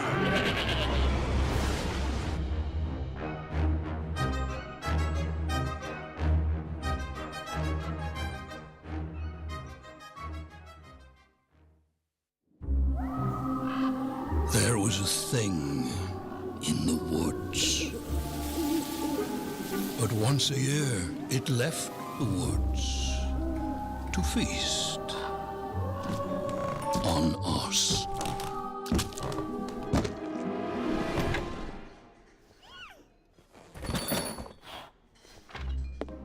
Then one year, out of the woods came nothing.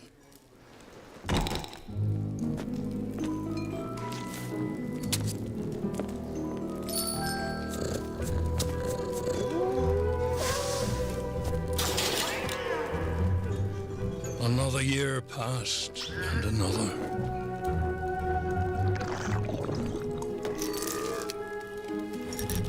Over time, we forgot our fear. And turned our backs on the dark.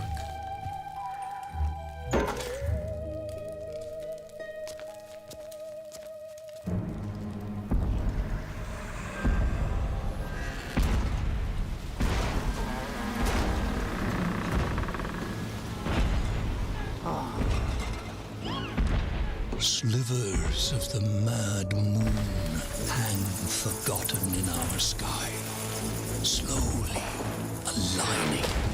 It is time again. The tide rises and brings with it something dire.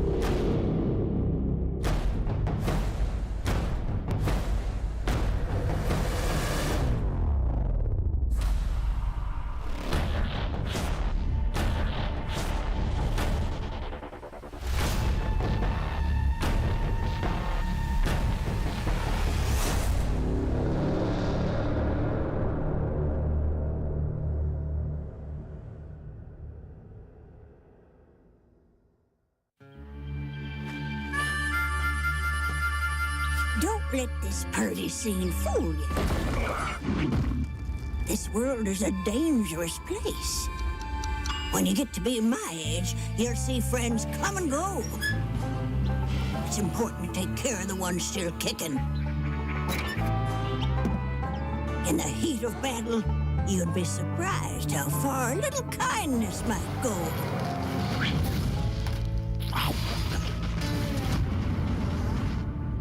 But not everyone deserves kindness. Hello, Auntie. This all you brought? Yes. Oh.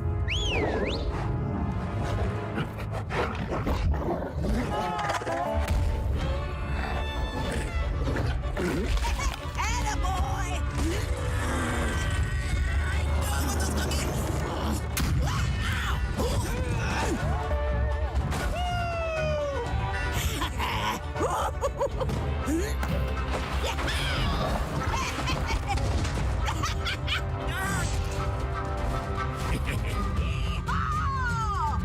I didn't offer to share.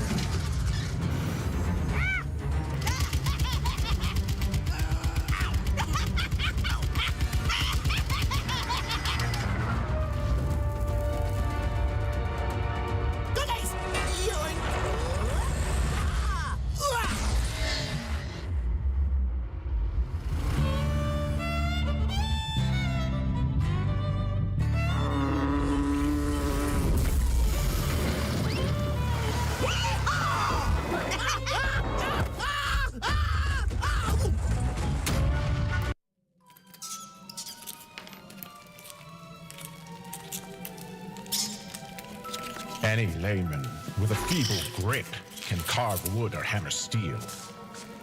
Even the tender hands of a child can grasp a set of instructions.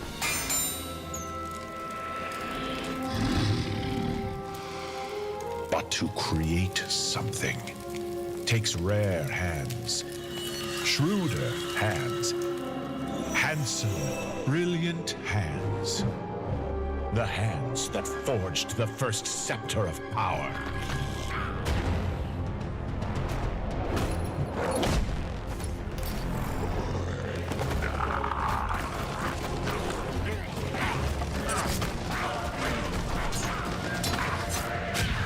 My hands have slipped through dimensions, touching things that warp the mind and test the mettle of the strongest will.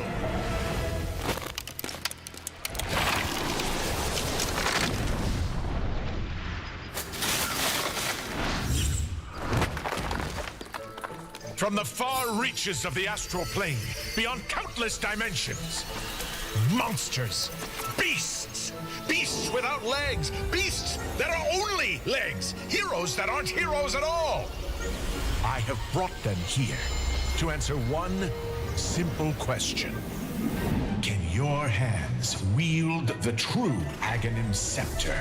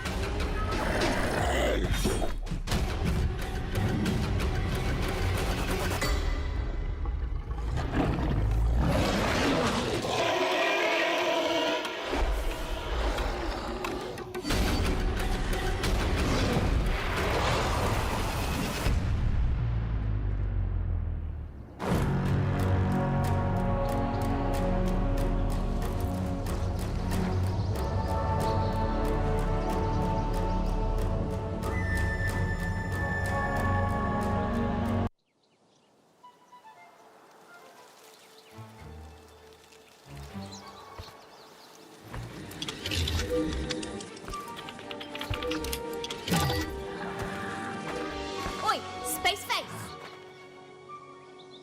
Crack one. Catch you never, Dingleberry.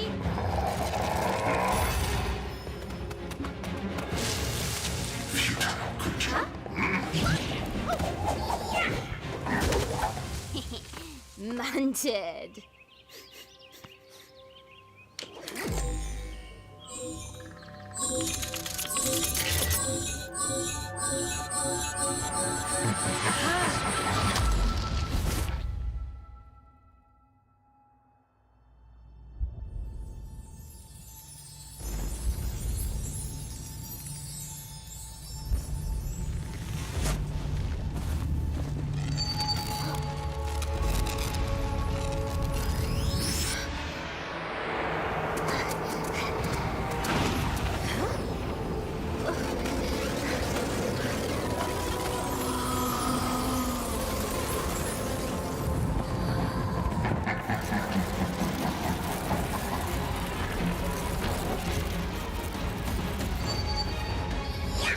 Now this I'm into.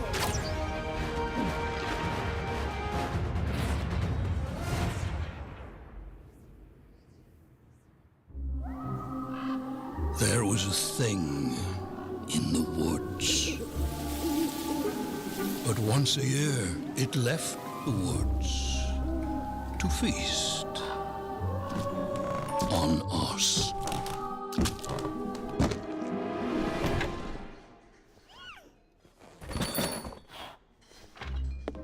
Then one year, out of the woods came nothing.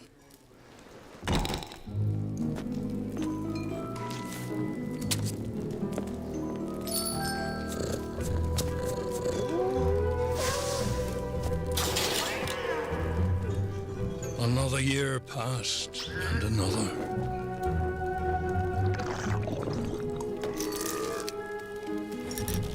Over time, we forgot our fear. And turned our backs on the dark.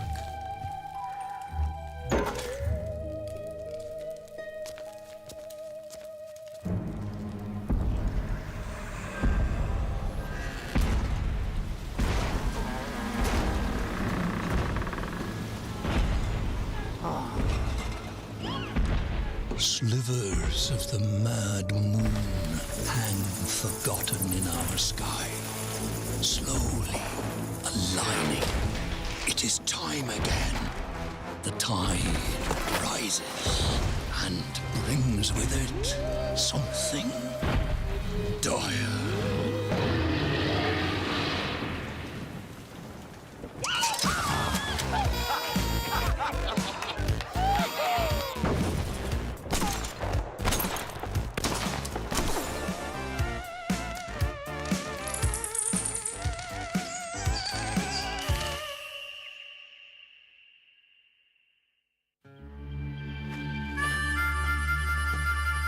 Don't let this party scene fool you. This world is a dangerous place. When you get to be my age, you'll see friends come and go. It's important to take care of the ones still kicking. In the heat of battle, you'd be surprised how far a little kindness might go.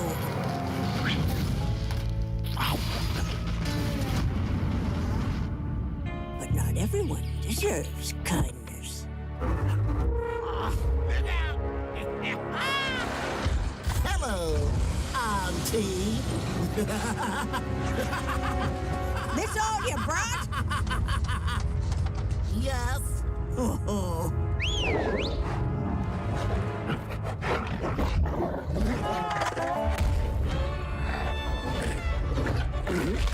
Attaboy!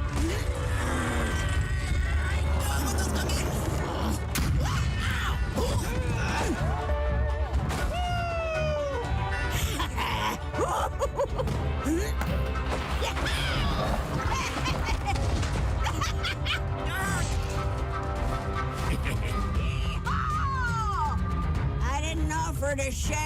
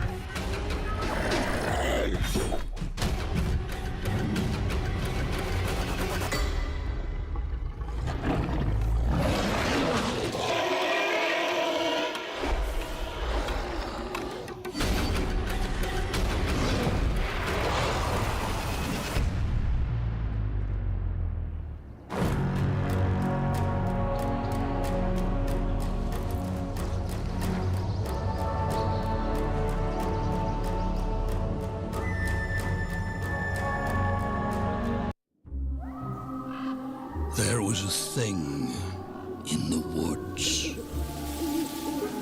But once a year, it left the woods to feast on us.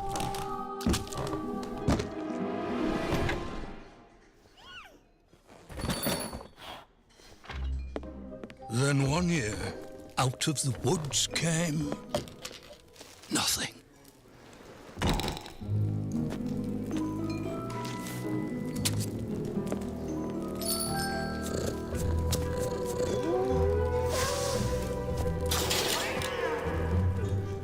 Another year passed, and another.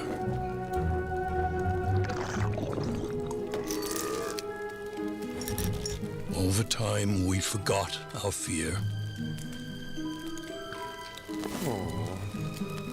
And turned our backs on the dark.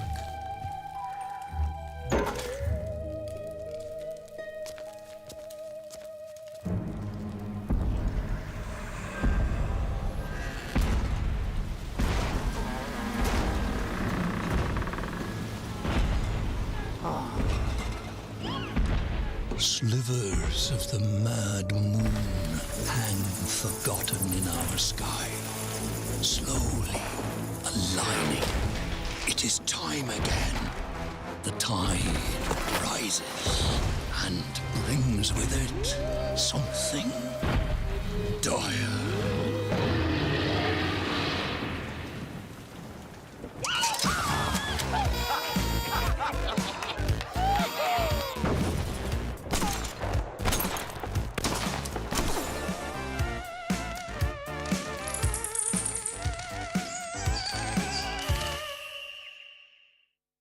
Hello guys and welcome to the grand final of the Top Clans Esports event. We are watching the LBZS joining the grand finals. We're already waiting there. It's best of 5. Let's see who can take it. What are your expectations, Bowie? Do you think LBZS has what it takes?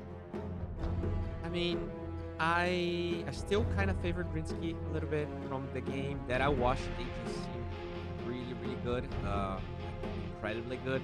LZBS, I think. They even surprised me with the last match that we watched, but some of their drafts just look weird, and I feel like a team that is better is bound to like kind of abuse that a little bit. But I mean, I'm not discounting them. It's a BO5, and with BO5s, everything can happen. A meta evolves and develops, and that's the beauty of Dota, some say. Sure, I mean that's true. That's true. Sometimes in best of 5s, there's its own meta that can happen. I didn't get to watch any GrindSky, or is it GrindSky or GrindSky? GrindSky. I had the same discussion. I say GrindSky, but it could definitely be GrindSky. I feel like it's GrindSky, like you're grinding. GrindSky Esports, right? GrindSky. Okay, I can see that. You can see that. Well, I can see a draft going. That's what I can 10 seconds remaining. Oh, all right. Talk about it? Yeah. 5 seconds remaining. Yeah, sure. I can talk about it. We have Marcy being banned. So we were talking about, you know, the weird heroes. When I talked about the offlane Marcy, it was actually GrindSky or GrindSky that did pick it up. So I think you're right. I think it is GrindSky because there's 2 words, so it's GrindSky. It has to be GrindSky. Yeah, because it's 2 words. Yeah. GrindSky. Let's go with GrindSky.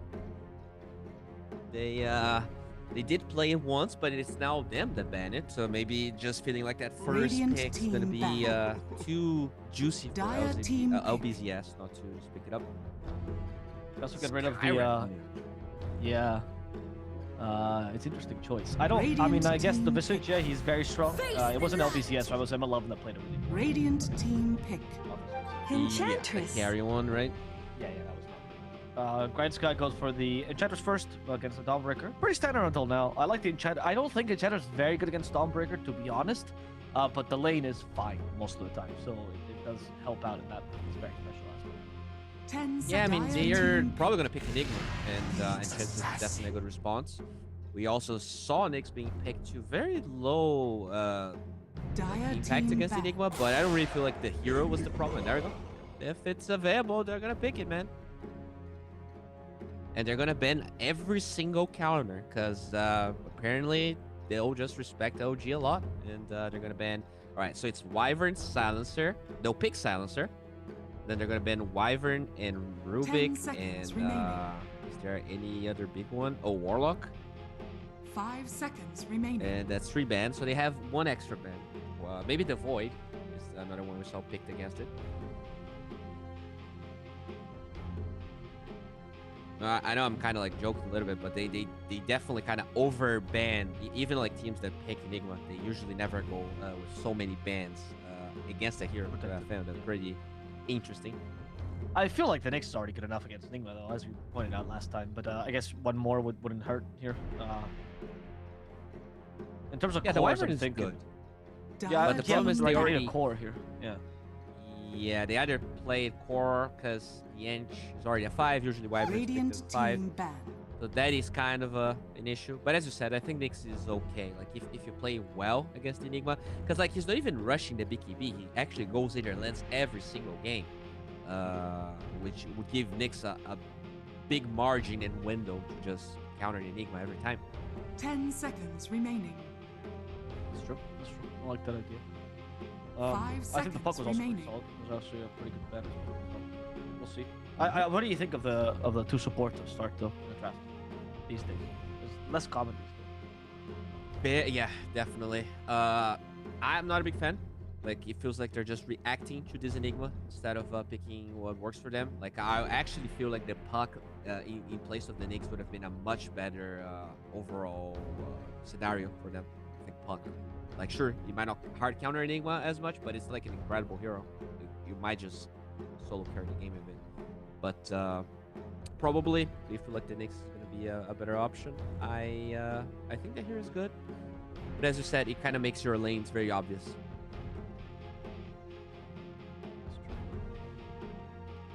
Bands are taking a fair amount of time. They get rid of the DK. Interesting. So they're getting rid of tanky heroes. Huh. Yeah, they have very little damage right now. With, yeah, I guess maybe they're also not thinking of getting any percentage damage. Like, I don't find the DP to be very good here. Maybe they're thinking of like a specific burst, maybe as well. Maybe they're thinking of something that's like a very set burst, like a Void Spirit, for example. Something that just dies easily. Yeah, I wouldn't mind the Void Spirit, especially because we saw BZS picking Zeus. So, just having the Void Spirit versus the Zeus is pretty good, even if it's either core or support. 10 seconds remaining.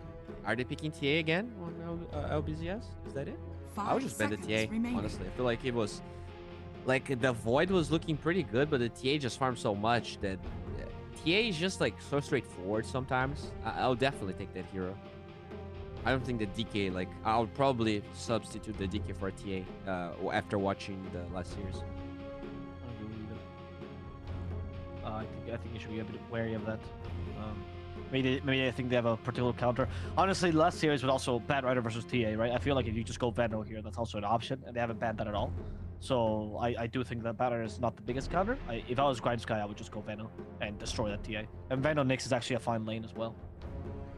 Radiant team pick. There we go. TA ban just in case. Okay, I appreciate the respect then, though. Make sure that you don't need to deal with that in general. We'll see what the quarters start to be. What do you go first here? You reveal your carry because you at least know Enigma you're gonna be facing.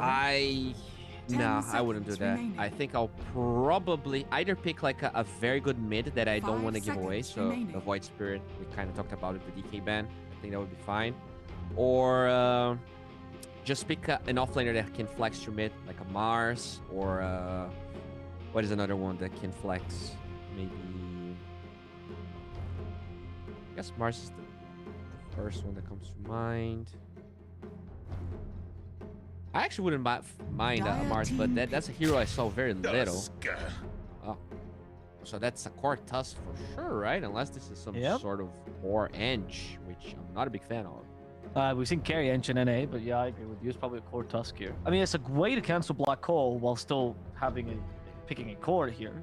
I'm not entirely, again, I don't think mid Tusk is bad. I just think last game was not very well played, and I think you got countered very 5 seconds remaining. Do you remember the offlane Ench we saw in Division 1 SA just yesterday? Terrible, yeah, that was more like, okay, we don't have a carry. How do we make sure we can carry, right? So that's not.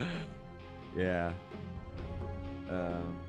Yeah, I agree with the mid Tusk. It definitely felt like it was not well executed. So in this case, if GrindSky feel like they can play well, it technically should hard counter the Enigma, because as we talked about, he has to actually black hole himself to avoid being team Radiant he has to black hole on top of himself. Yeah, exactly. Interesting choice to go for the TP. I mean, it's kind of okay against Tusk, but once again, I feel like if you know how to play mid Tusk, which is you max ice shards and snowball, it's not that big a deal because you just push. It's like about shoving the lane, so TP doesn't matter too much. It doesn't matter what your lane is, honestly. 10 seconds but last time we didn't really see a Tusk that knew how to do that. LBZS, they go for the Tiny as well. That's probably to deal with the Enchanter somewhat. Not bad against Tusk. Kind of a 4 Tiny, sorry, so it looks good. Now the offlane, though, you can punish. Dire team I feel like DP is really bad versus Tusk. Because once you have the eggs, like she pops OT and just take her 1200 range away, the hero's useless. And with a Pango, I'm not sure if it's mid anymore. You're right. So it has to be. Oh, it has to be core Ench. It has to be. Dude, is this carry Ench? Like you just destroy the Enigma? 5 seconds remaining. Could be. I mean, it Why why is the other Tusk option? mid Pango, right? Offlane Tusk mid Pango. I don't think offlane Tusk is that bad. Okay. Not knowing the matchup though is pretty like the lane against like a Nurse Monkey Radiant should team just back. melt, I think. Dire team back. But yeah, the Pango makes it really weird anyway. So regardless, I don't think it's particularly strong unless I'm missing something here. But we'll see. They take the Razor out. The Void gets banned on their side. So they feel like this Tiny is going to be... 10 seconds remaining. I feel like the Enigma is a support here then. 5 seconds No, I remaining. think they're gonna go Dawnbreaker 5 again. They seem to want that Enigma off no matter what. Okay. Yeah, You're right. I feel like that's established for some reason. The Razor ban is odd, though. What are they thinking about with the Razor ban? Like, Lifestealer, Jug, something like that? Jug, maybe. Jug is really good with DP. Just makes it really hard for it to die. Or also have the Dawnbreaker OT. I'm just not a fan of neither of those heroes against Tusk. You always have the option of canceling the, you know, Magic Immunity TP, and I feel that's one of the biggest strengths of the heroes. Oh, they take it out? They do take it out. Yeah, I mean the Razor kind of indicates that, right? So with the Terrorblade, honestly, the Terrorblade to me indicates that you're thinking like Ursa or Lifestealer more than the Jug. Actually. 10 seconds. Maybe remaining. PA. Yeah. 5 seconds I remaining. guess PA. Let me Radiant think here. team pick. Monkey King. There we go. That's what we talked about. Like, if it's Tusk offlane or Pango offlane, it's probably gonna just be slapped by that guy. Yeah, I would if I was GrindSky, I would probably put Enchantress on the offlane or as a 4, right? And then put Nyx as a 5, and then just pick a ranged carry here. 10 seconds remaining. But Deuces sucks.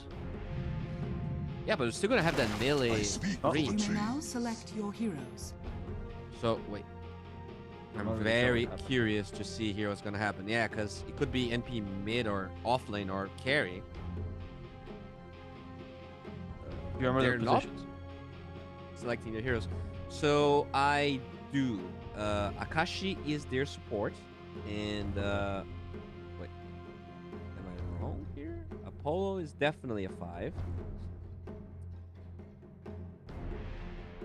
Yeah, we're gonna have to figure out because oh, Lewis is their mid, so it's gonna be Pango mid, Tusk offlane, Nature's Prophet carry. Okay. We run about it. That makes sense. That makes sense. Yep. I like this. Tusk offlane. I'm just hoping they put it with the Enchanters. I feel like if you use NP with Nyx and you Enchanters with Tusk, the lane's actually not that bad. Because even if Monkey King can get the 4 hits against Tusk, because Enchanters can just dispel it, it's not that strong, right? Yeah, but I still feel like that's their weakest lane, even though it's not like terrible. I do fear for that lane. But this NP Enchanters lane feels insanely powerful. The Eidolons are just gonna die. That's why I think it should be NP Nyx. That's why I think it mitigates all your issues. Yeah, It's not like it matters, right? It's like you can put Enchanters, you can put Nyx there. It'll work the same way. Sure. Now this Pango versus the PP Death Prophet. That's kind of a weird one because it can definitely like the DP gets a point of silence. The rotation of the Tiny are actually pretty scary. Because as a Pango, you rely a lot on that Swashbuckle to get away. But overall, I just have to trust that this Enigma is not going to carry against a Nyx assassin and on top of that a Tusk. I really feel like if well executed, the draft on GrindSky should be better. My apologies. Like you have NP versus Monkey King as well, right? Like, it feels like so many of the things that they have are countered. Like you have this global presence, Enigma, black holes, NP just TPs, and can pretty much just right click you to death. So I agree. Do you feel like the Monkey King though is bad against MP, or what's your thoughts there? I think Monkey King's pretty good against MP, right? It definitely goes both ways. Like eventually you also get to the fact that this Prophet can just root the Monkey King. You can actually push him out of the Boundless track with the Sprout. But like in the mid game, the Monkey King is definitely good.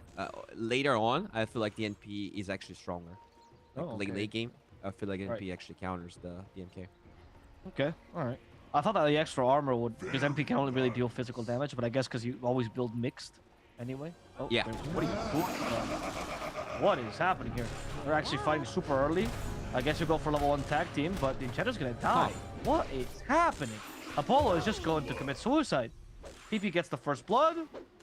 GrindSky retreats. Appropriately so. It's... sorry. It's currently 2 bounties for LBZS. It's going to be a 3rd bounty now, picked up by Salad. That was such an odd play. There's no way you think you can actually win that engagement. Way too forced. Okay, they are using Enchanter's Tusk. Okay. Detachment, though, could be in trouble himself. Doing Orb Venom, we do not.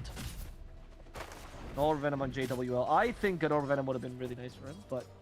There's Blightstone on Apollo, which I like. He's clearly planning for the lane. I do like he has Wraith Band here. He feels like that Blightstone is going to be a problem. Already kind of getting that extra armor. Yep. It's one of the few cases that actually get that item. Wraith Band is pretty bad, but the armor always goes to... I agree. It's like if you would consider building Mega Protection normally, I feel like Wraith Band is a good idea. Yeah. I like this lane a lot. I actually think they can win, if I'm honest with you. I think the Tusk versus Monkey King and Dawnbreaker. I think Tusk and Enchanter can win if they play this. I agree. Already have a creep. Yeah, I mean this is the best creep good as well. The God's creep. Yep. You do the triple hurl boulder here on this hero, and it's very difficult for anyone to withstand that damage. Use it. You used it once already. Now you get the shards. You can use it twice. There we go. Beautiful. And you can actually keep the shards now for a while. Don't lose them. Oh well, that was a mistake. You lost one. They actually last for 50 seconds. So you can actually take a second creep, and you're gonna continue this. There's no point in you actually harassing with the shards. Kind of a waste, honestly. Lou is actually struggling here. His bottom's delayed, and Lou be forced to get this room without the actual bottom. A nice enchant. There we go. The Jingle Master got taken away. Yeah, he has to go for the runes though, otherwise MVP. Oh, never mind. He's just gonna let MVP take it. That's weird. Considering you worked so hard to get to it. Kagome does die in the top lane. Like I said, this lane is just looking pretty good. The Dispel is really powerful. Yeah, he dispelled the Jingle Mastery twice in the duration of this engagement. It's a good call, honestly. That Enchantress, like swapping the lane of the Enchantress might have just won. This is actually something that can snowball really hard off of, because then that means the Tusk is a justified pick. She's another Golem. She saved it. Here we go. And Monkey King's farm, all things considered, isn't that bad. He does get the Orb of Venom. They have double Orb of Venom in that lane. Usually don't see that very often. Oh yeah, that's true. Not a big fan of that, to be honest. What? Yeah, I see this. I see Salad. They were thinking of TPing in, but Enigma is a little bit too much of a nuisance. Lewis is being chased down by PP. We have a Crypt Swarm, but it's not in range. So Lewis will be able to run out.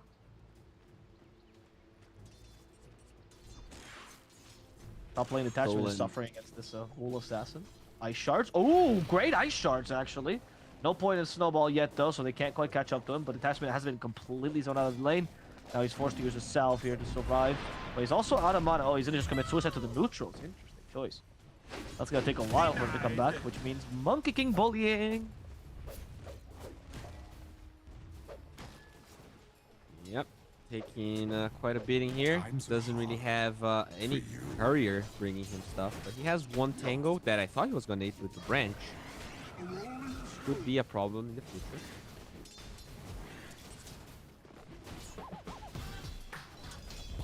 Pretty passive game. I guess like Enigma games in general are gonna look like that. Do you think the build here on this Tusk off lane? Oh, the Spike Carpet is not good enough. It's actually gonna allow them to get the kill on Akashi with the Avalanche. So, Grimm's there's where the Nyx Assassin being a 5 comes into play. It's just really weak lane. He is. Dude, every game, LG somehow always gets kills in the lane. I don't think there's a single game where he didn't do really well in the lane. Maybe that's why they just drafted this hero so much for him. AWL.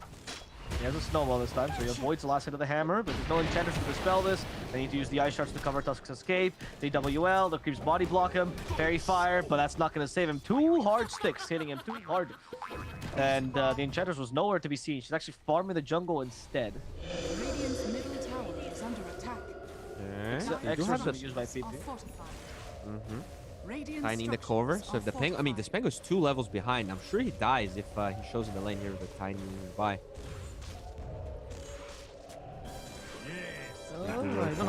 PP. Sent back. We don't have Rolling Thunder just yet, but we go to Swashbuckle, and damage is all they need right now. Avalanche. It's somewhat cancelled by the Spike Carpus, and Apollo. Good rotation. At least they managed to equalize this mid lane a little bit.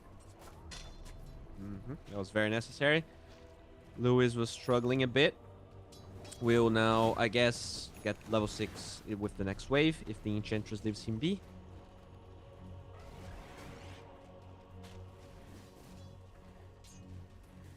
Do you think that Tusk is just gonna go like Blink Axe, like the mid Tusks, or is it gonna go something different here, like a Wraith backdrop of some sort? Yeah, I don't think. I mean, Blink for sure. I don't think the Axe is necessarily the build if you're an offlane Tusk, because you're not gonna be able to farm as much. You also get more points in tag team usually. Though right now, JWL, well, he's being crushed. Oh, actually, good snowball, but the ice shards block the creep. They know more or less where he's going to. That's not gonna help him. Nope. JWL. He does manage to avoid the hammer somewhat, but there's just nothing he can do. That salve takes way too long. Bottom lane, we see a black hole from LG. They're gonna find Akashi. Akashi is dying through Adlon Sprout to get rid of the vision, but the Avalanche tough potential TPs. Akashi is unable to survive this, as here comes a rotation from the Pango, hoping to turn this around. Toss does not return to the Spike Carpus. Interesting. But Tango has no mana, you're right. So there's no way to kill Salad. Top lane, we continue this aggression. Apollo, the target. He doesn't have Untouchable. We do have the stun from the Centaur, but he just can't come out due to the Dawnbreaker. So Kagome is capable of destroying this Enchantress once again. Radiant's middle tower is under attack. Very interesting moves here from GrindSky. That TP with no mana, the Tusk just dying twice. He has no boots. He went for a very greedy build. I'm sorry, yeah, now he has boots, but for the 2 kills that you saw, he didn't. So just a pretty good advantage in all lanes for LBZS. The only problem was PP dying mid, but he still did a lot of damage to the tier 1. So it's not, you know, the end of the world by any means.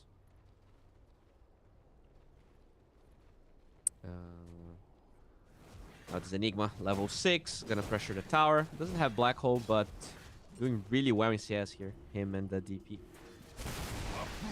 Now rotating.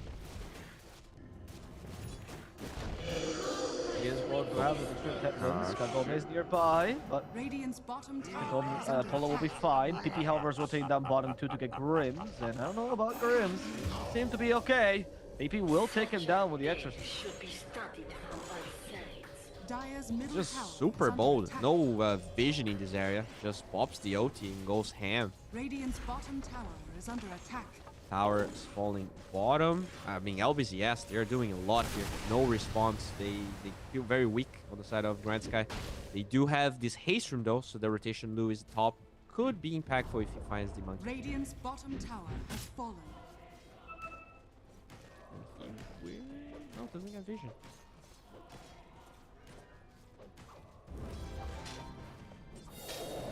Dire's middle tower is under attack.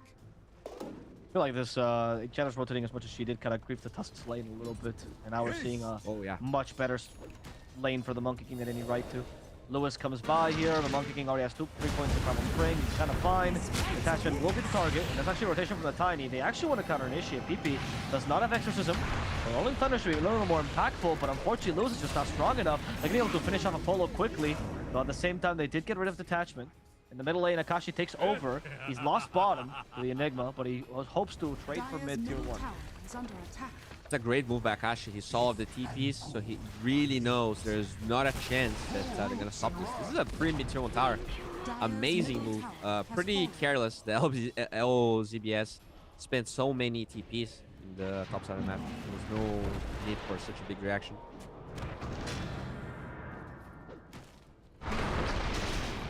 Try to swashbuckle by him.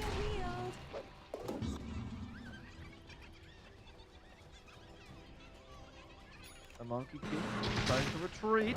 The shield crash will hit him and slow him.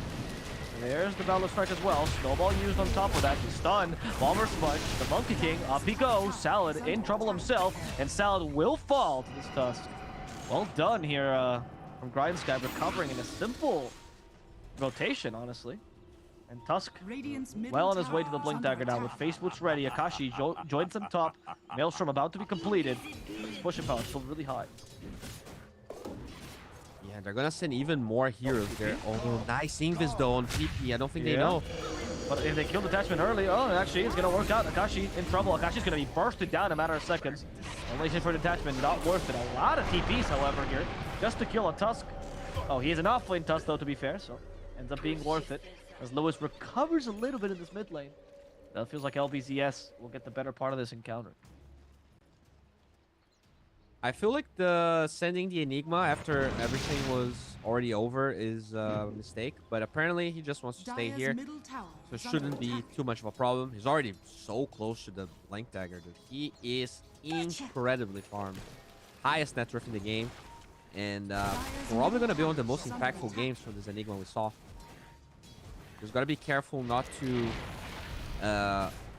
grieve your Monkey King, because I've played a lot of games where I was Enigma with a Monkey King, and it's very easy to break his trees by mistake depending on how the fights go. Radiant are scanning.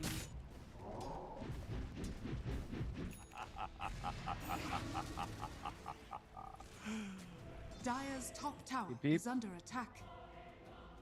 It was nearby with a Vendetta, but he's not going to see the DP. Instead, they're going to go for LG in the top lane.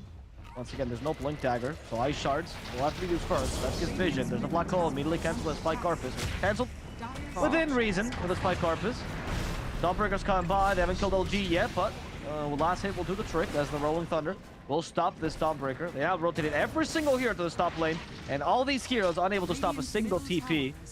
They're trying to push this now, but PP will do the same thing that Akashi did earlier and push mid in exchange. However, he saw mid rune, so of course he got distracted and won't take the mid tier ones. Dire's top tower has fallen. Have you seen Kaya first item in Death Prophet, like, ever? Precious bounty. I don't feel like that's very just common, Kaya, right? no. Well, no, actually, the build now on DP, the last build I saw was actually to go for the E-Blade. It's very popular on DP. It's very strong on DP. Yeah, I like it a lot, actually. Because JWL's down by that. Kaya amplifies your ghost damage as well, so it's actually pretty synergistic with DP. You know, I know about that, but it feels like this hero is so squishy. You're against this Nyx, potentially an Orchid, the Nature's Prophet, but he is feeling safe. Let's see if that pays off. That being said, top lane, they find said Nyx. Oh, nice. Damn.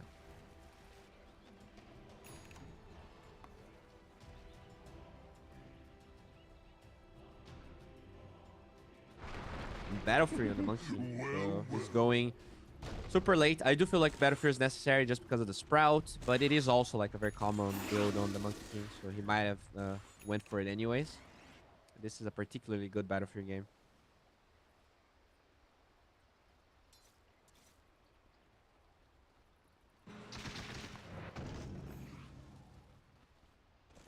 We'll see if they can punish the speed, though. Akashi should be faster than this, and he's now nearing that time where he gets the shard as well. The pushing power should be higher for GrindSky. But they need to be able to take advantage of this, and I think they need the Tusk Blink Dagger to really come into play. Lewis already got the Fusel Blades, pretty good. Yeah, he's very, very farmed. Well, not really that farmed, but the Diffusal Blade makes him very useful. Gets this Invis rune.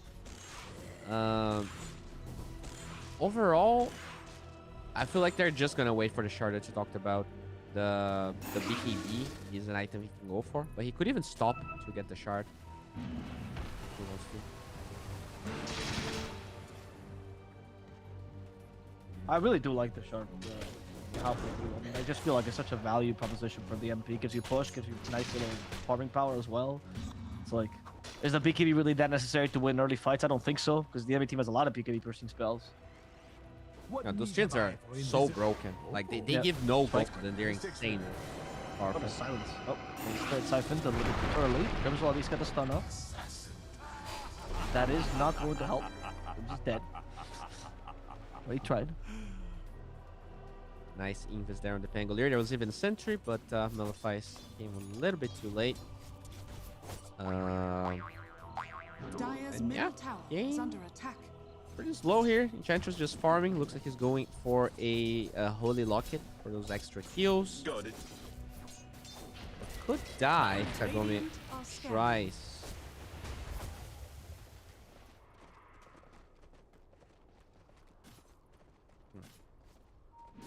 I guess he's waiting for a connection. Yeah, JWL could be it. Silence. Yep. He's quite fast with the phase boots. JWL, go. Oh, he snowballs to avoid the primal spring because he heard the sound. Sounds are scary. He dodged the ice shard. Maybe just tag team and punch. Nope. No time for that either. During this time, they're really just farming on Akashi, though I do feel like since you just got Blink Dagger on Tusk, maybe a smoke was in order for them? I don't know. Felt like a really weak Blink review. I definitely agree. They do have some aggressive vision in the in their part of the map. Could be a good play, but they don't seem to be in any rush, and I do feel like the late game adventure is gonna be LBZS, even though the Nature's Prophet kinda scales really well. Like you have this Ench Nyx, and this Nyx is very underfarmed. He is behind the Ench, by the way.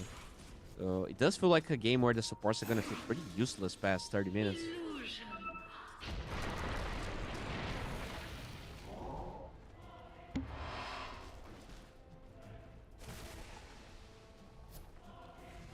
I kind of have to agree with you. I feel like the Ench had to do... I honestly do feel like this game was all determined because they literally put a great lane up top and they ruined it when Apollo decided to leave the lane. That kill mid was kind of justified, but afterwards it's like, just come back, bro. Like, you literally was saving Tusk from the Monkey King lane. I don't know, it felt odd. Especially considering how much success they had early. I don't know why he thought it was okay for him to leave. Yeah, he felt like maybe the mistake was also Tusk not getting boots early. He got Bracer and Soul Ring before the boots. Right, which indicates to me they missed the fight with Enchanters, right? Exactly, yeah. It's either someone definitely to blame there. Miscommunication for sure. Grims will probably die again. Yep. He has Impale. Start F in a row. He's like, all right, you know what? I'm going this way. Got Impale up. No way. Grims is actually getting out. I love that he has 2 smokes at the seat. He's just been waiting for a timing to use these on, but nobody is indicating this. We finally got BKB and Nature's Prophet. This could be the time. Okay. Yeah, and he has the... Okay, he actually had the most OP item, but it's really good on Pangolier, which is probably why Lewis will eventually get the Brigand's Blade. But I agree. They should definitely go for smoke. The Blink on the Tusk. If you can just burst this Enigma down, the team fights are going to be very easy. I feel like before there's BKB on the Death Prophet. Wait, is this the BKB flying? It is. Oh, okay, yeah. So pretty good time. I hope they scout this out because it is definitely scary. That turns team fights around completely in the favor of LBZS. Unless you get a really good Nyx connection, but so far he's really struggling. There's a lot of sentries. The vision game from LBZS. Much superior than what GrindSky is doing. Paladin nearby. Grims are not going to be caught there. Akashi TPs and goes to the Ancients. Oh, I thought it was TPing somewhere useful. He's just going to go farm north. I'm sorry. I hypecasted that like I was born. Sorry, don't lie. LG. I don't know. He stunned himself there. Actually. Oh, it's the Malphite. And they gotta kill him, the enemy offlane. Not too bad. Lewis will continue this. In fact, Akashi this time is a hype TP Bowie. Laugh now, as he's coming over for Salad. But in the bottom lane, they're killing off the supports. It doesn't matter too much as long as they can kill Salad. Akashi takes the BKB. EP also has his own. Lewis. Oh no, he's feared. Oh no, never mind. He just jumped onto the TV, walked around doing nothing for a while, and now dies. Okay. I thought he was feared because he was doing nothing, but he chose instead to just... That was his choice. Detachment is now in trouble as the Sprout hits. There's the Treants, body blocked. He was backpacking his items. He was really wishing for his blink dagger to go into his inventory, but I ended up going to the backpack, and then he died as he tried to backpack the blink dagger into his main inventory. So, that explains exactly what was happening. Thank you so much for happens that. to all of us. You think you understand how the courier is gonna bring your items and equip them in the inventory, but it never works out as you think it's gonna be. Yeah, somehow.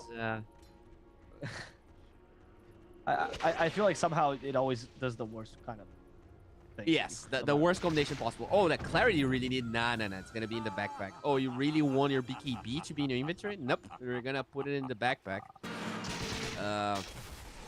And I mean, this game, dude, is so passive that I really feel like it's just gonna benefit LBZS eventually. This Monkey King is gonna finish a BKB very soon.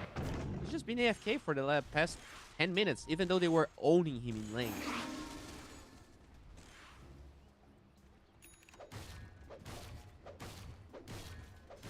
Blink dagger finished on Grim. This is the point of inflection apparently they were looking for. The Nyx Blink dagger, also on Lewis. They're gonna fight this. Go for the DP first. The stun hits her. She'll crash as well. They need one more stun. They get it from the Rolling Thunder. But is the damage high enough? It is. DP's dead. In exchange, they did have to lose the enchanters, but it's fine for them as Akashi. I think he TP'd to the wrong spot. Now the black hole is available. It catches Akashi. Someone stop this. There's no way. Wukong's command gets committed, and Akashi just trying to run out. Grims gives him the chance to. Akashi makes it out alive. Grims will die though. JWL might join him in the grave. It's going to be GrindSky losing 3 as LZBS. They do at least. Sorry, they only lose the DP, which is okay for GrindSky, all things considered, but there's a lot of resources for only a single mid lane. Yeah, the DP for the Nature's Prophet was really weird because they got the DP kill and he TP'd like into the enemy triangle and had to walk down. So even though he has all the network, he wasn't really doing damage to any meaningful targets. Even gets Black Hold, he kind of baits the Nyx in to cancel it. They do get the cancel, they save the NP, but as I said, a lot of resources being used just to save that guy. But now, there is no Black Hole for a while. Maybe they can go for another play. Maybe they could sneak Roche. I think their team is pretty good at that. You have the Blightstone plus Lucky Shot and the Edge to tank the hits. There's even a double damage bottom that they do see.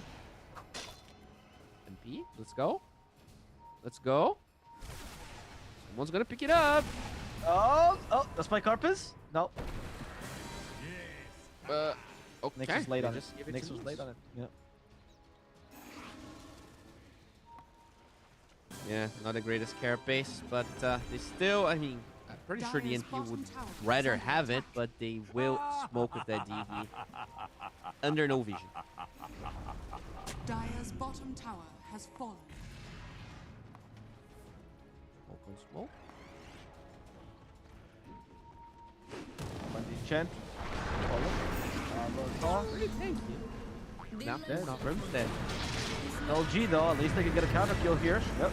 Spike Carpus cancels out the Solar Guardian to stop the healing. The Diffusal Blade might actually set up on the Monkey King. There's still double damage on this Tangle though. As the Rolling Thunder tries to save his Tusk's life, the Snowball will help a little bit too, but the Snowball is not going to be enough. As he comes out, he just dies. Akashi joins as well. The BKBs are going to end soon for LZBS, but Akashi, even his own, is not enough to deal with this DP that just tears right through him. As Apollo slows down the Monkey King. The Monkey King will jump back on Apollo. There's the Avalanche use as well. And that should be enough. Salve can't actually hit him. Apollo's healing back up. Throw the tree to stop the Salve at least. Pango comes by, and Kagome will finish off this Enchantress. Yeah, just a bad call from GrindSky. Like, they smoke on the worst target possible, right? They did, but they had no Black Hole, so they used the smoke to kill a hero that actually had no contribution. And then they buy back the Ench, knowing that there's, like, Death Prophet with BKB OT, Monkey King with BKB OT, and they decided to take that fight. I don't know why, and it ended up pretty bad. The Nature's Prophet dies with BKB turned on, and I guess the good part is there's no Exo. But the bad part is BKB Black Hole available for LG already. I don't feel like they're really using those power spikes well on GrindSky, and their draft's supposed to be like ahead right now. I agree. I feel like LZBS is the ones that are using those power spikes a little bit better. I feel like they've utilized this DP really well, honestly, and she's had a lot of impact. Akashi, he hasn't fallen off yet, but the Pango certainly has. The assassin just gets destroyed, and the Roche is an option here. Exo doesn't deal any extra damage now, though, so it's not necessarily a necessity. Roche. A while though, so yeah, they're gonna fight back in the mid lane where Black Hole catches the Pango, and Pango will die. Kagome goes with the stun, catches the Enchantress, Alatos, and that's a dead Enchantress. It took a while, but they got it. In addition to a tower, PP. Now, probably gonna go back to the Rush pit, right? Yeah, with the help of Kagome. There you go. Hey, oh, that's a free Roche. Akashi did get the shard we were talking about. Gonna be some split push going, but they doing this pretty fast. I think they could defend, although they do scout the salad. Will he get to dressing? No, some Koreans, they missed the impale. Good first step though. Almost saved him. Who got the Aegis? It's the Monkey King. Makes Assassin in trouble. I hear a snowball however from Jewel. To nothing. Just the fun. Are you afraid of any the Scotty, man? I don't know what Akashi's supposed to do. As a range hero, I think it's first step. I mean, the Scotty is really good because it counters both the healing and the skin, but it feels like they really lack damage. Like those supporters offer. We talked about it in the draft. Like the supporters offer no damage. This Tusk also doesn't offer damage. He went Blink BKB. And the Pango, you know, he's doing some stuff, but they just feel very far behind. Nyx got no, like you would expect this Nyx to like find people so the NPTPs and kills them, but every time he finds someone, he's under a ward, he just dies. Not a big fan of the way GrindSky is playing. Bottom tower is under attack. I do have to agree.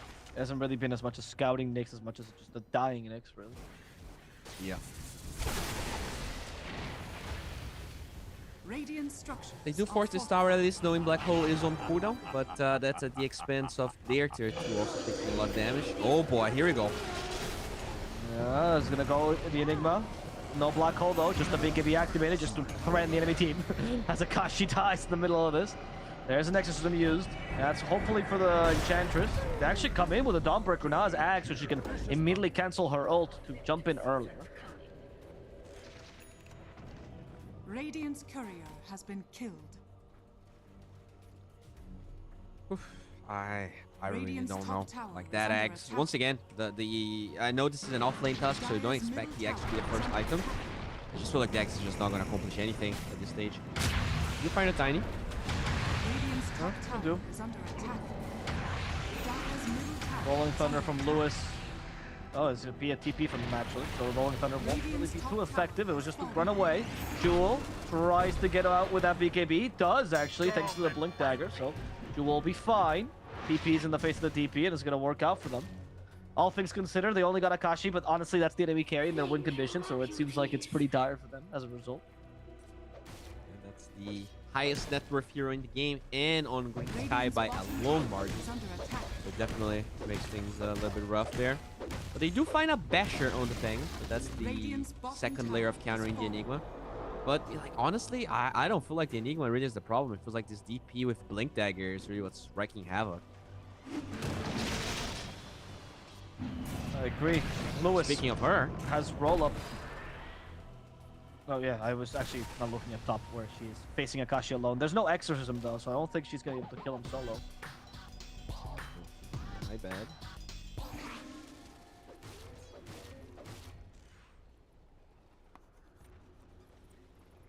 He does get the talent though on the NP. That could be, I mean, that's actually really impactful versus the problem is that she's getting the jump. It was really nice to see GrindSky going for like one move for a Danish. But then she just dies. Stuck with singing to rabbits. Fighting's not your thing. Chat over now. Maybe that's gonna help. Yeah, a little bit. It's burst attack.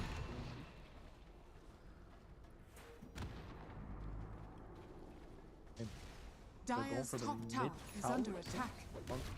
Radiant's middle tower Basher's is next under item. attack. Feels like this team is finally warmed up and looking strong. Yeah. They're looking really good. Yeah. Dire's top tower. Radiant's middle Up for the tower push to continue. Oh, they didn't get a toss off. Salad actually just got baited into that BKB. Or staff, but never mind. The Pango just got baited. He might just get destroyed by the Monkey King. Like this, the Wukong's command just in case. Lewis will be able to now roll himself barely away. Lewis won't die just yet. However, we do have Exorcism plus Wukong's command, both activated. A little bit difficult to fight against them. There's a Scotty MP hitting now. As Obi also has his own Scotty. Someone needs to jump over to him. is under attack. Attachment still covering the back lens with the Solar Guardian.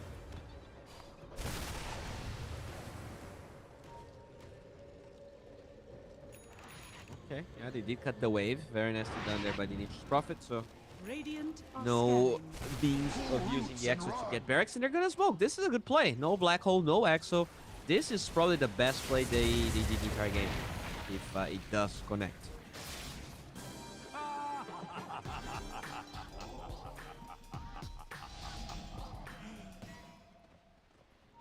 Will it connect though? Illusion. Maybe a tiny. Yeah, I don't think it's gonna. Tiny's not really worth anyway. Like, I mean, even if you go for that, it's like you might as well take the kill, but you're so far ahead that so you're so far forward that they might just punish you for it.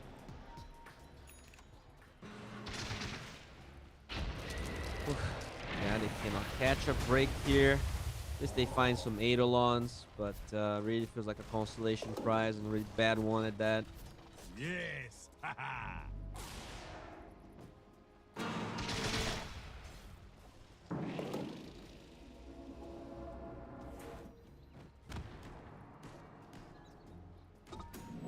Is there a neutral item here that's like very impactful? Oh, there's a Philly on the Nyx, so even though he was struggling, maybe he'll get that X.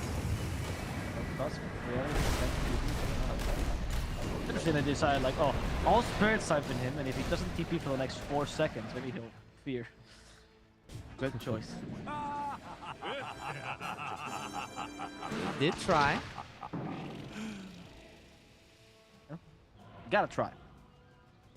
Dude, if you don't try, might as well. I mean, why would you play a BO5 that could actually earn your team $4,000 if you're not gonna try? It's a fair amount. Better than a stiff drink. It is.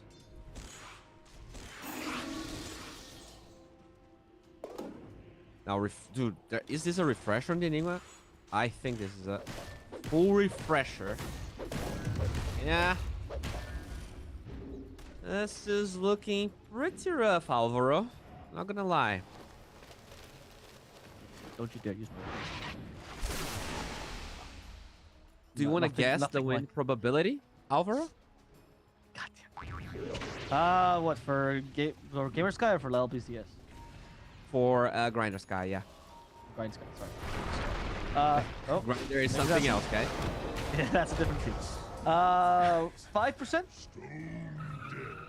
Very close. 7%. After this kill, 6%.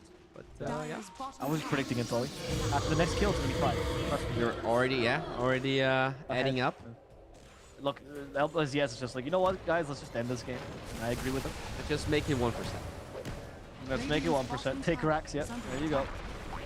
And there's no defense here. Oh, what did he send back? It's Enchantress. Not that big a deal, actually. Black Hole catches the Tusk. Not that bad, but you kind of want something before the Tusk, yeah. Well, actually, cancel that. This is the swashbuckle, right?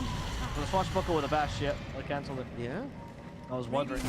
PP should still be fine. He's not going to heal off the Exorcism. They tried to Walrus punch him into the air. That didn't really work out. Exorcism start healing him now. Solar Guardian helps for sure. Boundless Strike actually caught Takashi. And we don't have a Wukong's command just yet. Doesn't really matter though, because Takashi just died to the crits here for the Monkey King. There he goes. Down he goes, rather. As Tusk goes in, another attempt. Walrus punch. Come on, buddy. This time is the good one. They're going to catch attachment. Detachment.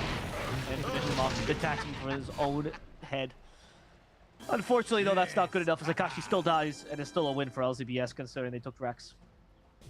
Yeah, a couple of mistakes there. LG popped the BKB for the second black hole, but didn't really find anyone. And the NP, even though he died, actually cut the wave, which meant they couldn't go for the second lane of barracks. So This NP, like, it's rough because like he's 5 and 6, and you can try and use him as a scapegoat. But I really feel like it's in a game where it's so hard for him to play. Like he did a lot of good things. I think his attribute's fine.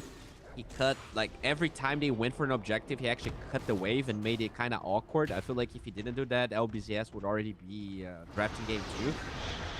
And they find an Nyx. Indeed. Nyx is going to be, again, quote-unquote scouting, but it's mostly just suicide. And probably if you're LBZS, just wait until the next Roche, or sorry, you don't wait until the next Exo. So you could just Roche now if you wanted to. Is there any good shards that you really want? Enigma, I guess? Yes, it is. Oh, yeah, the Dawnbreakers. Oh, true. One of the best, I would say. Yeah, I think Top it's probably 5 best shards in the game. Yeah, it's really good. All right, Luis, dude, I gotta say, I don't really understand why, but this tournament just loves Aderlands. I think I've never seen this many Aderlands in the game ever. Pango, I don't really see why you definitely go for anything from Pango. Does not affect shield. Yeah, like it really just affects Swashbuckle. Yeah, like you want the Octarine, but I really feel like the eggs before the Octarine is probably more impactful. Yeah, he just got the Octarine. He does have an Arcane move. That's gonna be actually didn't go for Roche, by the way. Oh, here's the black hole. Top Pango this time. Etherlens me now! Etherlens me now! Anyway, that's gonna be a dead Pango. Shivas for Apollo. PP's just gonna do the frontlining job. Assassin, I don't know where that Impale is going. But certainly not for the enemy heroes.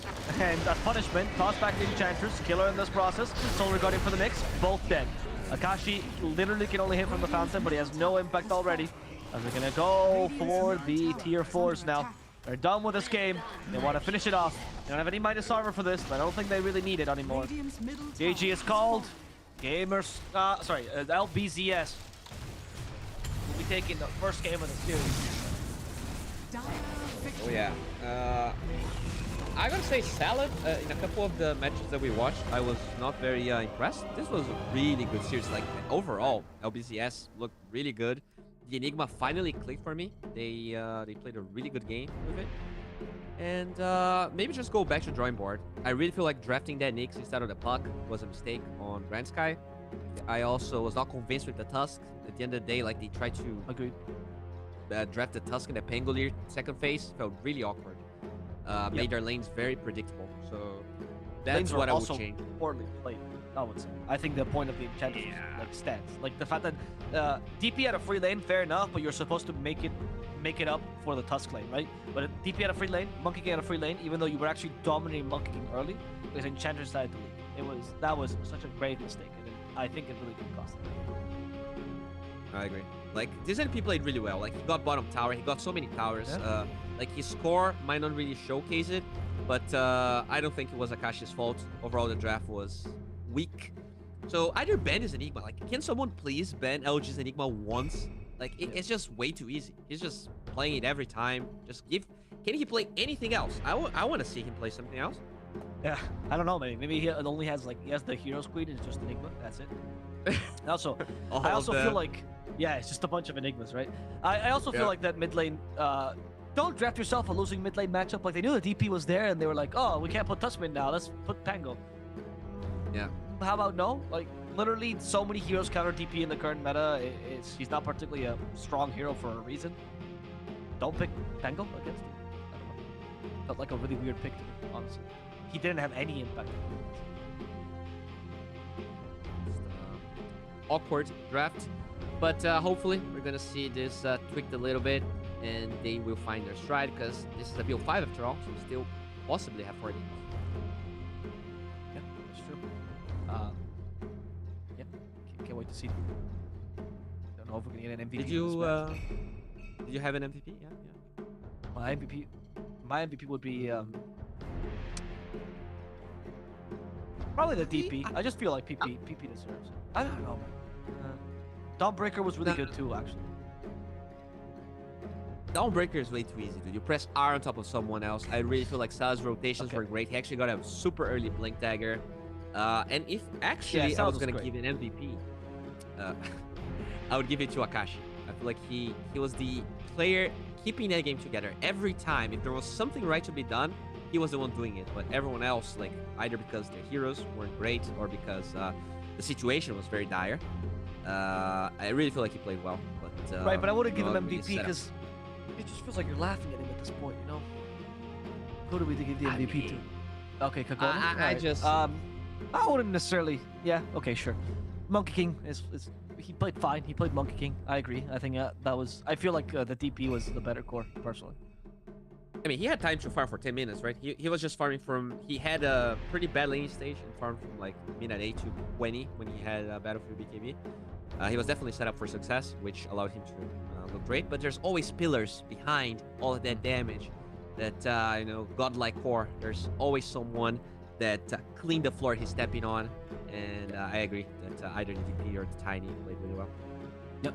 I can't wait to see who plays really well in the second game as we take a small break and wait for game 2 between LBZS and GrindSky.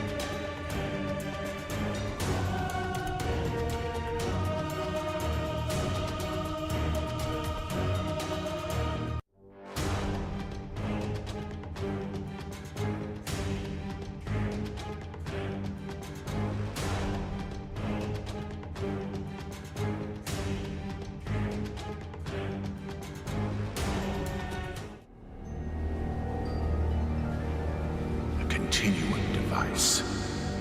Here all along. I knew Valora was lying when she said Mars destroyed you.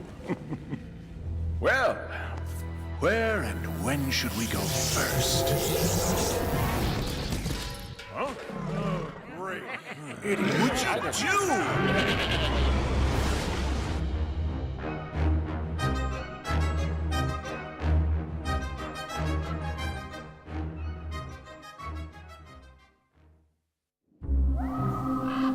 There was a thing in the woods.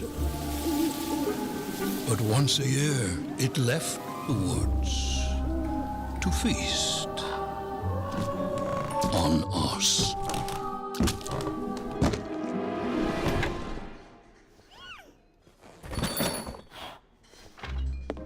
Then one year, out of the woods came nothing.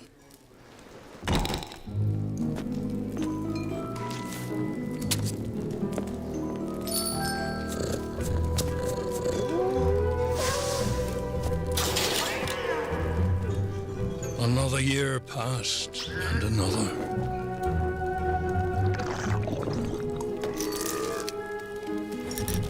Over time, we forgot our fear. And turned our backs on the dark.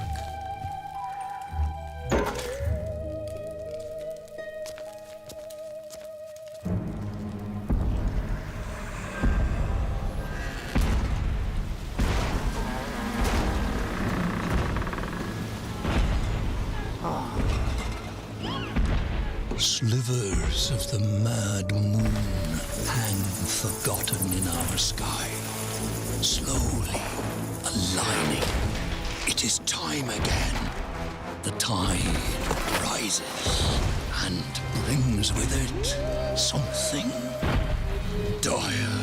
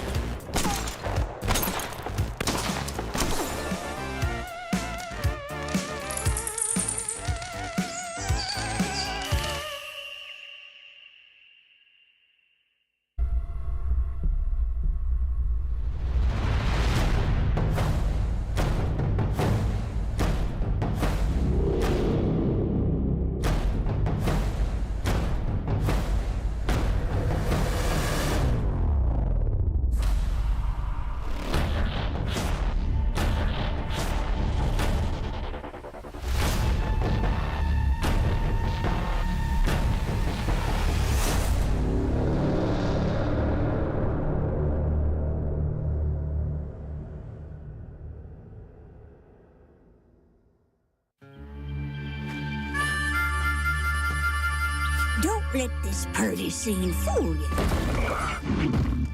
This world is a dangerous place. When you get to be my age, you'll see friends come and go. It's important to take care of the ones still kicking.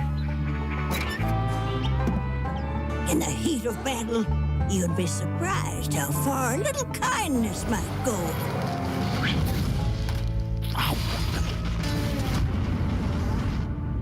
But not everyone deserves kindness. Hello, Auntie. This all you brought? Yes. Oh.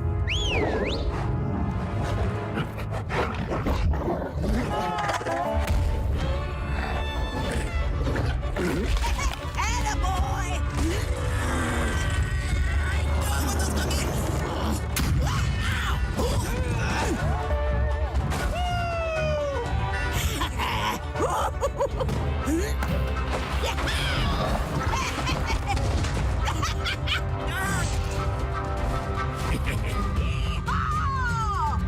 I didn't offer to share.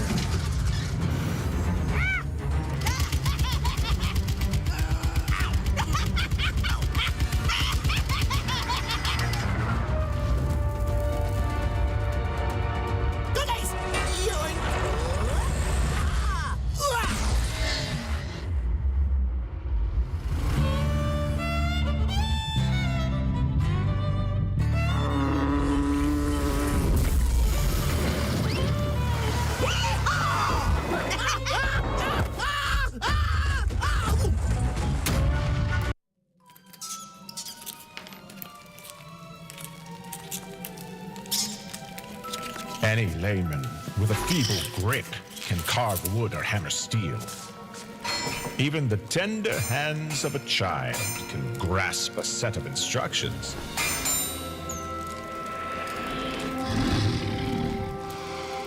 But to create something takes rare hands, shrewder hands, handsome, brilliant hands.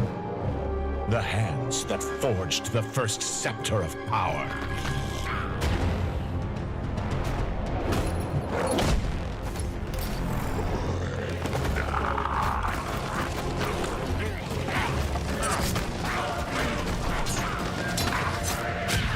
My hands have slipped through dimensions, touching things that warp the mind and test the mettle of the strongest will.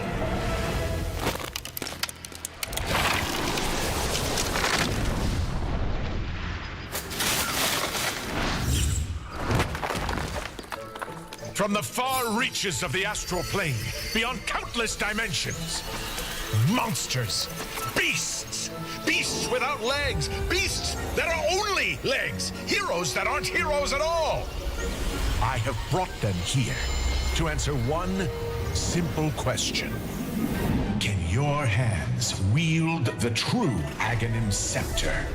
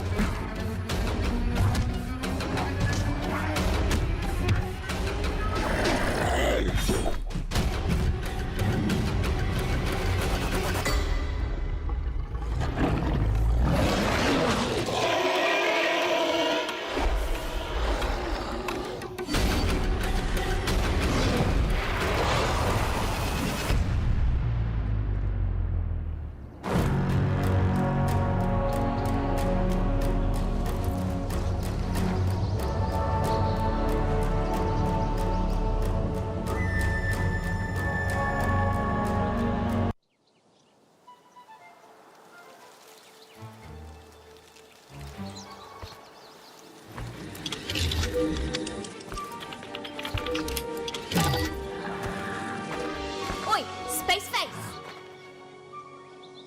Crack one. Haha.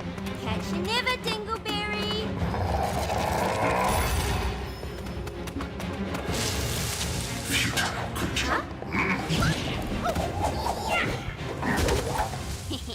Munted.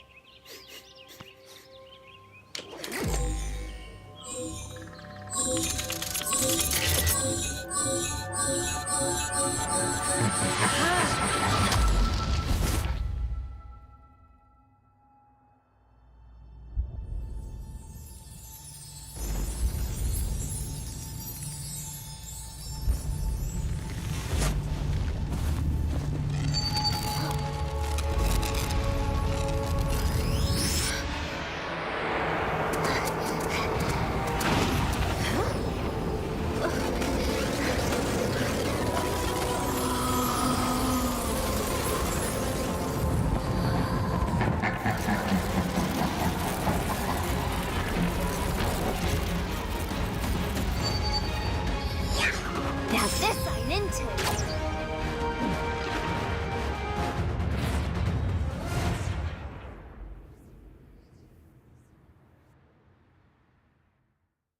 Hello guys, and welcome back to Game 2 of the Grand Final for the Top Clans Esports Tournament 2022. We have LBCS versus GrindSky Esports, and first game went the way of LBCS, sorry. They looked very good, honestly, in the first game, but they also kind of outdrafted their opponents a little bit. What would you say? Yeah, I would definitely say that. I think they're also playing in their comfort zone, right? We talked about that Enigma never really being dressed. We talked about GrindSky even outdrafting themselves with some questionable picks here and there. Hopefully, we're going to see a better showing because I do feel like GrindSky is actually very skilled, but they didn't really have the pieces to make things work in game. Yeah, they're capable of 2-0ing all the competition until they got to this grand final, so maybe in this game number 2, we'll see a little bit of a resurgence from them. We're going to have to find out, though, as the game is already underway. The puck is spanned out this time by LBCS, so they're not going to let that go to the second phase at the second time. They're not going to give that opportunity. And then the Enchantress by GrindSky, they still highly value this team ban. You're playing against LBZS, and you don't ban Enigma because you can counter it. And, yeah. I mean, they sometimes win, sometimes lose, I suppose. Yeah, they did lose once. I mean, definitely today they lost once, but they are 3-1 today. 10 seconds. We'll see if how that score is gonna fare at the end. I guess GrindSky could pick Enigma if they want to. They have first pick. That's gonna be the Marcy. Yeah. Okay. Nothing too special, honestly. I'm not the biggest fan of the Marcy first pick. I think this hero is generally overrated a little bit. I'd rather have Tiny first pick if Marcy. Well, he's just a flex, so there's that advantage of the hero a little bit more. Yeah, for sure. She, I feel like she is, like, her stats are terrible. Like, if you look at the win rate, She's like at 40-something% right now. But I do feel like people are eventually gonna figure her out. She's like, she definitely has a lot of ways you can play. You know, we talked about the sidekick. We talked about even offlane Marcy being something that some of the teams in the tournament are trying out. I would love to see a Marcy 5. I think I've seen them play Marcy Auk, and it's a super powerful lane because you just get level 1 stun on Auk, Marcy dispose, and like it's really easy to just crush with that lane. That's something I would love to see. I think actually Auk does really well against Enigma, which is something LBZS love playing. This is an 8th pick Auk if GrindSky goes for it, which is probably why LBZS is not like just picking the Auk, because they are usually pretty fast in the first phase. Oh, it's actually, yeah, right. What's happened? Did we have a problem in the lobby here?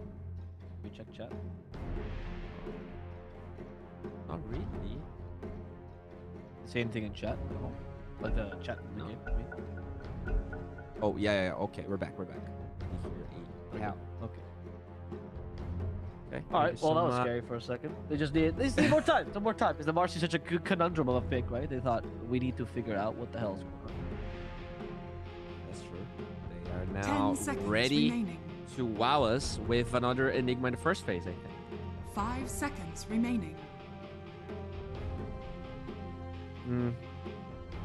But yeah, as I was saying, like I really feel like Auk could be a good response. They never really flex that Enigma. You know, we're always talking about, oh, it's gonna be 5. No, it's always offlane. So I would just pick the Auk. I think it's one of the strongest heroes of the patch, and with that Visage band, with Enigma just being so comfort for them, could be a good way to counter if you don't want to ban the hero whatsoever. Pick.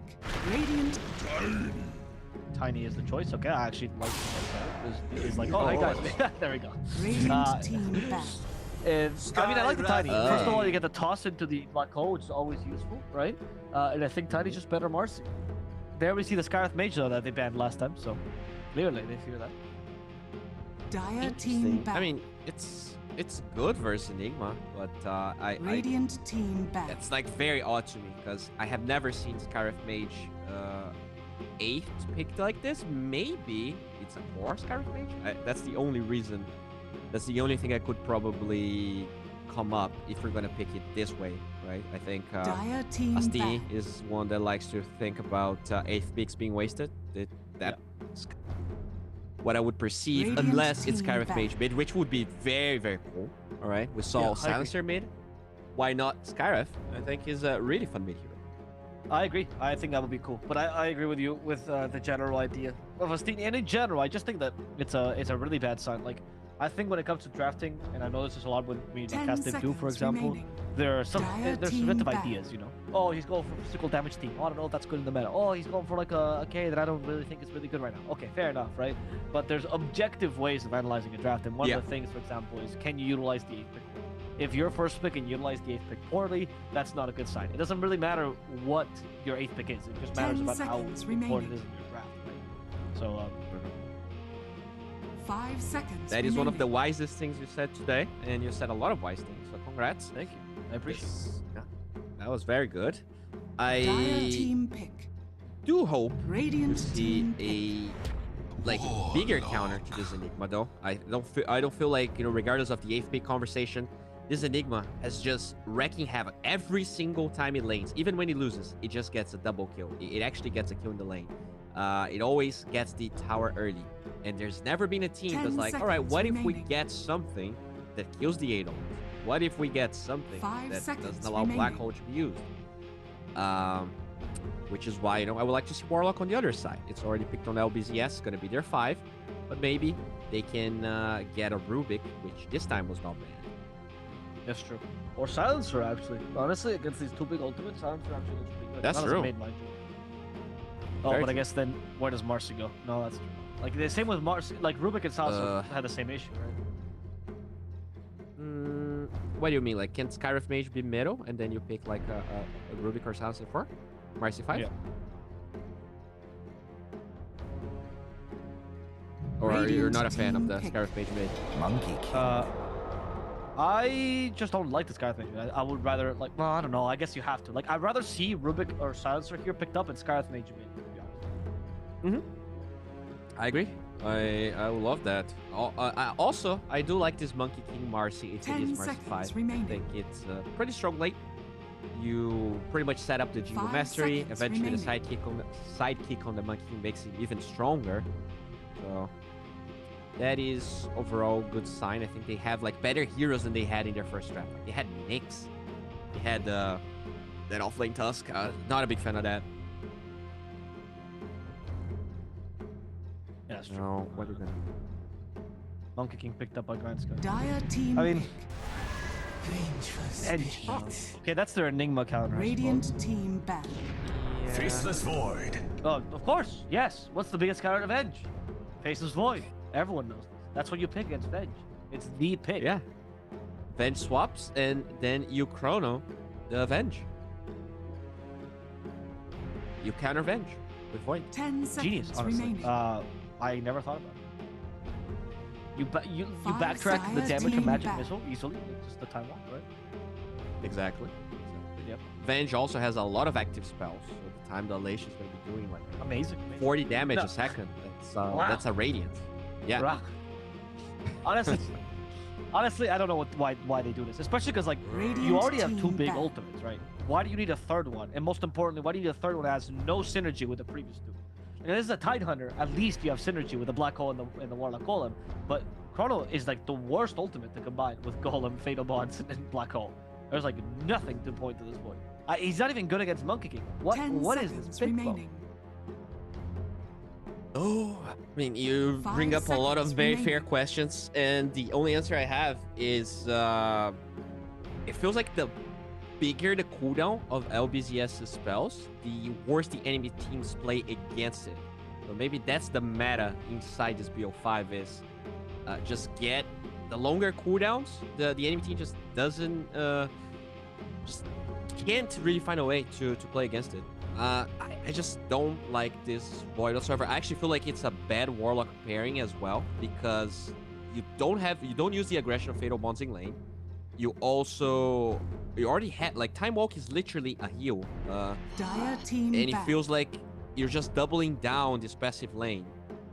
Like just not a fan. team pick. It is an okay Monkey King matchup. It's not a bad Monkey King matchup. I do feel like you win the late game against that, but just feels odd. I don't feel like they have any damage inside Chrono, as you said, but you do have like this Pokeball sort of effect if you Chrono the Golem. Like it's gonna be encapsulated. 10 seconds remaining. I do want to see that. Cool. That's cool. But, Yep. like there's no use to it whatsoever. 5 seconds remaining. It's still a Pokeball. Like it's not about it's fun. the case. It's the use case. It's about the style points, visual. which they Yeah. have a lot. The only thing I see going for Dire LBZS is team that pick. GrindSky Sports Esports the draft doesn't really make much sense. Suppose it's Venge offlane, which is not very good. So there's that, at least going for them. But I really don't think they drafted that great a draft either. They need a mid laner that just has damage in Chrono. So honestly, I'm thinking like Invoker. Invoker seems fine. 10 Invoker's damage is seconds good. remaining. Because you have the dispel for the Jingu on the Monkey 5 King. You seconds actually enable that void quite a bit. You have like 2 ways of getting those beautiful cataclysms. Yeah, no, I mean you have fatal bonds as well. Give me that. You may now select your Alright, heroes. that's just not that bad. It is damage in Chrono. Yeah. I'm okay with it. All right. I still don't love this, but I guess. Okay, I have to see. I just have to go GrindSky, right? They must be the superior draft. Like Scarif Yeah. Mage Venge, it's a lot of burst damage. I feel like the Warlock should die 3 times in that lane at least. He's gonna show up. He's just gonna be bursted. Yep. This Monkey King should destroy the Enigma. It's a really good matchup. And Voidless Shrek kind of ties. So you have 2 side lanes winning. I'm going all the way GrindSky, baby. Yeah, I'm kind of with you. It does feel like that. I'm not convinced, dude. That this massive ultimate team fight draft, it just doesn't seem that great. We need some damage inside the Chrono. We're gonna have to find out. I'm not entirely sold on Venge offlane. I think that's the oldest offlaner I've seen in a while. But Yeah, I'm not a big It's a fan good of Core Venge Venge. offlane. Last time I've seen Core Venge, it was Leo style, and he just rushed eggs and he lost the game very painfully. It was Div 2 hoping. SA? Yes, Div 2 SA. I was not impressed whatsoever. So I have my reservations, but I still just cannot. I can't really support the Enigma Warlock Faceless Void. It's very hype. It's very cool, but conceptually it should be abused. And hopefully we're gonna see GrindSky do it here. I think this is also objectively a better draft for them versus game one. The Nyx Assassin was just a no-no for me. We'll see what happens.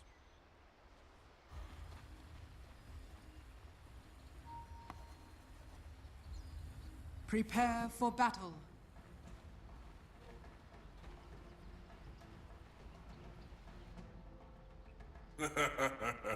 Also, I really like the Monkey King item build here. He actually ended up leaving with the Blightstone. So he's going straight up. I'll kill the Eidolons. Probably going to get that Boundless Strike level 1 and almost one-shot all of them. Level 3, he's probably going to be one-shotting them already.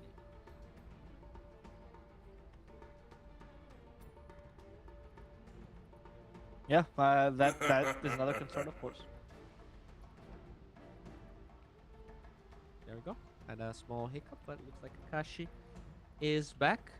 Unlike South America, this was not the mandatory pause, the siesta pause, as I like to call it. It's just the... Bro. Not sure about that. I mean, come on. It is mandatory by law. I'm not sure. You're doubling down on this? I'm Bowie. Just because you're Brazilian does not mean you get to say these things. This is a jab at Hispanic culture, Bowie. You don't get a free pass. I'm sorry to say it. I'm sorry, but we do have a lot of Hispanic heritage as Brazilians. Okay. Right. That's the pass. You're gonna use the American card, huh? My dad was once. Okay. Good to know. Exactly, dude. And I like this. Look, some proactivity here. They actually go up the high ground. They take the ward. They bully. They show who's boss. And oh, they cut the void. Oh, look, see, that's what we're talking about. He counters that magic missile. How are you supposed to deal with that? Like, Venge is just a terrible pick against Faceless Void. I don't understand why you would ever consider that. Oh well. No, dude.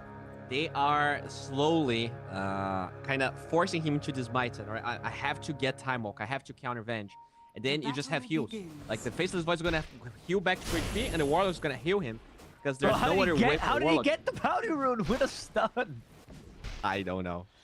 She mistimed the magic missile. I know, like, magic missile's not like battery assault level of stun. Also, what is happening mid? Oh, is Sticky gonna die? Are they ganking him mid before the game starts? He's gonna die. Oh no, okay. He just barely made it out alive. He's gonna deny a range creep though. Oh no. Okay.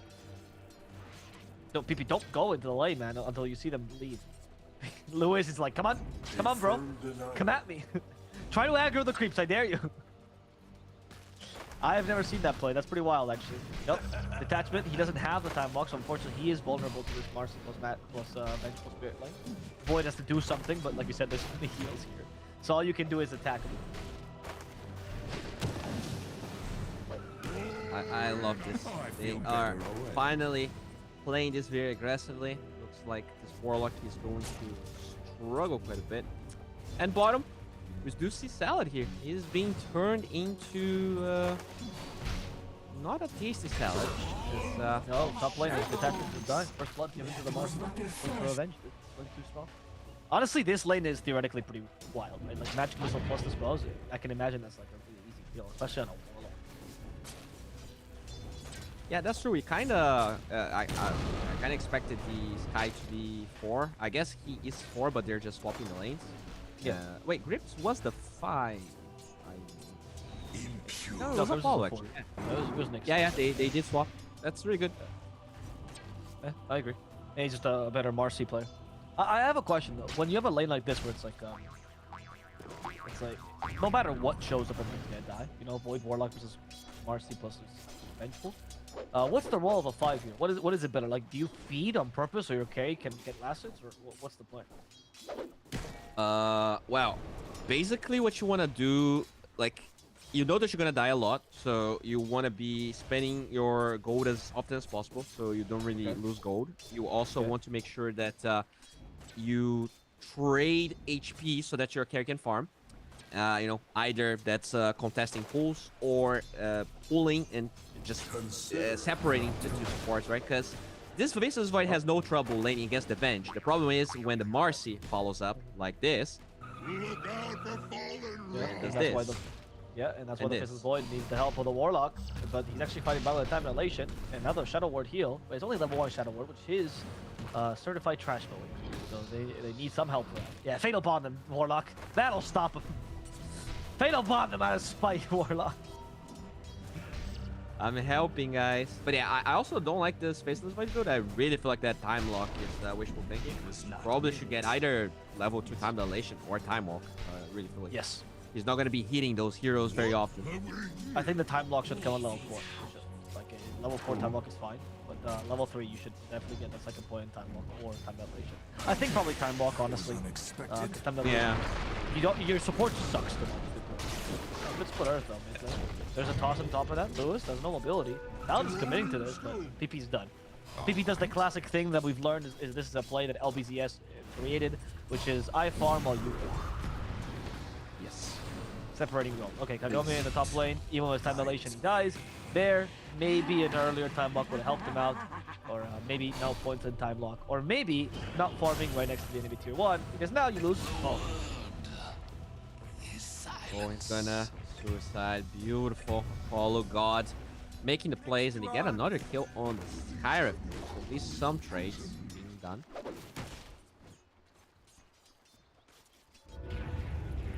Huh. Still though, Monkey King, highest net worth by pretty decent margin here. Just killing some of those Eidolons. Farming uncontested. Pretty good game for him. The score right now, it does feel like it's just kind of a huge advantage, honestly, for LBZ. I'm not really sure what game GrindSky is. Sorry, huge advantage for GrindSky. I don't know what really LBZS is supposed to do to recover. They don't really have any big points of inflection early. They were kind of banking on the lanes going better than this. I mean, you don't draft Warlock. I don't know why you draft Warlock in general. I'm not really sold on the Astini camp yet. I think like as Warlock you need a very particular type of carry. I don't think just speaking the Void like that was a good idea. Now I've never seen Void. I don't see what there's no synergy. I can guarantee you there's no synergy. But Rims, I think he is synergistically dead. That made no sense. I take what I please. But it's okay. I would say I would buy your product. Thank you. Someone that will convince us here is this Enigma. Like if they win this game, it's gonna be on the back of this Enigma because as you said, not a lot this Lash can do, but he is diving. Not enough resources to get it. People from the Lush. Radiant are For now. Yeah, he did go face. Oh, okay. Interesting. I mean, I guess. Oh, he is being destroyed in this lane. I don't think Lesh versus Void Spirit is that bad a matchup. Oh, it is not. No, it is not. I thought it was actually even Lesh favored, I'd say. Like slightly. Especially with a new Lightning Storm build. Mm-hmm. Yeah, pretty weird. I guess there was one rotation, right? But it was a tiny rotation, so that doesn't make sense. Oh, yeah, exactly. They do get the Arcane Rune TP. And now Akashi will die apparently, so I can just get the last hit. It's going to be the Avalanche actually who get him. In exchange, LG does fall as Lewis rotates here, but he forced a bit rotation, which gives Lush a little bit of space. Salad trying to get near his tower. We still have a magic wand on Lewis, so he wants to commit to this, and he will get a double kill overall. So GrindSky pretty happy as the Lush tries to push this tower desperately. Ah, that's why he's losing his lane. He went for Diabolic Edict build. Okay, that makes perfect sense. 1 point stun. Okay, that is yes. questionable. Yes. 1-3-1, man. Maxing Edict this day and age. Yeah, that is definitely not what you see from other players. Mid lane, no. They actually fight. He's gonna die twice. That's well done. That kill is worth it. Now it's a little bit of recovery from Lush. That's a mid. I guess it pays off that he has Edict now, because he's getting a mid-tier 1 tower at 7 minutes. Middle tower has fallen. Okay. That usually shouldn't happen though. So I'm not supporting the build, even though it did look pretty good right now. Radiant's middle tower is under attack. It was more of a GrindSky mistake. But one thing I want to say, LG, like even though the Void Spirit rotated bottom there, well, Void Spirit is also dead, by the way. Yep, it's kind of easy to run. Yeah, that's full recovery, dude. Flesh is back on track now. Definitely back on track. What is he going for here? Brings himself raindrops, going for arcing boots. So no travels, no greedy build. Just gonna create space for his void, which he definitely has to. PP in trouble. He is trying to outrun this, but unfortunately he's not going to be good enough at doing so as Akashi gets this kill as well. And bottom lane, Salad once more, but Salad's going to be found by a Void Spirit. Unfortunately, this silence is going to be crucial at securing this kill. No avalanche for Salad. Your death has consequence. Okay.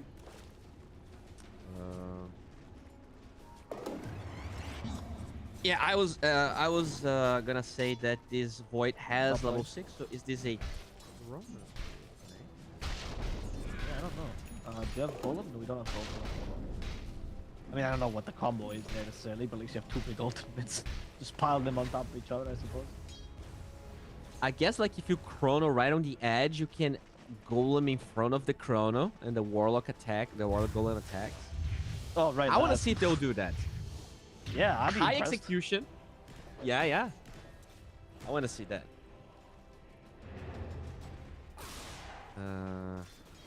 PP now going bottom with that edict. Pretty sure they could force this tower because I mean it's already very low HP anyway. So should fall.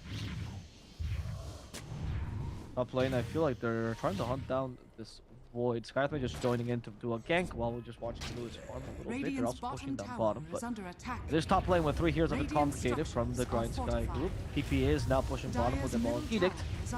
Hopefully this turns. There's a ward though. Enigma? They see the TP sky. top. Yeah, we have a black hole. That black hole catches 2, but it's immediately cancelled by the Skyrim Mage. Oh, there's the Chrono. Okay, second ultimate. We don't have the Golem yet. Don't need it actually. Avalanche is all the rocks they need today. Dire's middle tower. That's gonna be able to. That's the damage in Chrono, mate. Avalanche. Yeah, rock salad makes good salad, I guess, as they do fight for the runes and they find his lab. Alright, GrindSky punching back, they get the rune. But the state of the towers here, pretty gruesome. Already losing mid and bottom. So they're gonna have to get some towers, which they're very bad at. This is the one aspect in their draft that I dislike.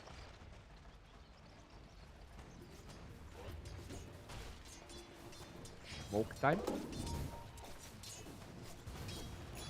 Oh, smoke. It's just Marcian Skyreth May. Radiant are scanning. They do have ultis, so I think the name is dead. Oh, okay, yeah, you're right. Declare. Yep. I suppose. One kill. Mid lane, the Void Spirit comes back because he's one Lesher to push the tower solo, but Lesher taking the tower no matter what. As Monkey King got forced to TP away on the bottom lane. Smoke now on the side of LBZS. And there's also a U-Scepter on Lewis, so not an item we see on Void Spears very often, but maybe a little bit scared of the time dilation and of the slashes running him down. Need some sort of defensive mechanism. Dire's structures are fortified. Ooh, I think this Void Spirit is very, very dead if he finds these two. I agree with you. Tiny needs to jump on him though. Nima's coming back from behind. Lewis actually is in a really good position, but should have seen his Aether coming out. Walks it. Palamon with the Avatos. There's the Golem Rock. Rock hoping to kill off Apollo. Apollo with a dispose. Sorry, with a rebound is hoping to give some time to escape for the eventual sprint. She actually manages to TP in time as TP gets distracted by this Void Spirit. So in the end, despite using a fair amount of resources once again, they only get a 5. Not that big. Or, yeah, 5. Void though, very early Maelstrom here. 12 minutes already. So he will be farming very, very quickly. And this Monkey King not going for the battlefield we saw game 1. So not gonna scale as much as we saw Kagome scaling. There is the Tiny. He actually does get an Abba out.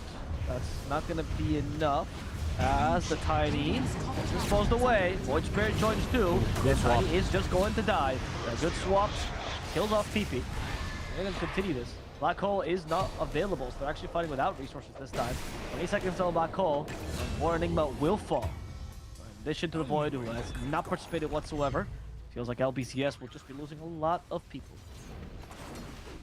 Yeah, I don't really see the point of diving tier 2s with no Black Hole there. So it's going to be a lot of money they're giving away. Akashi gets a double kill. And because the fight was so far away, the Void that has Chrono is super farmed, couldn't join. So just not a great move from LBZS. I think they should probably be playing around him, not trying to take the top tower.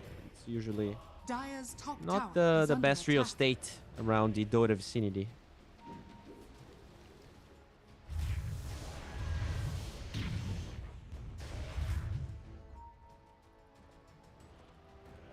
Yeah.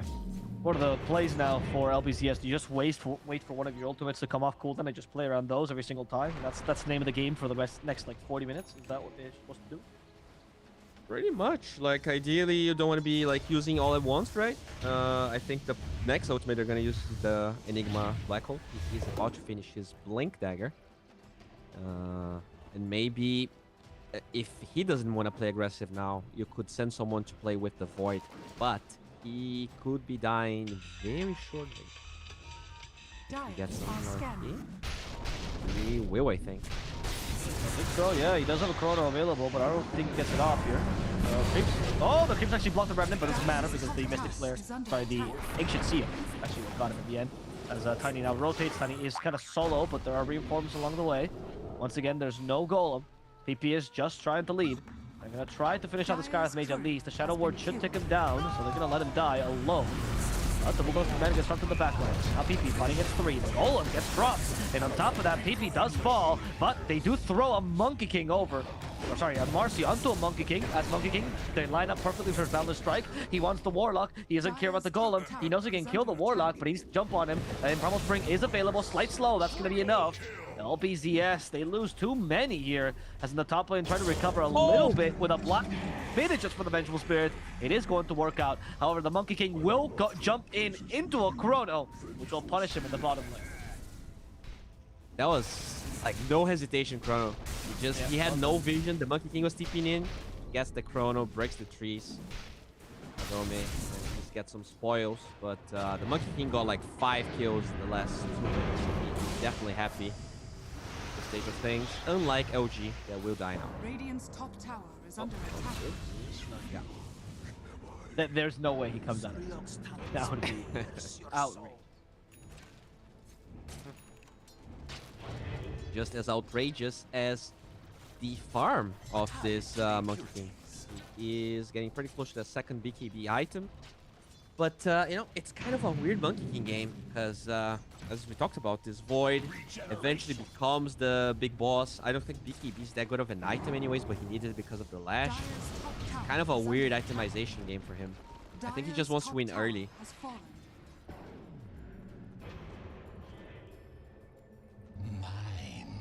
Mage, just get down here with the Avalanche. That's going to be the Split Earth down swing. Goodbye to Grim. But the Warlock does fall in the bottom lane. Radiant's bottom tower is under attack. Oh, Monkey actually ended up going Echo, but probably gonna disassemble that for the BKB eventually. Yeah, classic.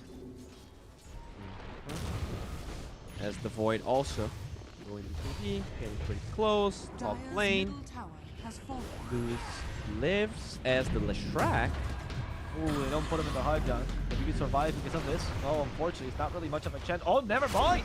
He healed thanks to the magic damage he's dealing. That nether shot really comes into play. Magic missile hoping to stop him. He still has little magic lifesteal. And thanks to the toss, PP will be fine. He goes back to the creeps. He's out of mana, but Tiny will just cover his escape. There's the use of Mystic of the Ancient Seal, sorry, to make sure that the Jewel will die, but at least there'll be only once. And hopefully he can counter the Tiny. There we go. The illusion finishes him off. All right. Ags on the Venge finally working here. I mean, it like, it feels like a good item, but a lot of times I just his Venge just dying and not really accomplishing much. So I hope to be proven wrong here with JWL, but so far they only kill a Tiny, and that's a Venge that has been farming for a while. We do smoke as the original one comes back. There we go. Okay, that was kind of freebie. Dire's middle tower Just kind is of under stayed there a little attack. bit too long and did not expect to be killed. Okay. Fine. Oh, really good, nice find here. Where's the swap? No swap. No, because the Venge was not in range, I suppose, and Void Spirit might just die. Okay, no, never mind. Yes, also step off. However, Venge has been left behind. That means they're going to be able to kill her. They just used 2 ultimates. Lewis actually dies with the Shadow Word or Fatal Bond. I'm sure what residual damage they got. As on the Void is stuck inside the Wukong's command, he's also going to die. The swap comes in into the Wukong's command, and that's what they were saving it for, just making sure they can kill off the Enigma. That's now Detachment in trouble himself, finished off by an enraged Monkey King. Nothing stops him. Like you, Warlock. I'll happily kill 1,000 more. Hey. It looked pretty good for LBZS initially because they ran that high ground knowing that there was Black Hole and Chrono. They do kill the Enigma before the Black Hole comes out, but really good Chrono from Kagome. He gets a double kill, and they might even find this real Venge from JWL. Mega is not going to complete. And it's going to be a kill. And now they're trying to get rid of the illusion as well. The Axe can't be that impactful, can it? There we go. Finally, the illusion dies. Yeah, the only thing that bothers me is that the illusion gives no gold after you kill it. That seems a little, like, offensive to me. Spend so much to kill it. Gives you literally nothing. But, yeah, still not sure it's a great item or a great hero, honestly. Like, the Venge theoretically looks so good, but I rarely see it win.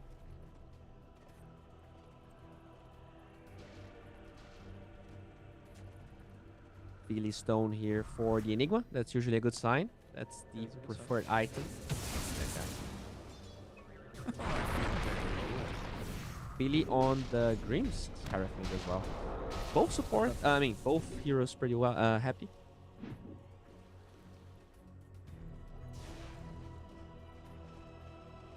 The Yul's about to be completed on PP. That'll give it a little bit more survivability, which he desperately needs. Honestly, the fact that Void is hanging on in terms of farm against a Monkey King, I'm pretty impressed by this. Like, usually Voids don't like, they just fall off straight up. Especially when you don't have any combos. True. He just got a really good... I'm surprised that he got such an early Maelstrom. I guess he didn't go for any intermediary items, but the timing on that Maelstrom was pretty good for Kagome. He died a lot afterwards, but I think that kind of allowed him to not fall behind that much.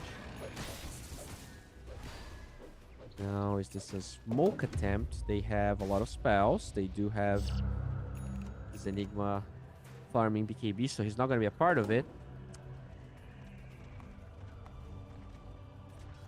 I guess Venge could be an easy one.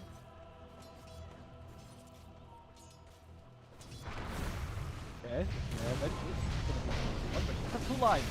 Forget. The second life. Oh my god. He's dead. Bursted down. In fact, even with the Golem drop, that's not going to be enough. The DP also falls. That's their 2 damage forces down. Tiny also dies. And Warlock, I didn't even see him. He just was collateral there.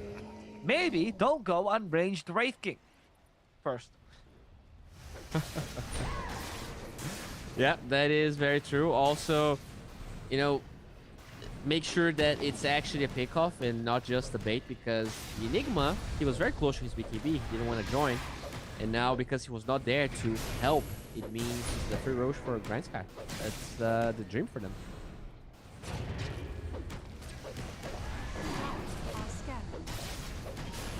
White Spirit looks like he's going to pick that one up.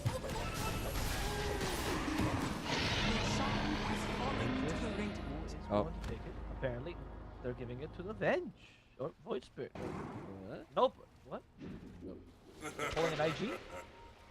Oh no. It's Thanks, Roshan. Just wanted to creep. He saw creep. He got distracted. He picks it up. Very, very nice. But BKB now done for LG. Level 15 with that Midnight Pulse radius. So they can take fights. Ideally, just want to avoid black holing that Monkey King, or else you're giving them a huge advantage. BKB also on the Void. Are they going to go for a smoke here? They have everything but the Golem.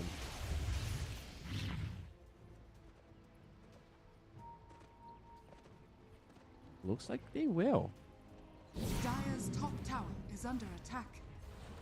Radiant's Oh, middle they tower attacked is the under sentry attack. as they used the... Yeah, that they saw that. 100% they saw that. 100% did, but it doesn't matter apparently. They caught both the Marcy and the Vengeful Spirit. Here comes the Void. Okay, it's Chrono. They're here for the Void Spirit. And they actually also caught Marcy in the side lane. In fact, they could be able to kill both the Void Spirit and the Venge here at this rate. They definitely got the Void Spirit. They also got the Marcy. Now it's time for the Venge to die. That's one life. Illusion will be the second one. And this time, Bowie, if you don't initiate on the Venge first, it kind of works out, even with a swap. Who would have guessed? Yeah, it's a lot of back and forth. It's probably one of the games with the highest amount of kills I've ever cast in my life. It's 23 minutes, 50, almost 60 kills in this time frame. So we're approaching 3 kills a minute here. This is not a mark that you often see. And yeah, it just doesn't matter because they were grouped up without the Monkey King. But is he really farming? He is farming his eggs. Very close.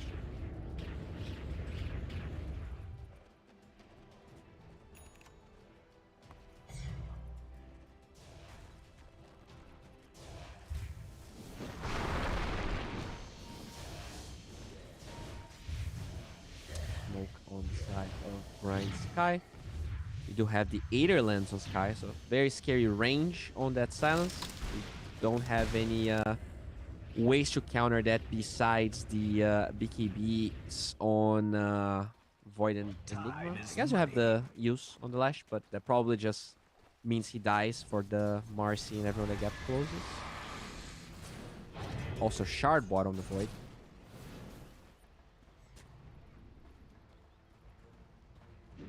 Dire's top tower is under attack. Dire's structures are fortified.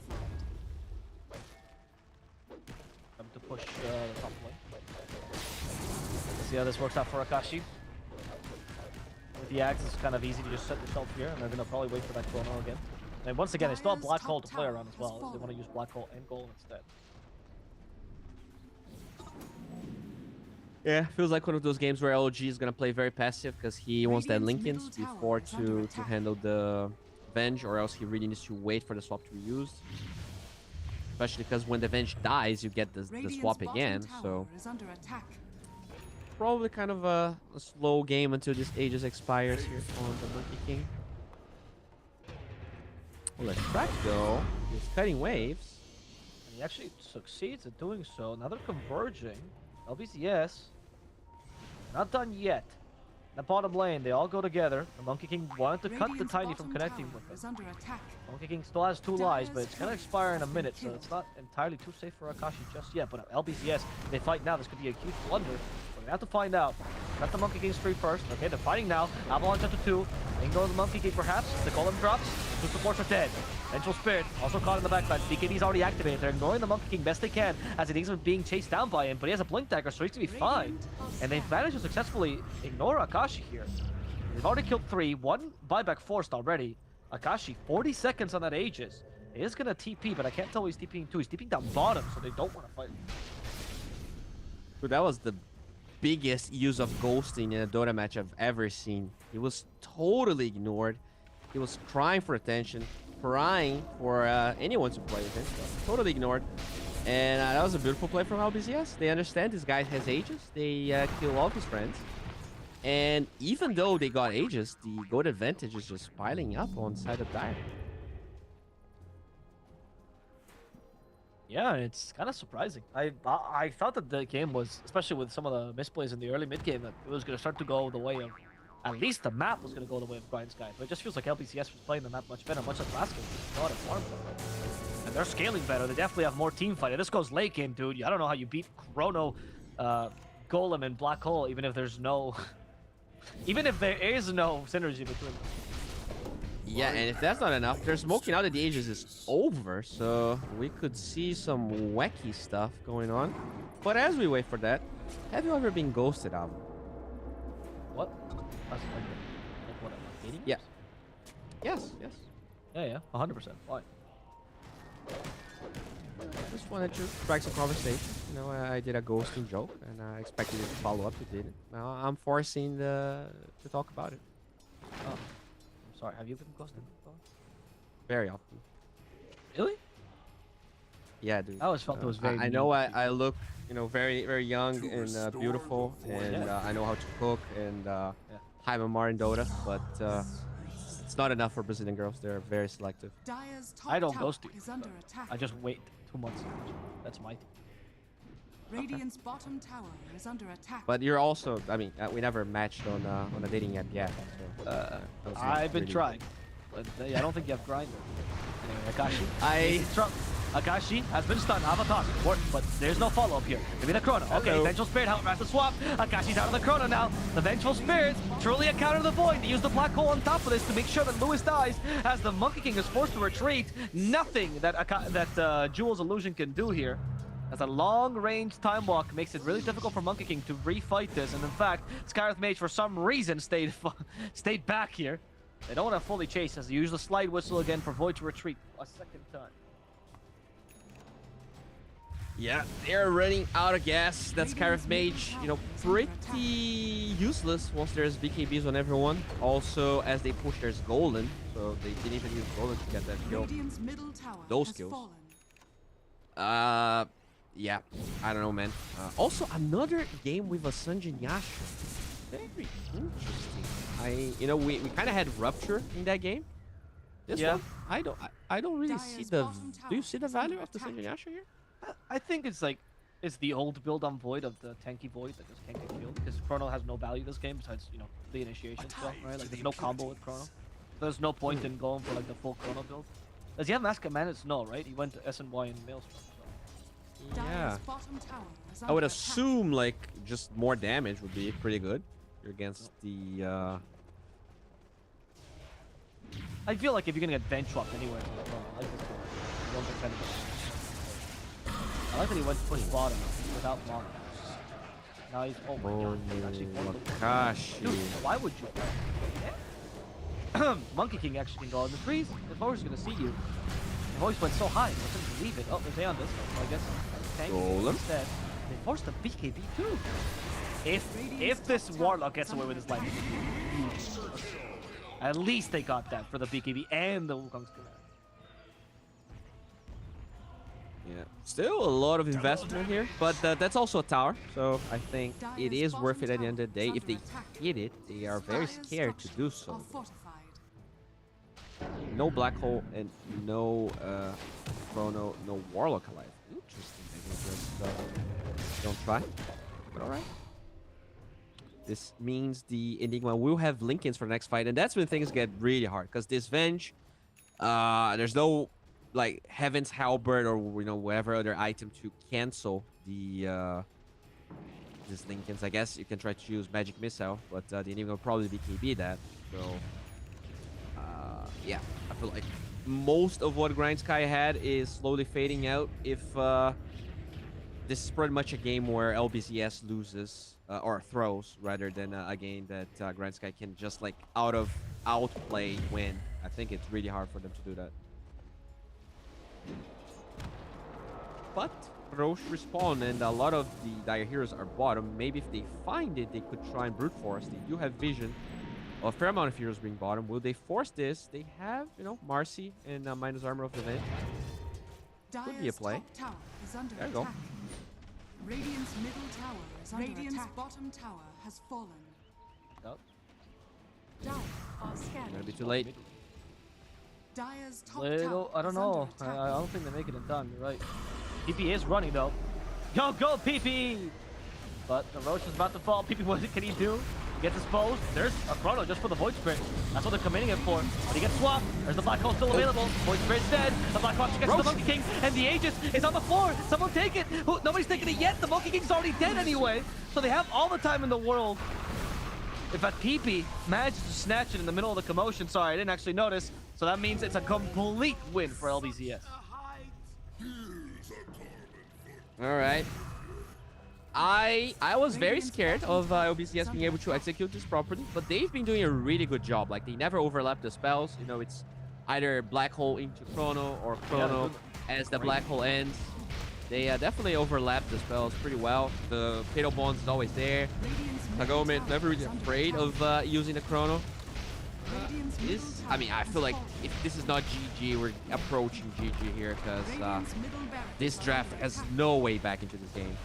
Exactly. You're fighting against a super team fight draft. It's hard to fight a draft that be a better late game draft than this one, especially with a Void that itemized the way he did. Like, it's the perfect itemization for this game to go. And like LBZS, the first game of the day, they didn't really show up, and now they're just there. This is what I expected from them at the beginning. Yeah, I agree. They play the safe. It's not over yet. Yeah, there is a tier 2 top. That is really the only thing that kind of buys time. I mean, if you're GrindSky, do you really wait these ages out? I guess you have to, right? There's no way to go for a move, even though... I mean, honestly, maybe the play is just to smoke, dude. I know that there's ages, but I feel like having Golem, Black Hole, and Chrono is probably worth it more if you wait. But they're not really going for a move really fast. So the window was very narrow, and it's closing. It's pretty much closed. Find a PP. They do find them. They have ages too. That's an ages, yeah.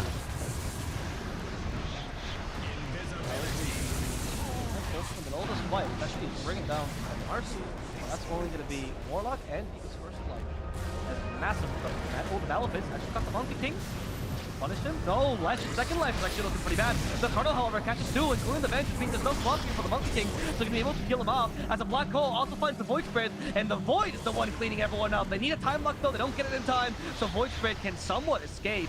Yule Scepter, that avoids the Split Earth, but he got time locked at the right time, which means LBZS will once again clean up, and now this should be game. As neither Void Spirit nor Monkey King have buyback this time. Even if the supports retreat, they should just go Throne here. And the push from LBZS, who bought back on the Leshrac, is really, really strong. Oh yeah. It was committing suicide here unnecessarily. He starts force step. He can force step himself to safety. Careful with that arcane bolt. Doesn't want to die to this Marcy. Will certainly die though. Split Earth catches her. Stop going for the Rax Void. Nobody cares about the Rax. Diabolic has been used. And PP, he's done with this game. Wants to finish it off. He does go forward, trying to catch Scar's Mage, making sure there's nobody to defend this. They even commit the Golem. PP, what just happened? PP, he got swapped in? Yes, he did. And now when they lost the Lesh Pusher, can they push without him? Is Void enough damage? Stop going for the Venge Illusion. She's not relevant. Split Earth will stop her. He does have a swap though. You have to be careful with that. As they're going to be starting the push against the Ancient. Golem plus Eidolons are good enough, and the Ancient will fall in favor of LBZS. They pause as the GG gets used, and it is going to be a win here for LBZS, a second win in a row, thus putting them one game away from becoming the grand finalists. Sorry, from becoming the winners, not the grand finalists. They're already the grand finalists. Yeah, the grand finalists. They did a really good job with these lanes. I think the GrindSky lane top was really powerful, and they got like a couple of kills. They pressure a bit, but at the end of the day, they had to play faster tempo. The build on the Monkey King, once again, I feel like he played really well. He was a part of a lot of kills, but I don't know. The Scarif Mage, the impact felt very, very small. I'm not sure about that Venge off lane, and just ban the Enigma, dude. One time. Like, are you really gonna allow the LBZS guys to pick Enigma every single game and just get away with it? I really feel like that's the only common denominator in every draft. You just have to deal with it. I agree. I want to see... I'm curious about what the MVP is going to be for this game. What would you say, Bowie, if you were discussing the MVP for this game? Let me think. Probably... I mean, if we're, looking at, damage and stats like that, I'm gonna say that the Lestrak is probably gonna be the one that did more damage. He definitely rotated a lot. He did a lot, but I think the supports, especially the Tiny, that was definitely a solid MVP in my opinion. I think he was very impactful. I think this is one where Void actually deserves it. I think his chronos were really on point. I feel like his optimization was really good. I think he went for the exact right build, so I think he played a fantastic game. Even if the laning stage might have not been to my liking in time. And then we can see some of the stats, particularly the damage. Were you right? Oh, we actually don't see that. Oh, yeah, we do. Yeah, Leshrac had the most damage. Yeah, Leshrac had the most damage. No surprise there. Monkey had a huge amount of damage, though, too. Yeah, like he was level 25. The last fight where he had the Wukongs, he was zoning them quite a bit. And there we go, Kagome. He is the MVP of U and production as well. I think he definitely picked. He was also, set up for success. I think his lane, that Warlock, they actually had no kill potential, but he also could not die. There was, I think he just died once, but overall had that very early Maelstrom, and even though he got ganked a couple of times, which is definitely something that they did really well on the side of the Radiant, but it was just not enough. And we should go to a break and wait for game 3. Exactly. So see you soon with game number 3, and see that's going to be the final game of the series.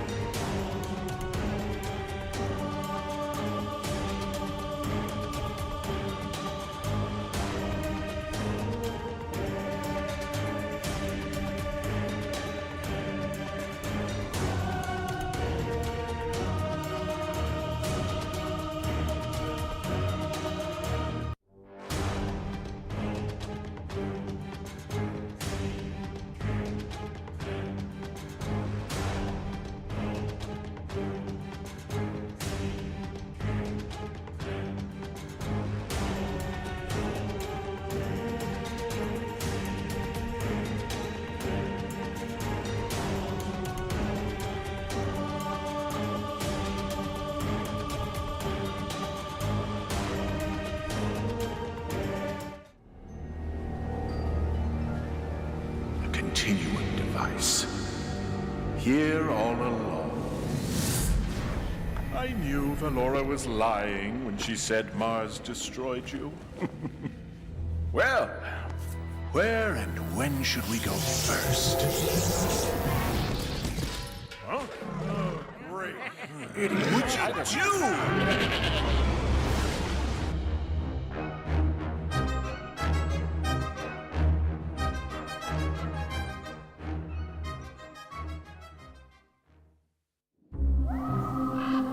There was a thing in the woods. But once a year, it left the woods to feast on us.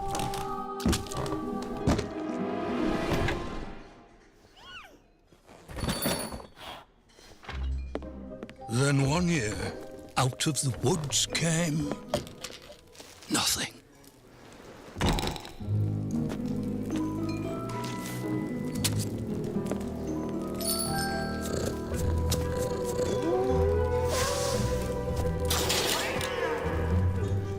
Another year passed, and another.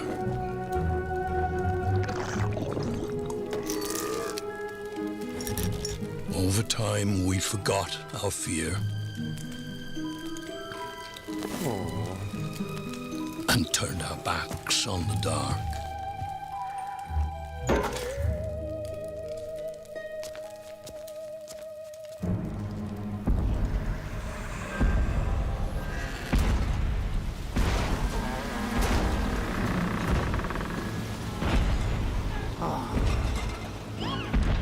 Slivers of the mad moon hang forgotten in our sky, slowly aligning. It is time again. The tide rises and brings with it something dire.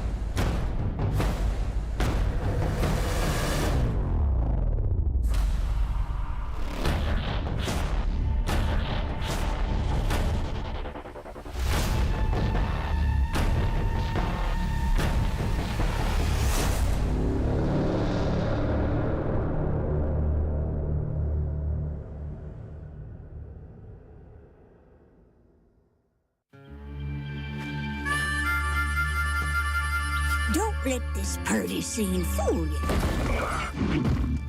This world is a dangerous place. When you get to be my age, you'll see friends come and go. It's important to take care of the ones still kicking. In the heat of battle, you'd be surprised how far a little kindness might go.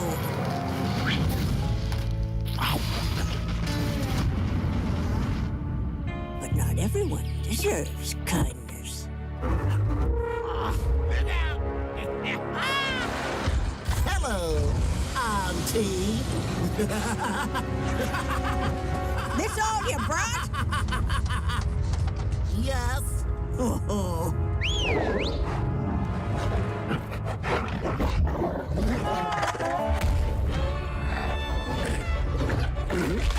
Attaboy!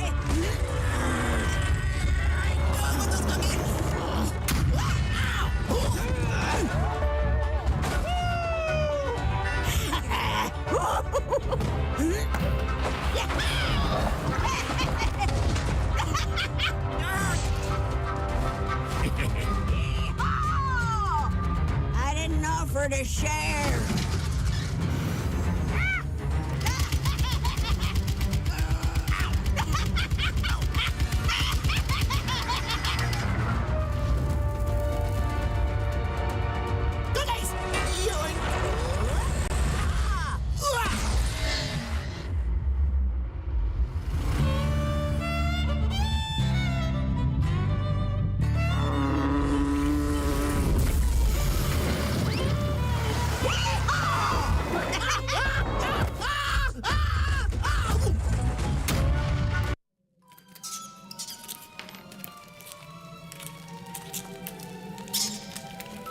Any layman with a feeble grit can carve wood or hammer steel. Even the tender hands of a child can grasp a set of instructions.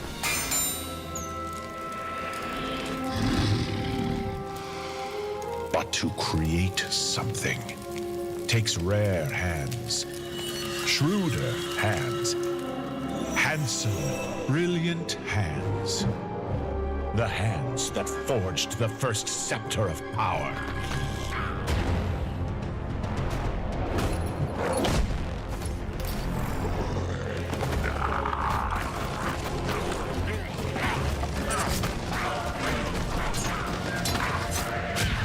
My hands have slipped through dimensions, touching things that warp the mind and test the mettle of the strongest will.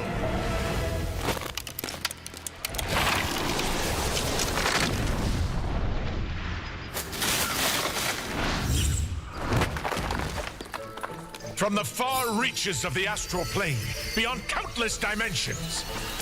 Monsters, beasts, beasts without legs, beasts that are only legs, heroes that aren't heroes at all. I have brought them here to answer one simple question. Can your hands wield the true Aghanim scepter?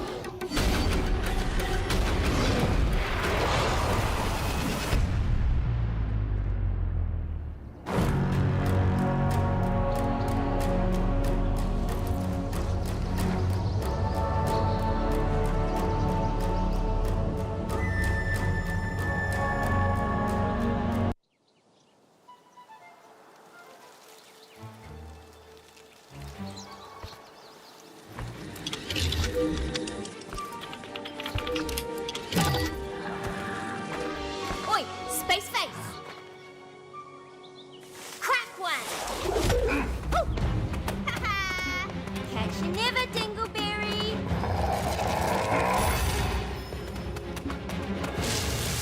Futile creature. Munted.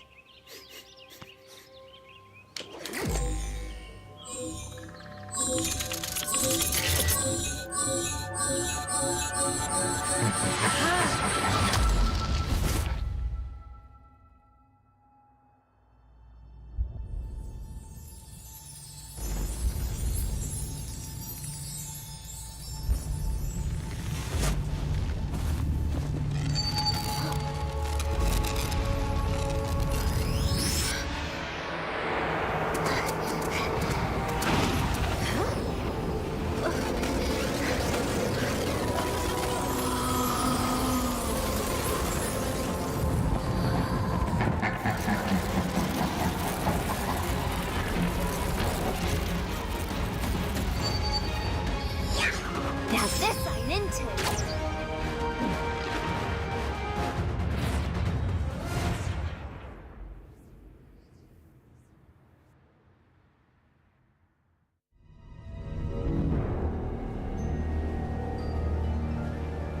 A continuum device. Here all along. I knew Valora was lying when she said Mars destroyed you.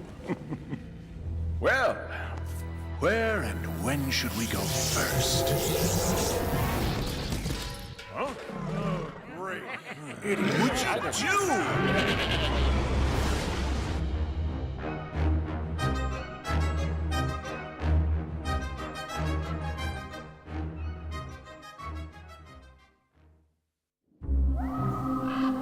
There was a thing in the woods.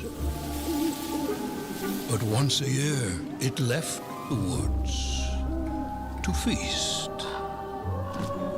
on us.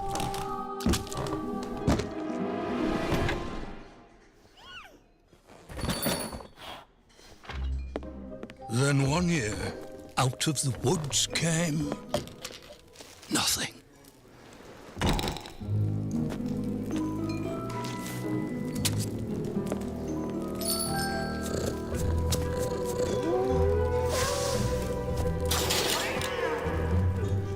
Another year passed, and another.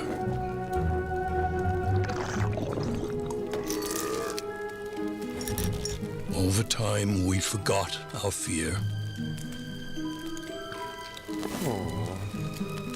And turned our backs on the dark.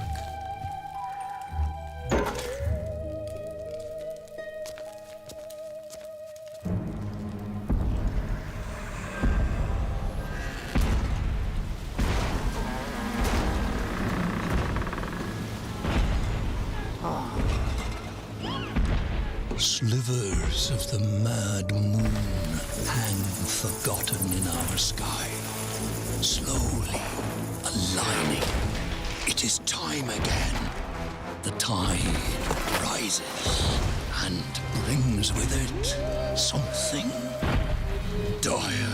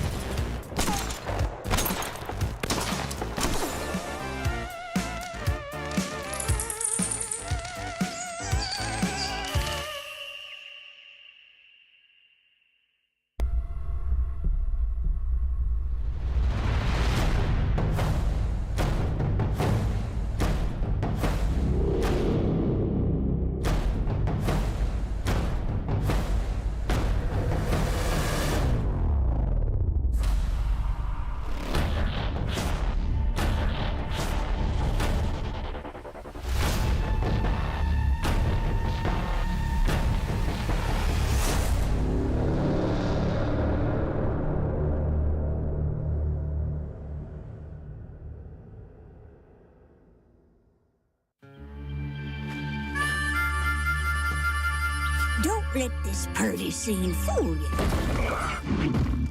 This world is a dangerous place. When you get to be my age, you'll see friends come and go. It's important to take care of the ones still kicking. In the heat of battle, you'd be surprised how far a little kindness might go.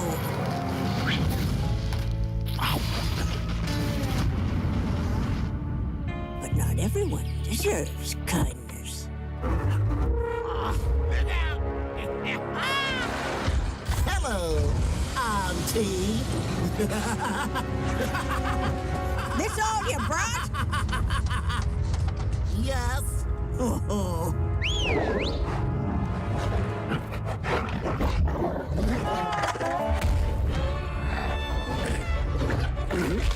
Attaboy!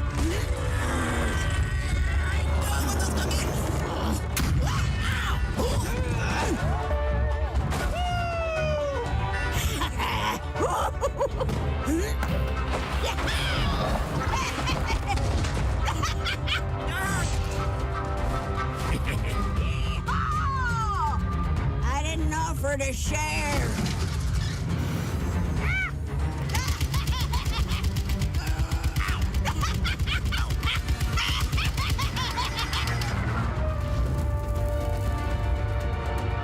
Goodies!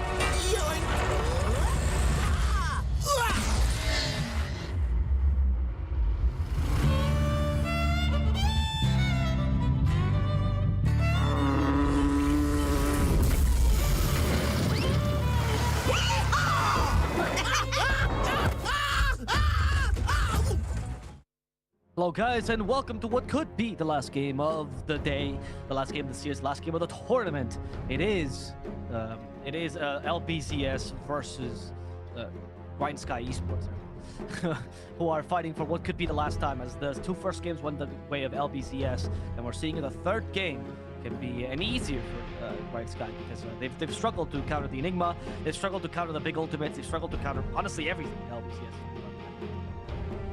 Yeah, I feel like they're in this mix of like not caring about what the enemy has, but at the same time what they draft is weird a lot of the times, and it's kind of crazy because they look really good before this. But there we go, go, Avo. Back. It's banned.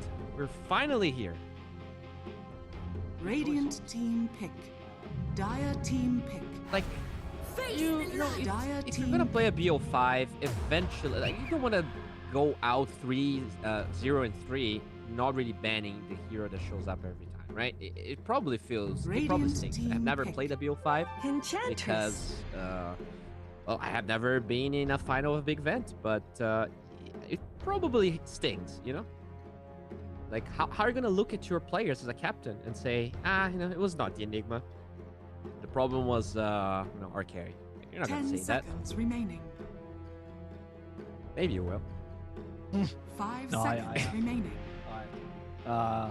I feel like there's a lot of options for LBZS though. First game, I feel like Dawnbreaker's still good. I think the DP they ran is still really good. In fact, I like this opening again, right? They're still going for this big ultimate kind of opening. And this is what I always find from an 8th pick, by the way. It's like this is a first pick kind of opening, right? Bam! With a first pick is the Dawnbreaker, which always play as 5, so it's mostly of a healer. And then the DP, bam! In the 8th pick. That actually impresses. Honestly, I don't mind the GrindSky opening because it's second pick, so 2 supports is fine. But it's also pretty weak. And Enchantress Marcy is fine. Yeah, seems predictable. They really didn't flex this Marcy. Maybe they will, and that could be okay. But you're right. Like the ban of the Dawnbreaker, then ban this Death Prophet kind of quirky hero that you don't see very often, but now it's enabled, and now you're gonna take some of the heroes that are good against it, like the Cop. You know, not a hero you see every day. Good bans all around, and we actually see the Void. So they are really trying to stop those big ults that make game 2 pretty hard for them. I don't think I think the Void makes sense this time because obviously with the DP it already works well, so it's a better start, that's for sure. I really like all of the bans on LBZS, like the Zeus there is definitely some burst damage that could make this Death Prophet struggle. When you look at the GrindSky heroes, they have not a lot of burst. You know, Marcy has some lockdown, but not really burst, which really enables the Death Prophet, especially when you already have the Dawnbreaker OT to kind of help her out. Yeah, I agree. I would like to see maybe a little bit more heal, actually. Would actually be nice in this combination. Genuinely, like if you get like a carry that also has sustain, like a Juggernaut, for example, I feel like it's really tough to bring that DP. Especially because your supports Enchantress Marcy don't really scream like damage or control. I just don't like the Enchantress. I feel like they've kind of lost the Enchantress every single time. There's a reason for it. Yeah, it really didn't feel impactful. Like, it didn't win the lanes well enough. I don't think they used the creeps to really push towers. So it just felt pretty mediocre. Not gonna lie. Agreed. Now, in terms of healing, what do you think about a Dazzle? Can I sell you a Dazzle? I feel like it's because Dawnbreaker is 5, or I'm assuming, because LBZS played as 5 every single time. I'm not thinking Dazzle. I'm not opposed to a Dazzle. I wouldn't mind. Actually, I would rather have Dawnbreaker off links. I think it's better against Enchantress, and then you go for Dazzle 5. That would be cool. But I just don't think they're gonna do it because they seem pretty sold on the Dawnbreaker as a 5. Yeah, you're probably right. Now, if you are GrindSky here, what are you thinking about banning? Because you probably don't want to ban. I can probably pick Beastmaster here. Because you already. Okay. That's a core Marcy. Or core Scarlet Mage. Right? Could still be the mid Scarlet. Right? I mean, I kind of like it more than core Marcy. Yeah, I'd certainly like the core Scarlet. I feel like core Marcy. Because if your options are between 4 Marcy and 3 Marcy, right? 4 Marcy does what 3 Marcy does with Ben, I think. Yeah. Because you're both initiators. One, for some reason, takes farm. The other one doesn't. Like, it's not like she scales with farm, right? BKB is nice, but the only reason I see, and the only times I think 3 Marcy is good, is when you have like a really squishy support to one in your side. I mean, and he picks like, say, I don't know, a Dazzle Lion for some reason, right? Not very meta, but the case. Fair enough, right? 3 Marcy can burst him down, I like that. But if you have a Dawnbreaker already, you have healing on the DP. 10 seconds and they respond with this Night Stalker. That's probably going to be the off lane. So wait, so is this either Dawnbreaker 4 or carry and a Wind Ranger 5, I'm assuming? No, I think it's 5 Dawnbreaker and just keeping with that, and then Wind Ranger 4, honestly. Okay. I like the Night Stalker though. I think it's fantastic in Scarlet Mage. So if in the case that Scarlet Mage is thinking of going mid, Radiant team back.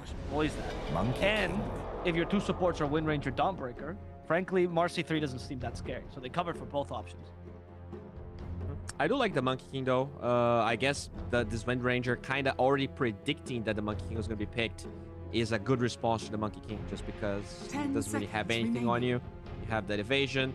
Pretty easy to cut the trees with your power shot, and the Shackle is going to be easy to land just because you have the vision of the Night Stalker. Or maybe it's going to be the NS4 we saw, right? That was something that we watched.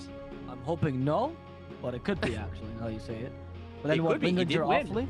I just feel like if you do this, you just griefing yourself because Night Stalker 4 is like I mean, I guess in this case, because you are avoiding the Monkey King, there's a case to be made. Because Night Stalker 3 and 4 will do the same thing, which is canceling Skyeth Mage. So, honestly, if there's a game for it, it honestly could be this one. Dire team back. I actually agree. Especially with the Monkey King. Like, they're not gonna flush this Monkey King. It is indeed gonna be a carry. So I'm all down for the Wind Ranger 3. Although it's been a long time, I don't even know what you would buy on Wind Ranger 3 these days. 10 seconds remaining. I think you play it as like a glorified 5, honestly. I feel like it's still like sharp, but you just get him quicker. Maybe. Still go Maelstrom. I guess it is pretty dispersed Enchantress. But it's still a 5, so don't care that much about countering it. And now they're banning some mids here for LBZS. They take the Ember. What else do you take? Some Burst guy. 10 seconds remaining. I guess you just take Voice Spirit, honestly. 5 seconds remaining. Mid? Or sorry, if you're GrindSky, you mean? If you're LBZS. Because you already have, like, this DP.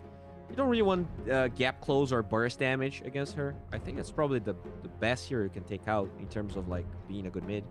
Oh, right. You mean the bans, right? Of course. Yeah, I agree with that. Yeah. Sorry. If Storm was not trash, I would say Storm probably because it's better. But I think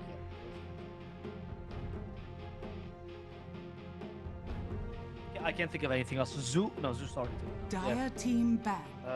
It's just the pool of mids right now is just pretty bad. Interesting. I agree. Not very sold. Yeah, it's. I'd rather see the voice. Okay. Maybe they just know that they like playing Invoker. It is a less overall aspect of Invoker. Remaining. So could be impactful. But what do you take here as GrindSky? You take. I do think very the low tempo armor. Is right. Yeah, I like the Bloodseeker ban. I think something along the lines of. I mean, you're up against Monkey King, so I'm thinking someone that can build into mixed damage is probably looking to. Like, I would even take Luna here. Yeah. Yeah. We thought the same thing. Cool. We're melding together. Yep. I like the Luna ban. I think Luna's solid. I'm thinking of other heroes that can do a little bit mixed damage against Monkey King. Jug, right? Jug. Jug is probably better than Luna. Yeah, I agree. Actually, it's Jug. Yeah, Jug is the ban. Radiant team pick. Oh, what? Okay. No, Medusa's a terrible ban. Sorry, that just came out, but like it's bad. It's bad. It's bad against Monkey King. It's bad against Skyeth Mage. It's bad against Marcy. Like Medusa's a terrible ban. There's no way. If LBZS play Medusa, they're griefing. So. Yeah, I definitely don't agree. It also doesn't feel like the way they've been playing so far. I would love to see the Jug. It's actually amazing. Like once you get Manta, nothing there. What? Is this carry Dawnbreaker then? I'm hoping. I swear to God, if it's carry Viper. It has to be carry Dawnbreaker. There's no way. Yeah, so carry Dawnbreaker, 5 Wind, and then offlane Viper with 4 Night Stalker is what I'm seeing. Or the opposite. I wouldn't mind. If you play Wind Ranger 4 with Viper 5, whatever. 5 seconds remaining. They can flank between all those 3, and it's all fine to me as long as Dawnbreaker is a carry. Yeah, I agree. Yeah. Choose your hero. I mean, it's this lane could be. Oh god damn it. Decent actually. Oh really? Oh wow. Wait. Okay, I've seen this a little bit. I actually seen this a little bit, but I've seen this as a counter to Lycan, because you go for the shard, right? And then you just so strong. Yeah, you eat the Lycan, which I'm okay with, to be honest.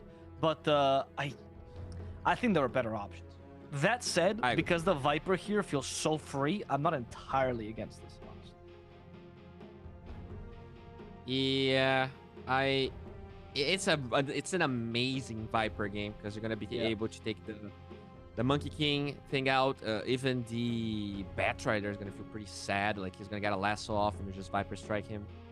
I mean, this is gonna be a test for sure for LBZS because not only they have this kind of wonky carry, it's also a game they're not playing Enigma. So let's see if LG is a one-trick pony, or if he does have some other tricks up his sleeve. But overall, I'm not convinced by this GrindSky draft. think this Monkey King is gonna feel super sad. I hope they actually swap their lanes, right? Or else this Monkey King is gonna be playing against a Viper. Be nice to have him top, and then you have this Viper versus. I mean, but then a Mars is against the Viper. Yeah, they're both bad. That's why. It feels like a free game no matter what. Like, that's why I think the Viper pick is so good. So I kind of understand that. That said, I think the mid lane of DP versus Bat is not that great. So there's a little bit of an issue there.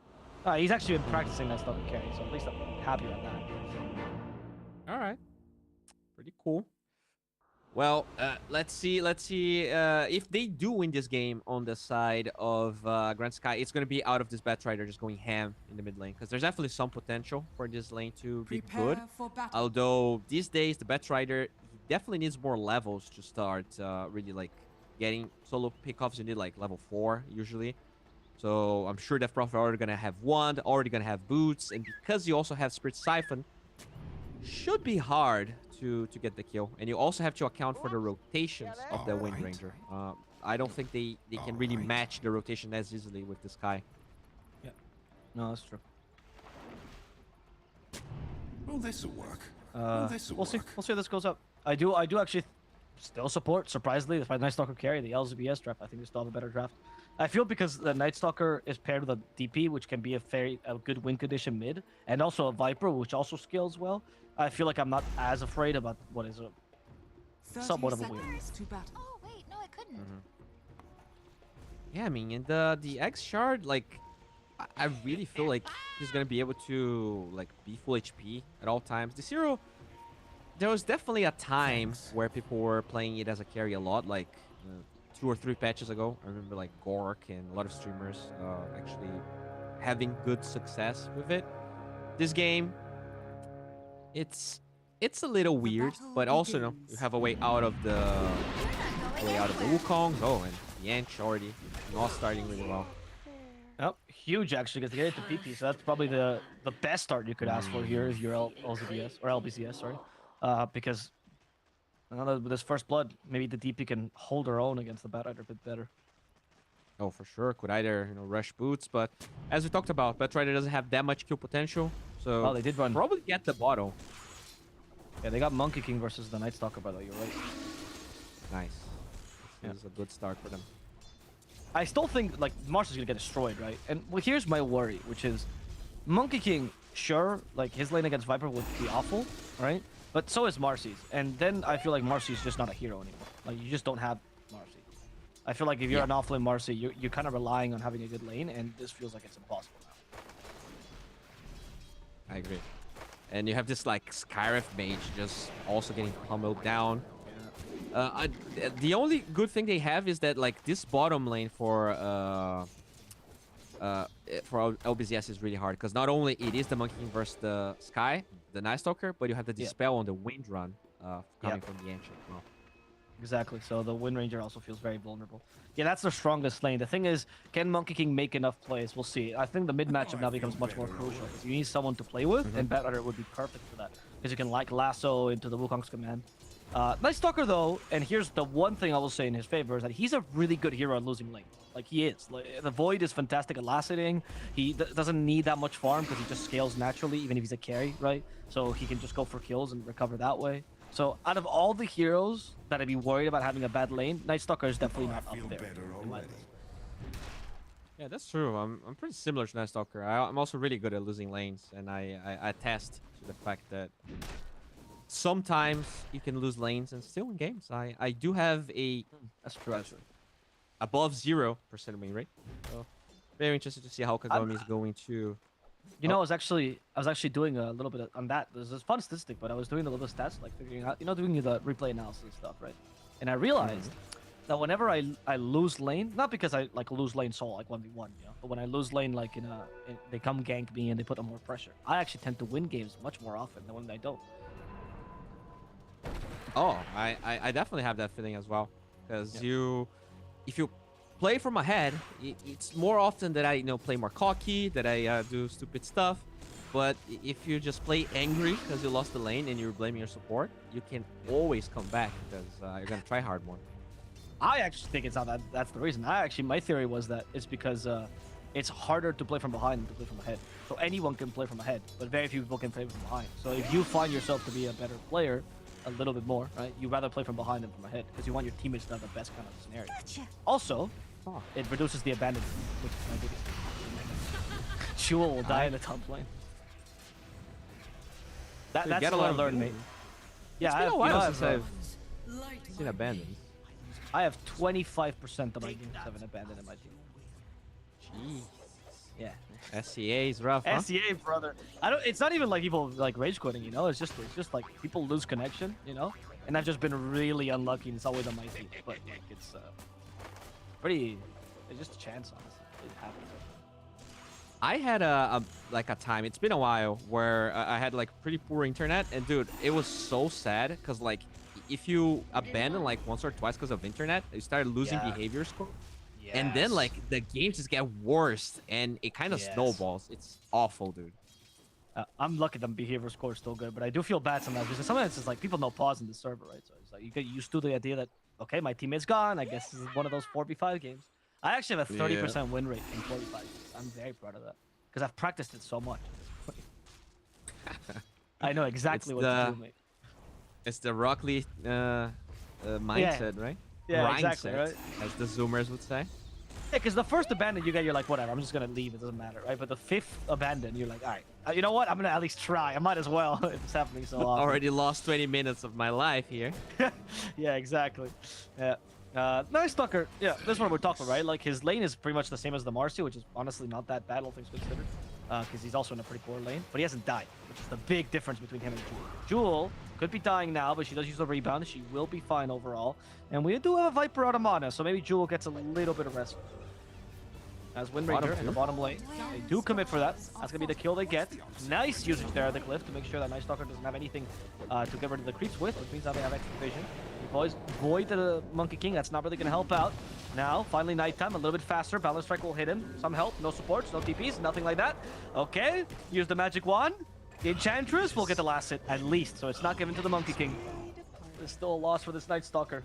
Maybe he'll be the offlaner and Viper can be the carry instead, like we threaded so much. Yeah, that was really nicely played by the Ant. He had the Setter Banisher, and he got like 5 dispels off chasing the Wind Rangers and chasing the Night Stalker. We're kind of talking about this Enchantress kind of feeling underwhelming, but we finally see like it being pretty useful. Obviously, the Monkey King helps a lot, but good creep usage, good creep luck as well. And the problem is, once it gets to nighttime, Kagome becomes a hero, and this lane is a little bit hard.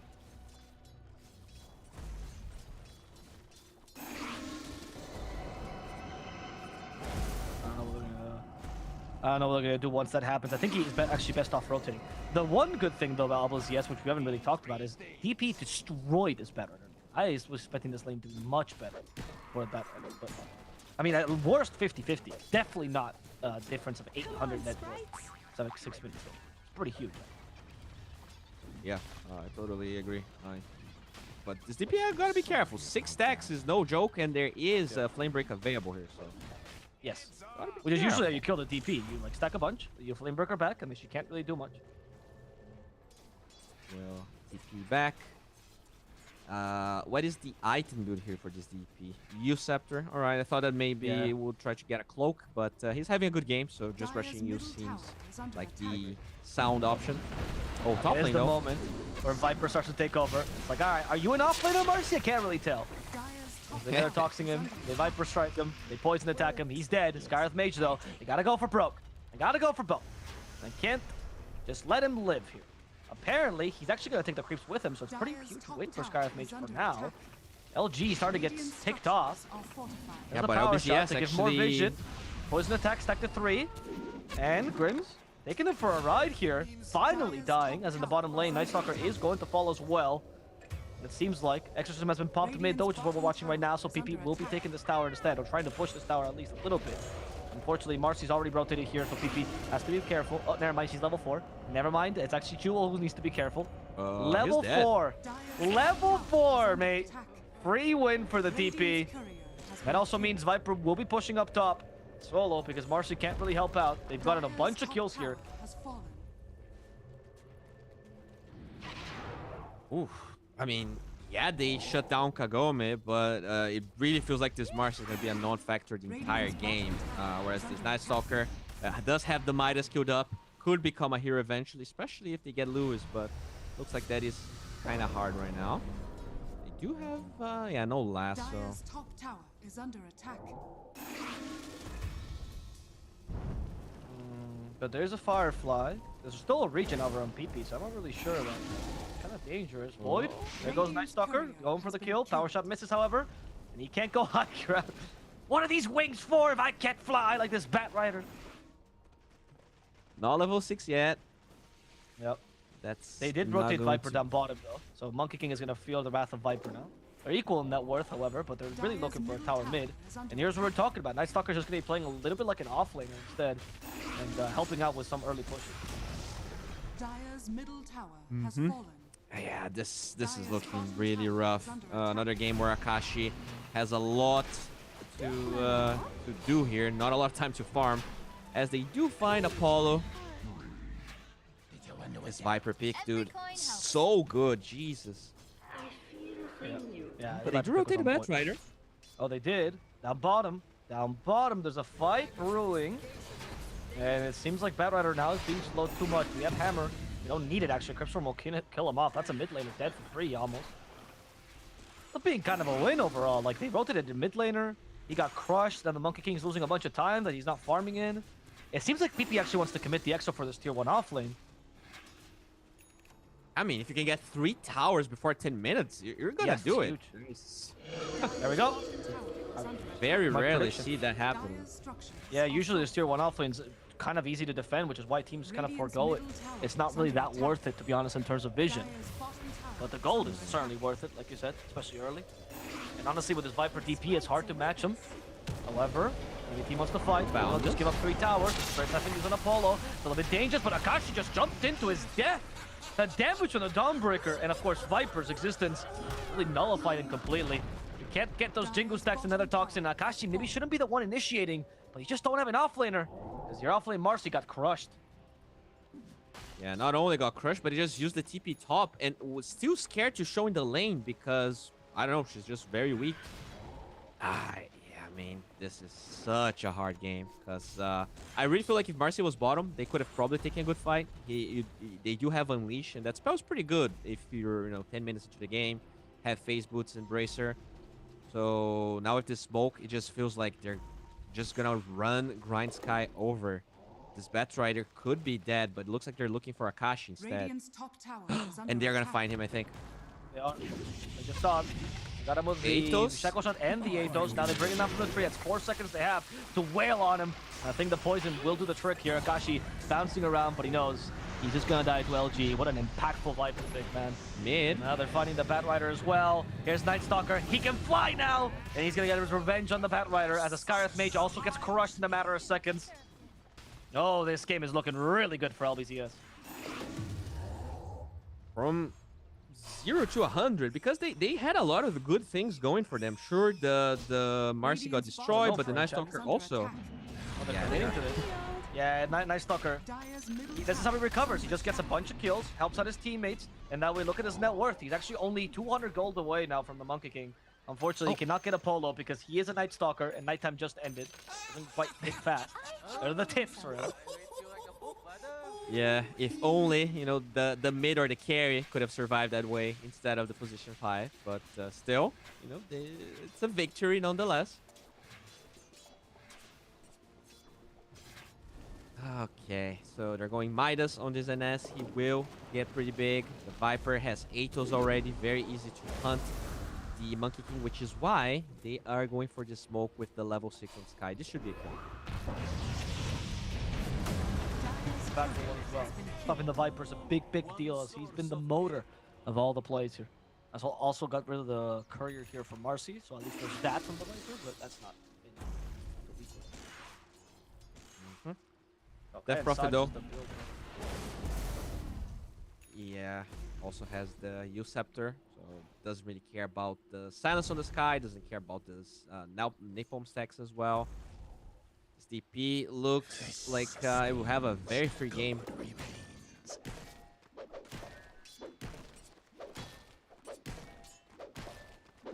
bottom tower Midas is now under attack. done on Kagome. Or should I say no? There we go.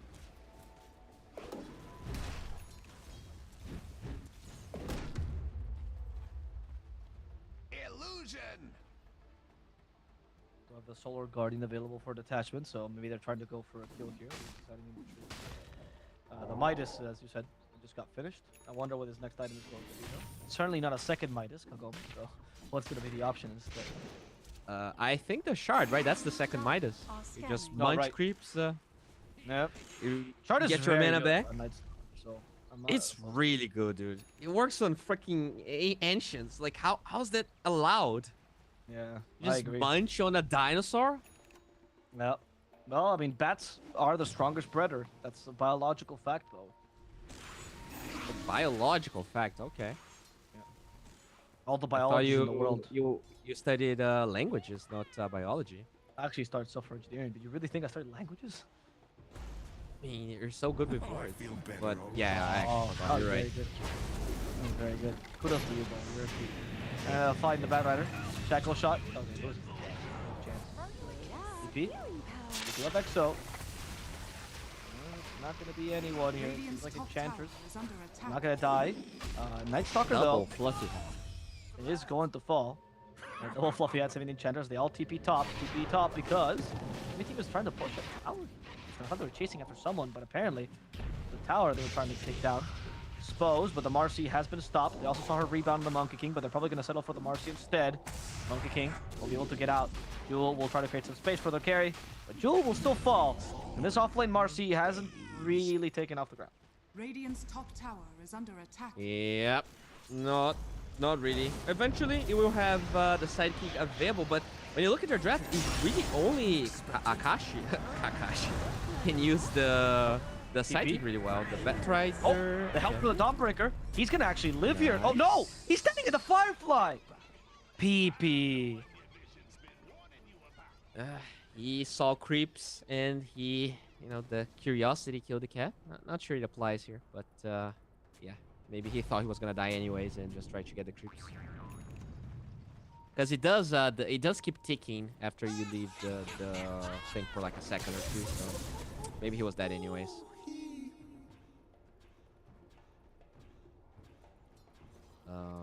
But I do like this. They're gonna group up with the catapult wave. They are playing from behind, but this is how you come back. You actually, with your team, grab some map control back, and this is the best play they can do right now. Radiant are scanning. Radiant's bottom tower is under attack. PP managed to find the Monkey King in the bottom lane. It's been silenced. Akashi will get the Boundless Strike. He is going to fall. Radiant's bottom tower. As the Dawnbreaker continues onwards, hoping to catch the Enchantress. We still have that Starbreaker. Now with a Shuckle Shot. All the fishies are coming in to eat. And still, I mean, despite the loss of the DP mid is not equalizing this net worth whatsoever. LBZS as per usual, better at utilizing map resources. And we're seeing Night Stalker really skyrocketing net worth. Speaking of resources, the Marcy is lower level than the Enchantress right now. It's prospect here. He's rushing a Basher. Okay. Interesting.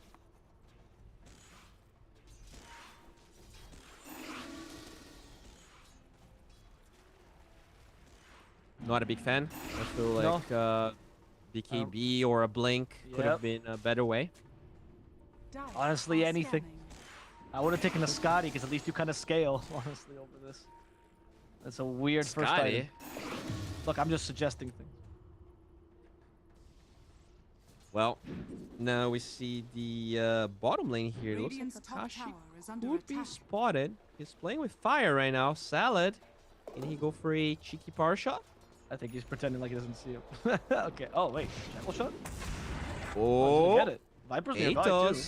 We focus fire. Oh, they just got in position, so the Dawnbreaker can come in. That stun's gonna work out. Akashi's dead. Dude, Salad, on point. Oh, they even used the Gale Force just to make sure to retreat because he was expecting people to come and help him. Better safe than sorry. On the bright side, the Batrider gets a Growth Bolt that he doesn't use. I guess we're gonna give it to the Ench. He's pretty much a core nowadays because Marcy is playing support at this point.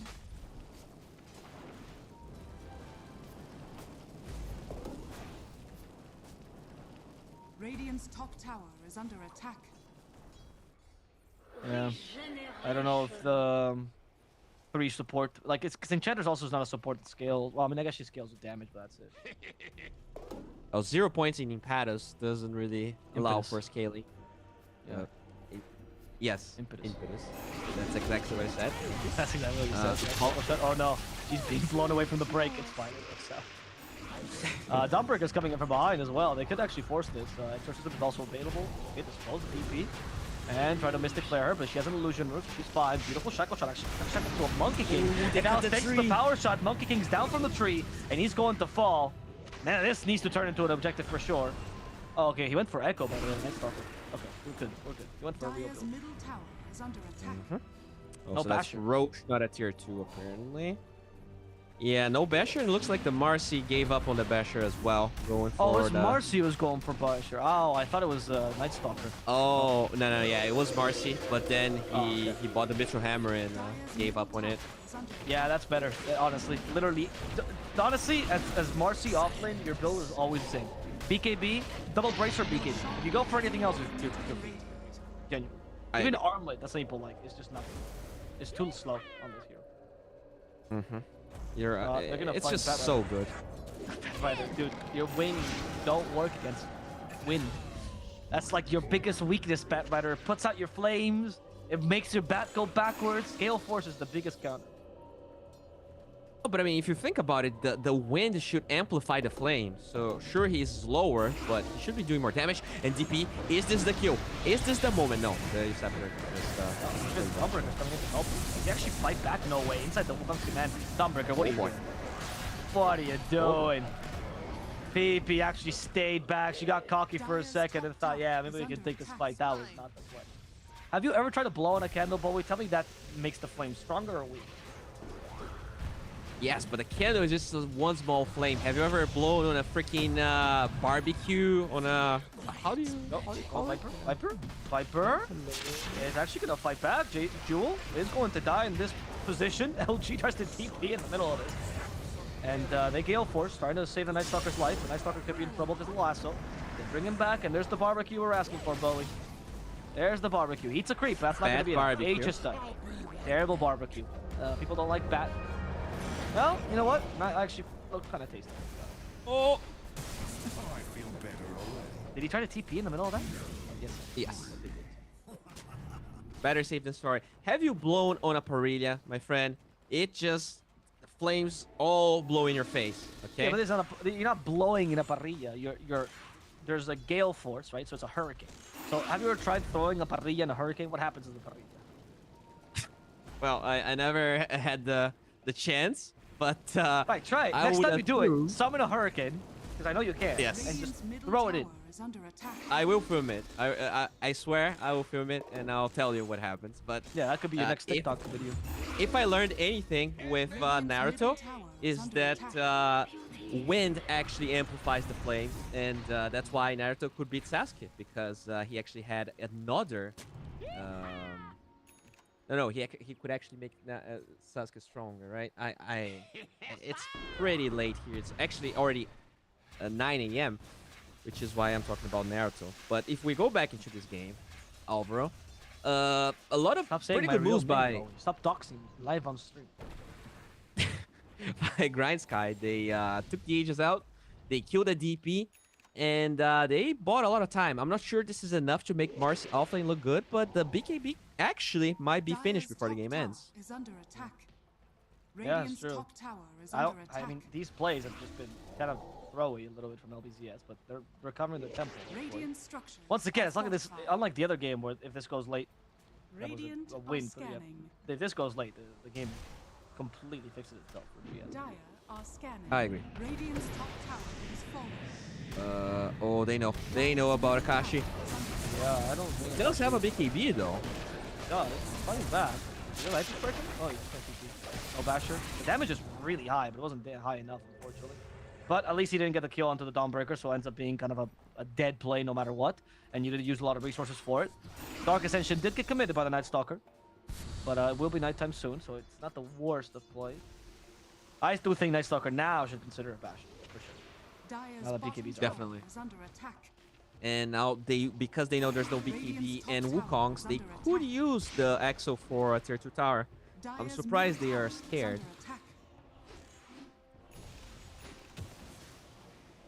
Are they waiting for a particular item here? Night Stalker, I guess, relatively close to the BKB. He does have, yeah, the hammer.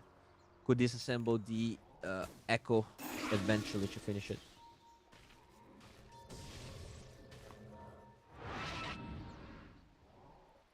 Smoke, though. I don't like it because this Marcy is very close to the BKB, and I think that's going to be the only power spike JWL ever has this game. But they do have BKB on bat, and that's what they want to debut. Radiant's middle tower is under attack. The Shackle shot off. There's PP. Oh, exposed. Edwin. Okay.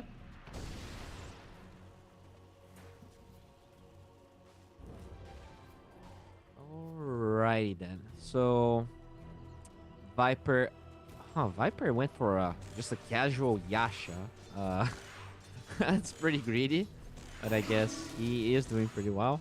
Gonna get the Hurricane Pike afterwards. Pretty good against the Monkey King. Dawnbreaker already. Oh, that's so big actually. The Ags Solar Guardian. The Ags is huge. Yeah. Now I feel like DP literally doesn't die anymore, unless he makes a mistake, which PP has been prone to do. True. It's like all the damage they have is this Marcy BKB and the Wukongs, and 60% of the damage is gonna be eliminated. So expecting big things here from the Dawnbreaker. I agree. The Viper's also fallen off a little bit, but that is in exchange for the Night Stalker's farm, so I think it's overall pretty good. What is the next item for the Night Stalker? Do you know, Volo? After the BKB? It's Assault Cuirass. Oh, okay. I'm not opposed to it. I would like to see Basher into the AC because I feel like Basher's so much cheaper. Just like it's a small deviation for you, but yeah, it's kind of like the AC helps them. Like if they win a fight, which they should be able to, they get more objectives. They rush faster. But the Basher technically helps them win fights faster. It really depends on how they are reading the situation here. Grims should be dead. Yeah, Grims, make the point. All right, Grims, that's dead. Good start. That's with that Echo Saber as well, because they did disassemble that for the BKB, so they can fight. The Echo is now back up because he has that shard. Allows him to farm really quickly. Bottom, Akashi. Good. Is he going for this kill? I don't think he should. I don't think you should even dare. If you Viper strike him, you just walk out of the circle. Radiant's bottom tower is under attack. Yeah, it's not worth Akashi. However, if they realize that he's trying to cut this lane, they can just push mid. And even force the Exo. Okay, Dawnbreaker's going bottom to defend it. She still has a Solar Guardian. She's not aware the Monkey King is there, which means Dawnbreaker might actually be in trouble. Monkey King trying to catch her from behind. There's a Marcy TPing there. Oh, it's Monkey King actually has TPing that way. I'm sorry, I said you look like a monkey, Marcy. Oh, she does have BKB now. Usually, a play like that would be really good because you force a TP and you can fight 5 versus 4, but it is a Dawnbreaker with Ags. So it's pretty much minimal. I do like, though, that GrindSky finally, decides to do something. The problem is, it's nighttime. And, man, this is not going to be an easy fight to take, especially with all those tier 1s being up. Essentially has been used by this Night Stalker. That's the Monkey King. They have at least Atos and Enchanters and going for the first easy kill here. There's a smoke skill. In fact, the smoke, there's a lasso. It's actually a lasso that takes, no, it just takes one. PP just follows afterwards. Night Stalker could be in trouble and he's going to fall. PP trying to save them best he can, but PP unfortunately is not dealing enough damage to bring anyone down. Viper in the side lanes, they avoid the Wukong's command at the very least, and they do get a nice little stun there with a shackle shot, which allows them to also equate the balance and finish off the enemy carry. As now, the Batrider is capable of outrunning PP. PP frustrated about how his ghosts don't listen to him and don't go for a single target, instead spreading themselves like kids with ADHD. That was probably the perfect fight from GrindSky. Even though the Enchantress dies at the beginning, they get the perfect lasso with the perfect dispose. Even with the Solar Guardian eggs, it was not enough to save the Night Stalker, and still they lose the fight just because of that beautiful Shacker. I gotta say, dude, Salad, he never got any MVP, and he's not gonna get MVP because only cores get it. I really feel like this guy plays really well. Yeah, no, I agree. I'm with you, dude. I feel like the first game of today was actually probably one of the worst games I've ever seen. And then he literally did a 180. I don't know, it's like his team berated him. He's like, dude, what are you doing? But he's been playing out of his mind now. Jewel will survive, thank God. That's the infused raindrops coming into play. Dire's top tower is under Ooh, attack. he has the Brigand's Blade on the Marcy. That's actually the best item on Marcy, I think. Neutral item, level 2.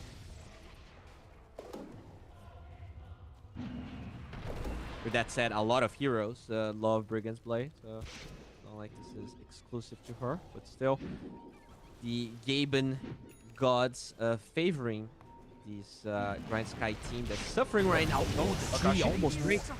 Well, that was such a weird play. BKB didn't really punish this. Did they really just let him go with that? There's no BKB. They know it's on cooldown.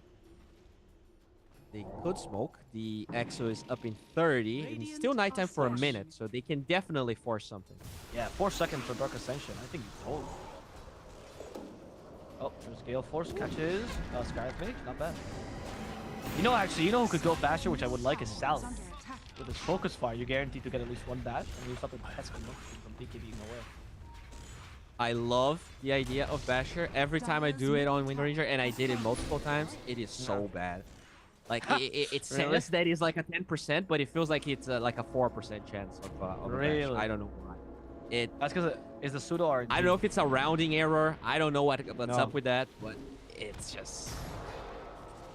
I mean, I guess it is a rounding error. The pseudo RNG is just worse on those. Yeah. On those, because how it works is like, how it works on the Basher is that, like, well, on any item, like, if you're 25%, right, the first hit is like 8%, the next hit is like 12%, the third hit is like 17%, right? So the increase is kind of decent. And then after you hit the 25% and you haven't hit it, then it goes to like 32, right? And then it's like, and the increase is considerable. Whereas with 10%, the first is like 1%, then 3, then 5. So if you're consecutively like, I'm gonna find another. I think Monkey is going to die here. I think he's not going to save him, and they're trying to finish off the Marcy. The damage is really high, but unfortunately Marcy was full HP, so there's no chance of killing Marcy. Right, so if you're 10%, right, the thing is, luck comes into play much more, because then afterwards, like, after you hit the 10%, you go to 12%, right, and then 14%. So if you're consecutively unlucky for like 6, 7, 8 hits, then you can still maybe not get a bash. Whereas by that point, the normal melee basher is up to like 60% chance, and there's no way you're not bashing with that. So that's why it feels with 10% that it's worse. Pseudo RNG definitely does not benefit small values if you are a very unlucky person, if that's ever a value. If you could be inherently lucky or unlucky, that's where you get died, right? You're apparently inherently unlucky. I would definitely agree with that. But you know what's thank you. You know what's unlucky as well? What? You don't want to know? Spit it out. Say it, Bowie. Talk to me like that, dude. I'm not gonna tell you, alright? Okay. Well, I guess we'll never find out, Bowie. I guess that's the never last find time you out. speak during today's cast. Who's unlucky now, huh? Whoever has the cast with you, that's the answer. Alright. Oh man, you're carrying me so hard today. I really appreciate it, by the way. Don't say that live on stream. Say that in PM. There's a smoke here from GrindSky. Lasso. They find a Dawnbreaker. Okay, that's the biggest source of healing. Gone. It's a good start. Unfortunately, because DP has no EXO, and there's no Dark Ascension, and there's no BKBs or anything, the chances of LBZS fighting you right now are 0 to none. But who knows? It does have a buyback though. If there's a hero that could die, it's the Dawnbreaker. Just because you have that global Spectre-like ultimate ability. Yeah, exactly. I don't really think it matters. I think you can actually go for a smoke and surprise him. Very SCA style smoke here. SCA or SA. I think the E doesn't matter. But what are they waiting for here? They could wait for nighttime if they want to, but the ages would expire. I think they're ready, man. Maybe the AC, but still long ways away.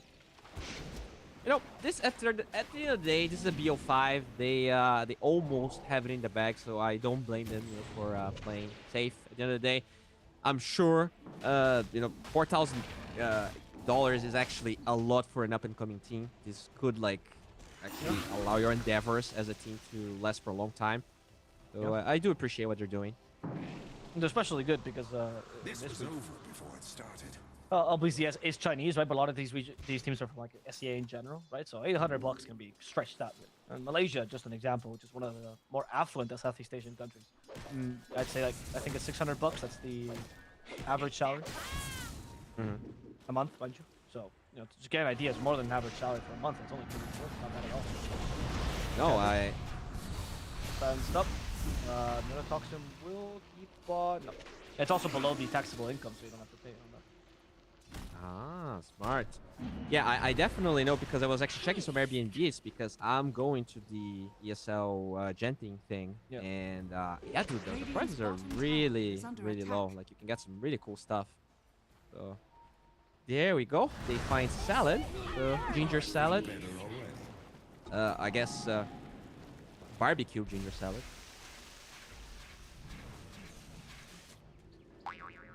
It's unfortunate, but I think. Oh, What? What? I would have just canceled the TP honestly and just left. Like it's more worth to cancel that TP wherever that's going. Stop whatever. Oh, it's the mental damage, emotional damage. I think canceling the TP. It's so sad to have a TP cancel. Genuinely. But I understand why you cut lanes. That probably seems like a better play overall. Especially because that's your tier 2 down bottom. Like if that tier 2 is busted, then the whole game is busted open for you. And this age hasn't been utilized yet. We are about to hit nighttime though. Oh, sorry. Oh, I feel better. Am I wrong? Oh, yeah, Just did. It's always the 2 seconds that get me. It's like, is that 34 or 35? Yeah, and it's weird because Roche is the same thing, right? When the counter comes, it has an extra second. You kind of expect Roche to instantly spawn, but it does have that kind of delay. I think there was a time where the nighttime would be delayed by like a couple of seconds, and that was a bug they fixed with or maybe a bug that was introduced with the new client. I honestly don't remember. Bottom lane, they cut the tree, Akashi, no! Okay, Akashi still fighting though. We have the Dark Ascension activated. This is going to be for the Enchanted instead as the BKB TPs away. This is why a Basher would be great for the Night Stalker, and he is considering it finally. Thank God.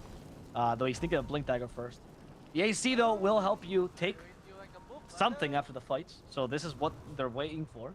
It just has expired, which means that they didn't really get to use it whatsoever, but they're still stronger, so they should still be able to win fights, especially with the DP as farmed as she is. Yeah, definitely. There were like 1 or 2 fights where the Basher would definitely make a difference, and because they're playing this passive, it's not like the AC really helps. So I agree with you. Like, I don't think this AC is really like speeding up his farming speed by that much because he already has the Midas and the Shard. Would definitely be nice to have the Basher. Do you think he's gonna get the Blink though before? Oh no, yeah, he's definitely a Basher. Check it out. Finally sees the value in it. Okay, lasso on the detachment.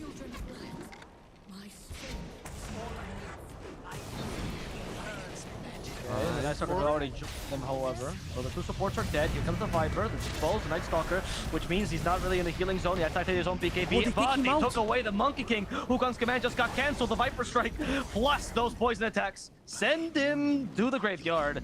Night Stalker once more, but unfortunately still hasn't been able to buy his Blink Dagger. He continues her push. We have Exorcism. There we go. She has Refresher. There's a good chance of just taking this now.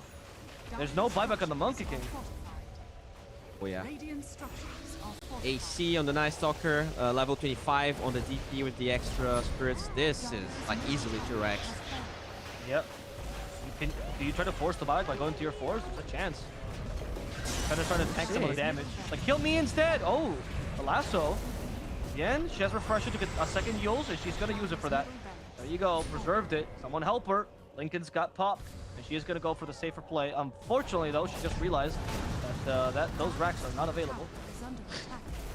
She can't go bottom. And this definitely happened. He's like, oh, wait, there's a 2-2 bottom. Yeah, now the Dark Ascension gets used. It's time to kill the supports, or perhaps to kill the Marcy instead. That's the offlaner, technically more valuable, though it didn't really seem that way the whole time. Exorcism got popped the second time.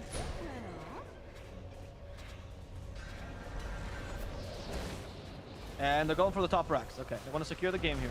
Monkey King's still not alive for another 10 seconds. But honestly, with the Exorcism, they should be good enough. Gale Force setting them back is like, please, Enchanters, come to us. And they're going to wait it out. Probably go for the next Roche and try again. Seems like they're dominant. Yeah, they need 10 seconds for that Roche. Yeah, I mean, at the end of the day, it was kind of expected. I think, like, I'm not gonna lie. I think Akashi, every series, he's really been trying to do like the mid lane job, the carry job, the off lane job. Like he's cutting waves and doing a lot, but really, this Marcy pick didn't help JWL whatsoever. I think he had better performances, but with this Marcy against Viper, I can't even blame him because it was a very gruesome proposition to be able to do anything this game. Oh, I love this part. We'll see what happens here for GrindSky, honestly. It does seem like they're honestly between a rock and a hard. They're just crushed. They're below a rock. That's what's happening. With the Basher on the Night Stalker, the option of cutting lanes has gone away. Your Batrider is non-existent either as a core. Marcy's a support at this point in the game. Yeah, I mean, the Enchantress, very close in network to the Marcy. Okay. Batrider, I mean, a couple of good lassos, but... oh, there's a lasso for the Dawnbreaker. You stop it with Shackle Shot. Oh, they have to stop halfway through because Mystic Flare. That's not actually going to be too bad. In fact, the Dispose catches the poor DP. Low Sorber first. There's a nice Stalker flying in the middle of this, but DP still might just die. DP in the middle of Wukong's command. He falls. Nice Stalker trying to chase after someone, but they're not going to really be able to use him effectively. Without their DP, they're going to have to wait this out. This means a Roche possibly for GrindSky, so there's never a chance it's this one, as they also catch the Viper, Dispose, plus the Shackle Shot might give him a couple more seconds, but he's certainly dead to this Monkey King as he fights for his life. All these heroes don't have buyback, giving a chance for GrindSky to take the road. I mean, huge mistake. They lose Dawnbreaker. They actually tried to fight anyways. This DP also not having BKB at 40 minutes. A little greedy. Would you agree, Alvaro? Stop. Don't correct yourself. The dox me. Yes, it looked extremely greedy and very unnecessary as well, considering they had the control. It did not feel like they had to do that whatsoever. Like they honestly could have just waited for their ultimates to come off cooldown and just fought around Roche, and now they have a really big problem in the Monkey King. The batter has come back somewhat. Like you could just let your Dawnbreaker die and that would have been fine, right? But Marcy's support ended up being more impactful than we gave her credit. Radiant's middle tower is under attack. Now they get to push a tower. I mean, it all comes down to one last team fight for LBZS. So if they manage to take one team fight, Radiant's middle tower has GrindSky, however, has made this much more difficult with the H's and the Cheese.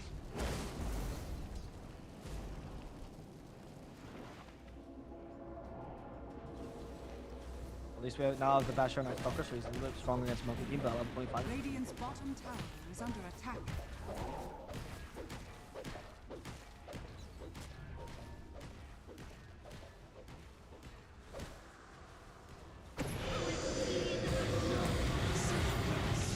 Yeah, they catch the Monkey King actually. They're back to him at his first life. Disposed though from the Marcy. They're gonna go for the Night Stalker here. Lotus Sword to help her out. That means the lasso has been stopped completely. And the Gale Force sends him back. Wukong's Commando has been active. The healing from the Dawnbreaker. And they're hoping to bring down this Night Stalker in the middle of Wukong's command, but he hasn't taken too much damage just yet as DP. Chase after the Batter. Batter's already dead. This one chance is fading away in front of them. This Monkey King second Wukong's command won't matter at all. He's been decimated.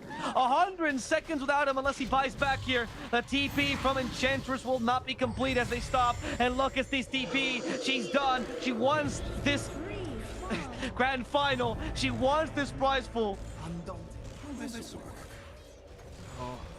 Yeah, I mean, it was pretty close. That Monkey King with the... Where's the rest of the team, though? She's forcing buybacks here. Sorry, Bowie, but this team, this might be the last fight. She's literally out of exorcisms. She's been silenced. That Gale Force seems like it's not with her. There we go. Now it's working out. Shivas has been committed here, stopping the Enchanters. Wind Ranger's coming in. Stop the Skyreth Mage. No more Mystic Flare. The push continues. Night Stalker almost taking this tier 4 down. The Enchantress trying to go back to the base, but she's been feared anyway. Viper has the shard. Go attack the throne. They've finally discovered it, but there's no more ghosts here. There's also the Night Stalker. Celebration jump. GG is called. And it is going to be LBZS taking this 3-0 in this grand final. They managed to make it through. They are going to be our grand champions. As with this win, LBZS showcased that the hard work they've put in all these tournaments is worth it. They look like the better team for a reason because they've put more effort into it, both. Oh, for sure. It definitely showed in this series. They were miles ahead, I think, in terms of drafting, in terms even now that they actually beat Enigma. It just it hardly felt like they were challenged. But in the first series, I was surprised because it didn't feel like they were this sharp. So maybe all they needed was, you know, a couple of games to warm up, and once they got back into their mojo, it really showed how good of a team they are. Just very impressive series. They didn't really break the sweat. Let's be honest. Yeah. Even though it's our final series, though, and we'll be going to the host soon-ish. She lost the final words about this tournament. What would you think would be the MVP for this final match? I think we can all agree, even though it's not going to be the case, it was sound. Yes. For sure, it was sound. All right, well, we're not going to show MVP because production has agreed that it was sound. Thank you, production. So let's go over to our host as we say goodbye to this wonderful tournament with her parting words. Hi, it's Renee again. After enjoying such defining moments, these three teams all played well and made their endless effort. They did a great job with their tricks, skills, and strategies, and more importantly, with their team power. All in all, congratulations to Team LBZS. They are the champion of Top Class 2022 Dota 2 Summer Invitational. Now, all of our Dota 2 Summer Invitational has come to an end, but it won't be the termination of our passion. I believe in the near future, this winter, we'll meet again. At the end, we would like to say thank you to all of our partners. Thank you, Twitch and EGG Network. That's the end today. Don't forget to check out our official channel on Twitch, Facebook, and YouTube. We'll see you back here this winter. See ya, and good night, everybody.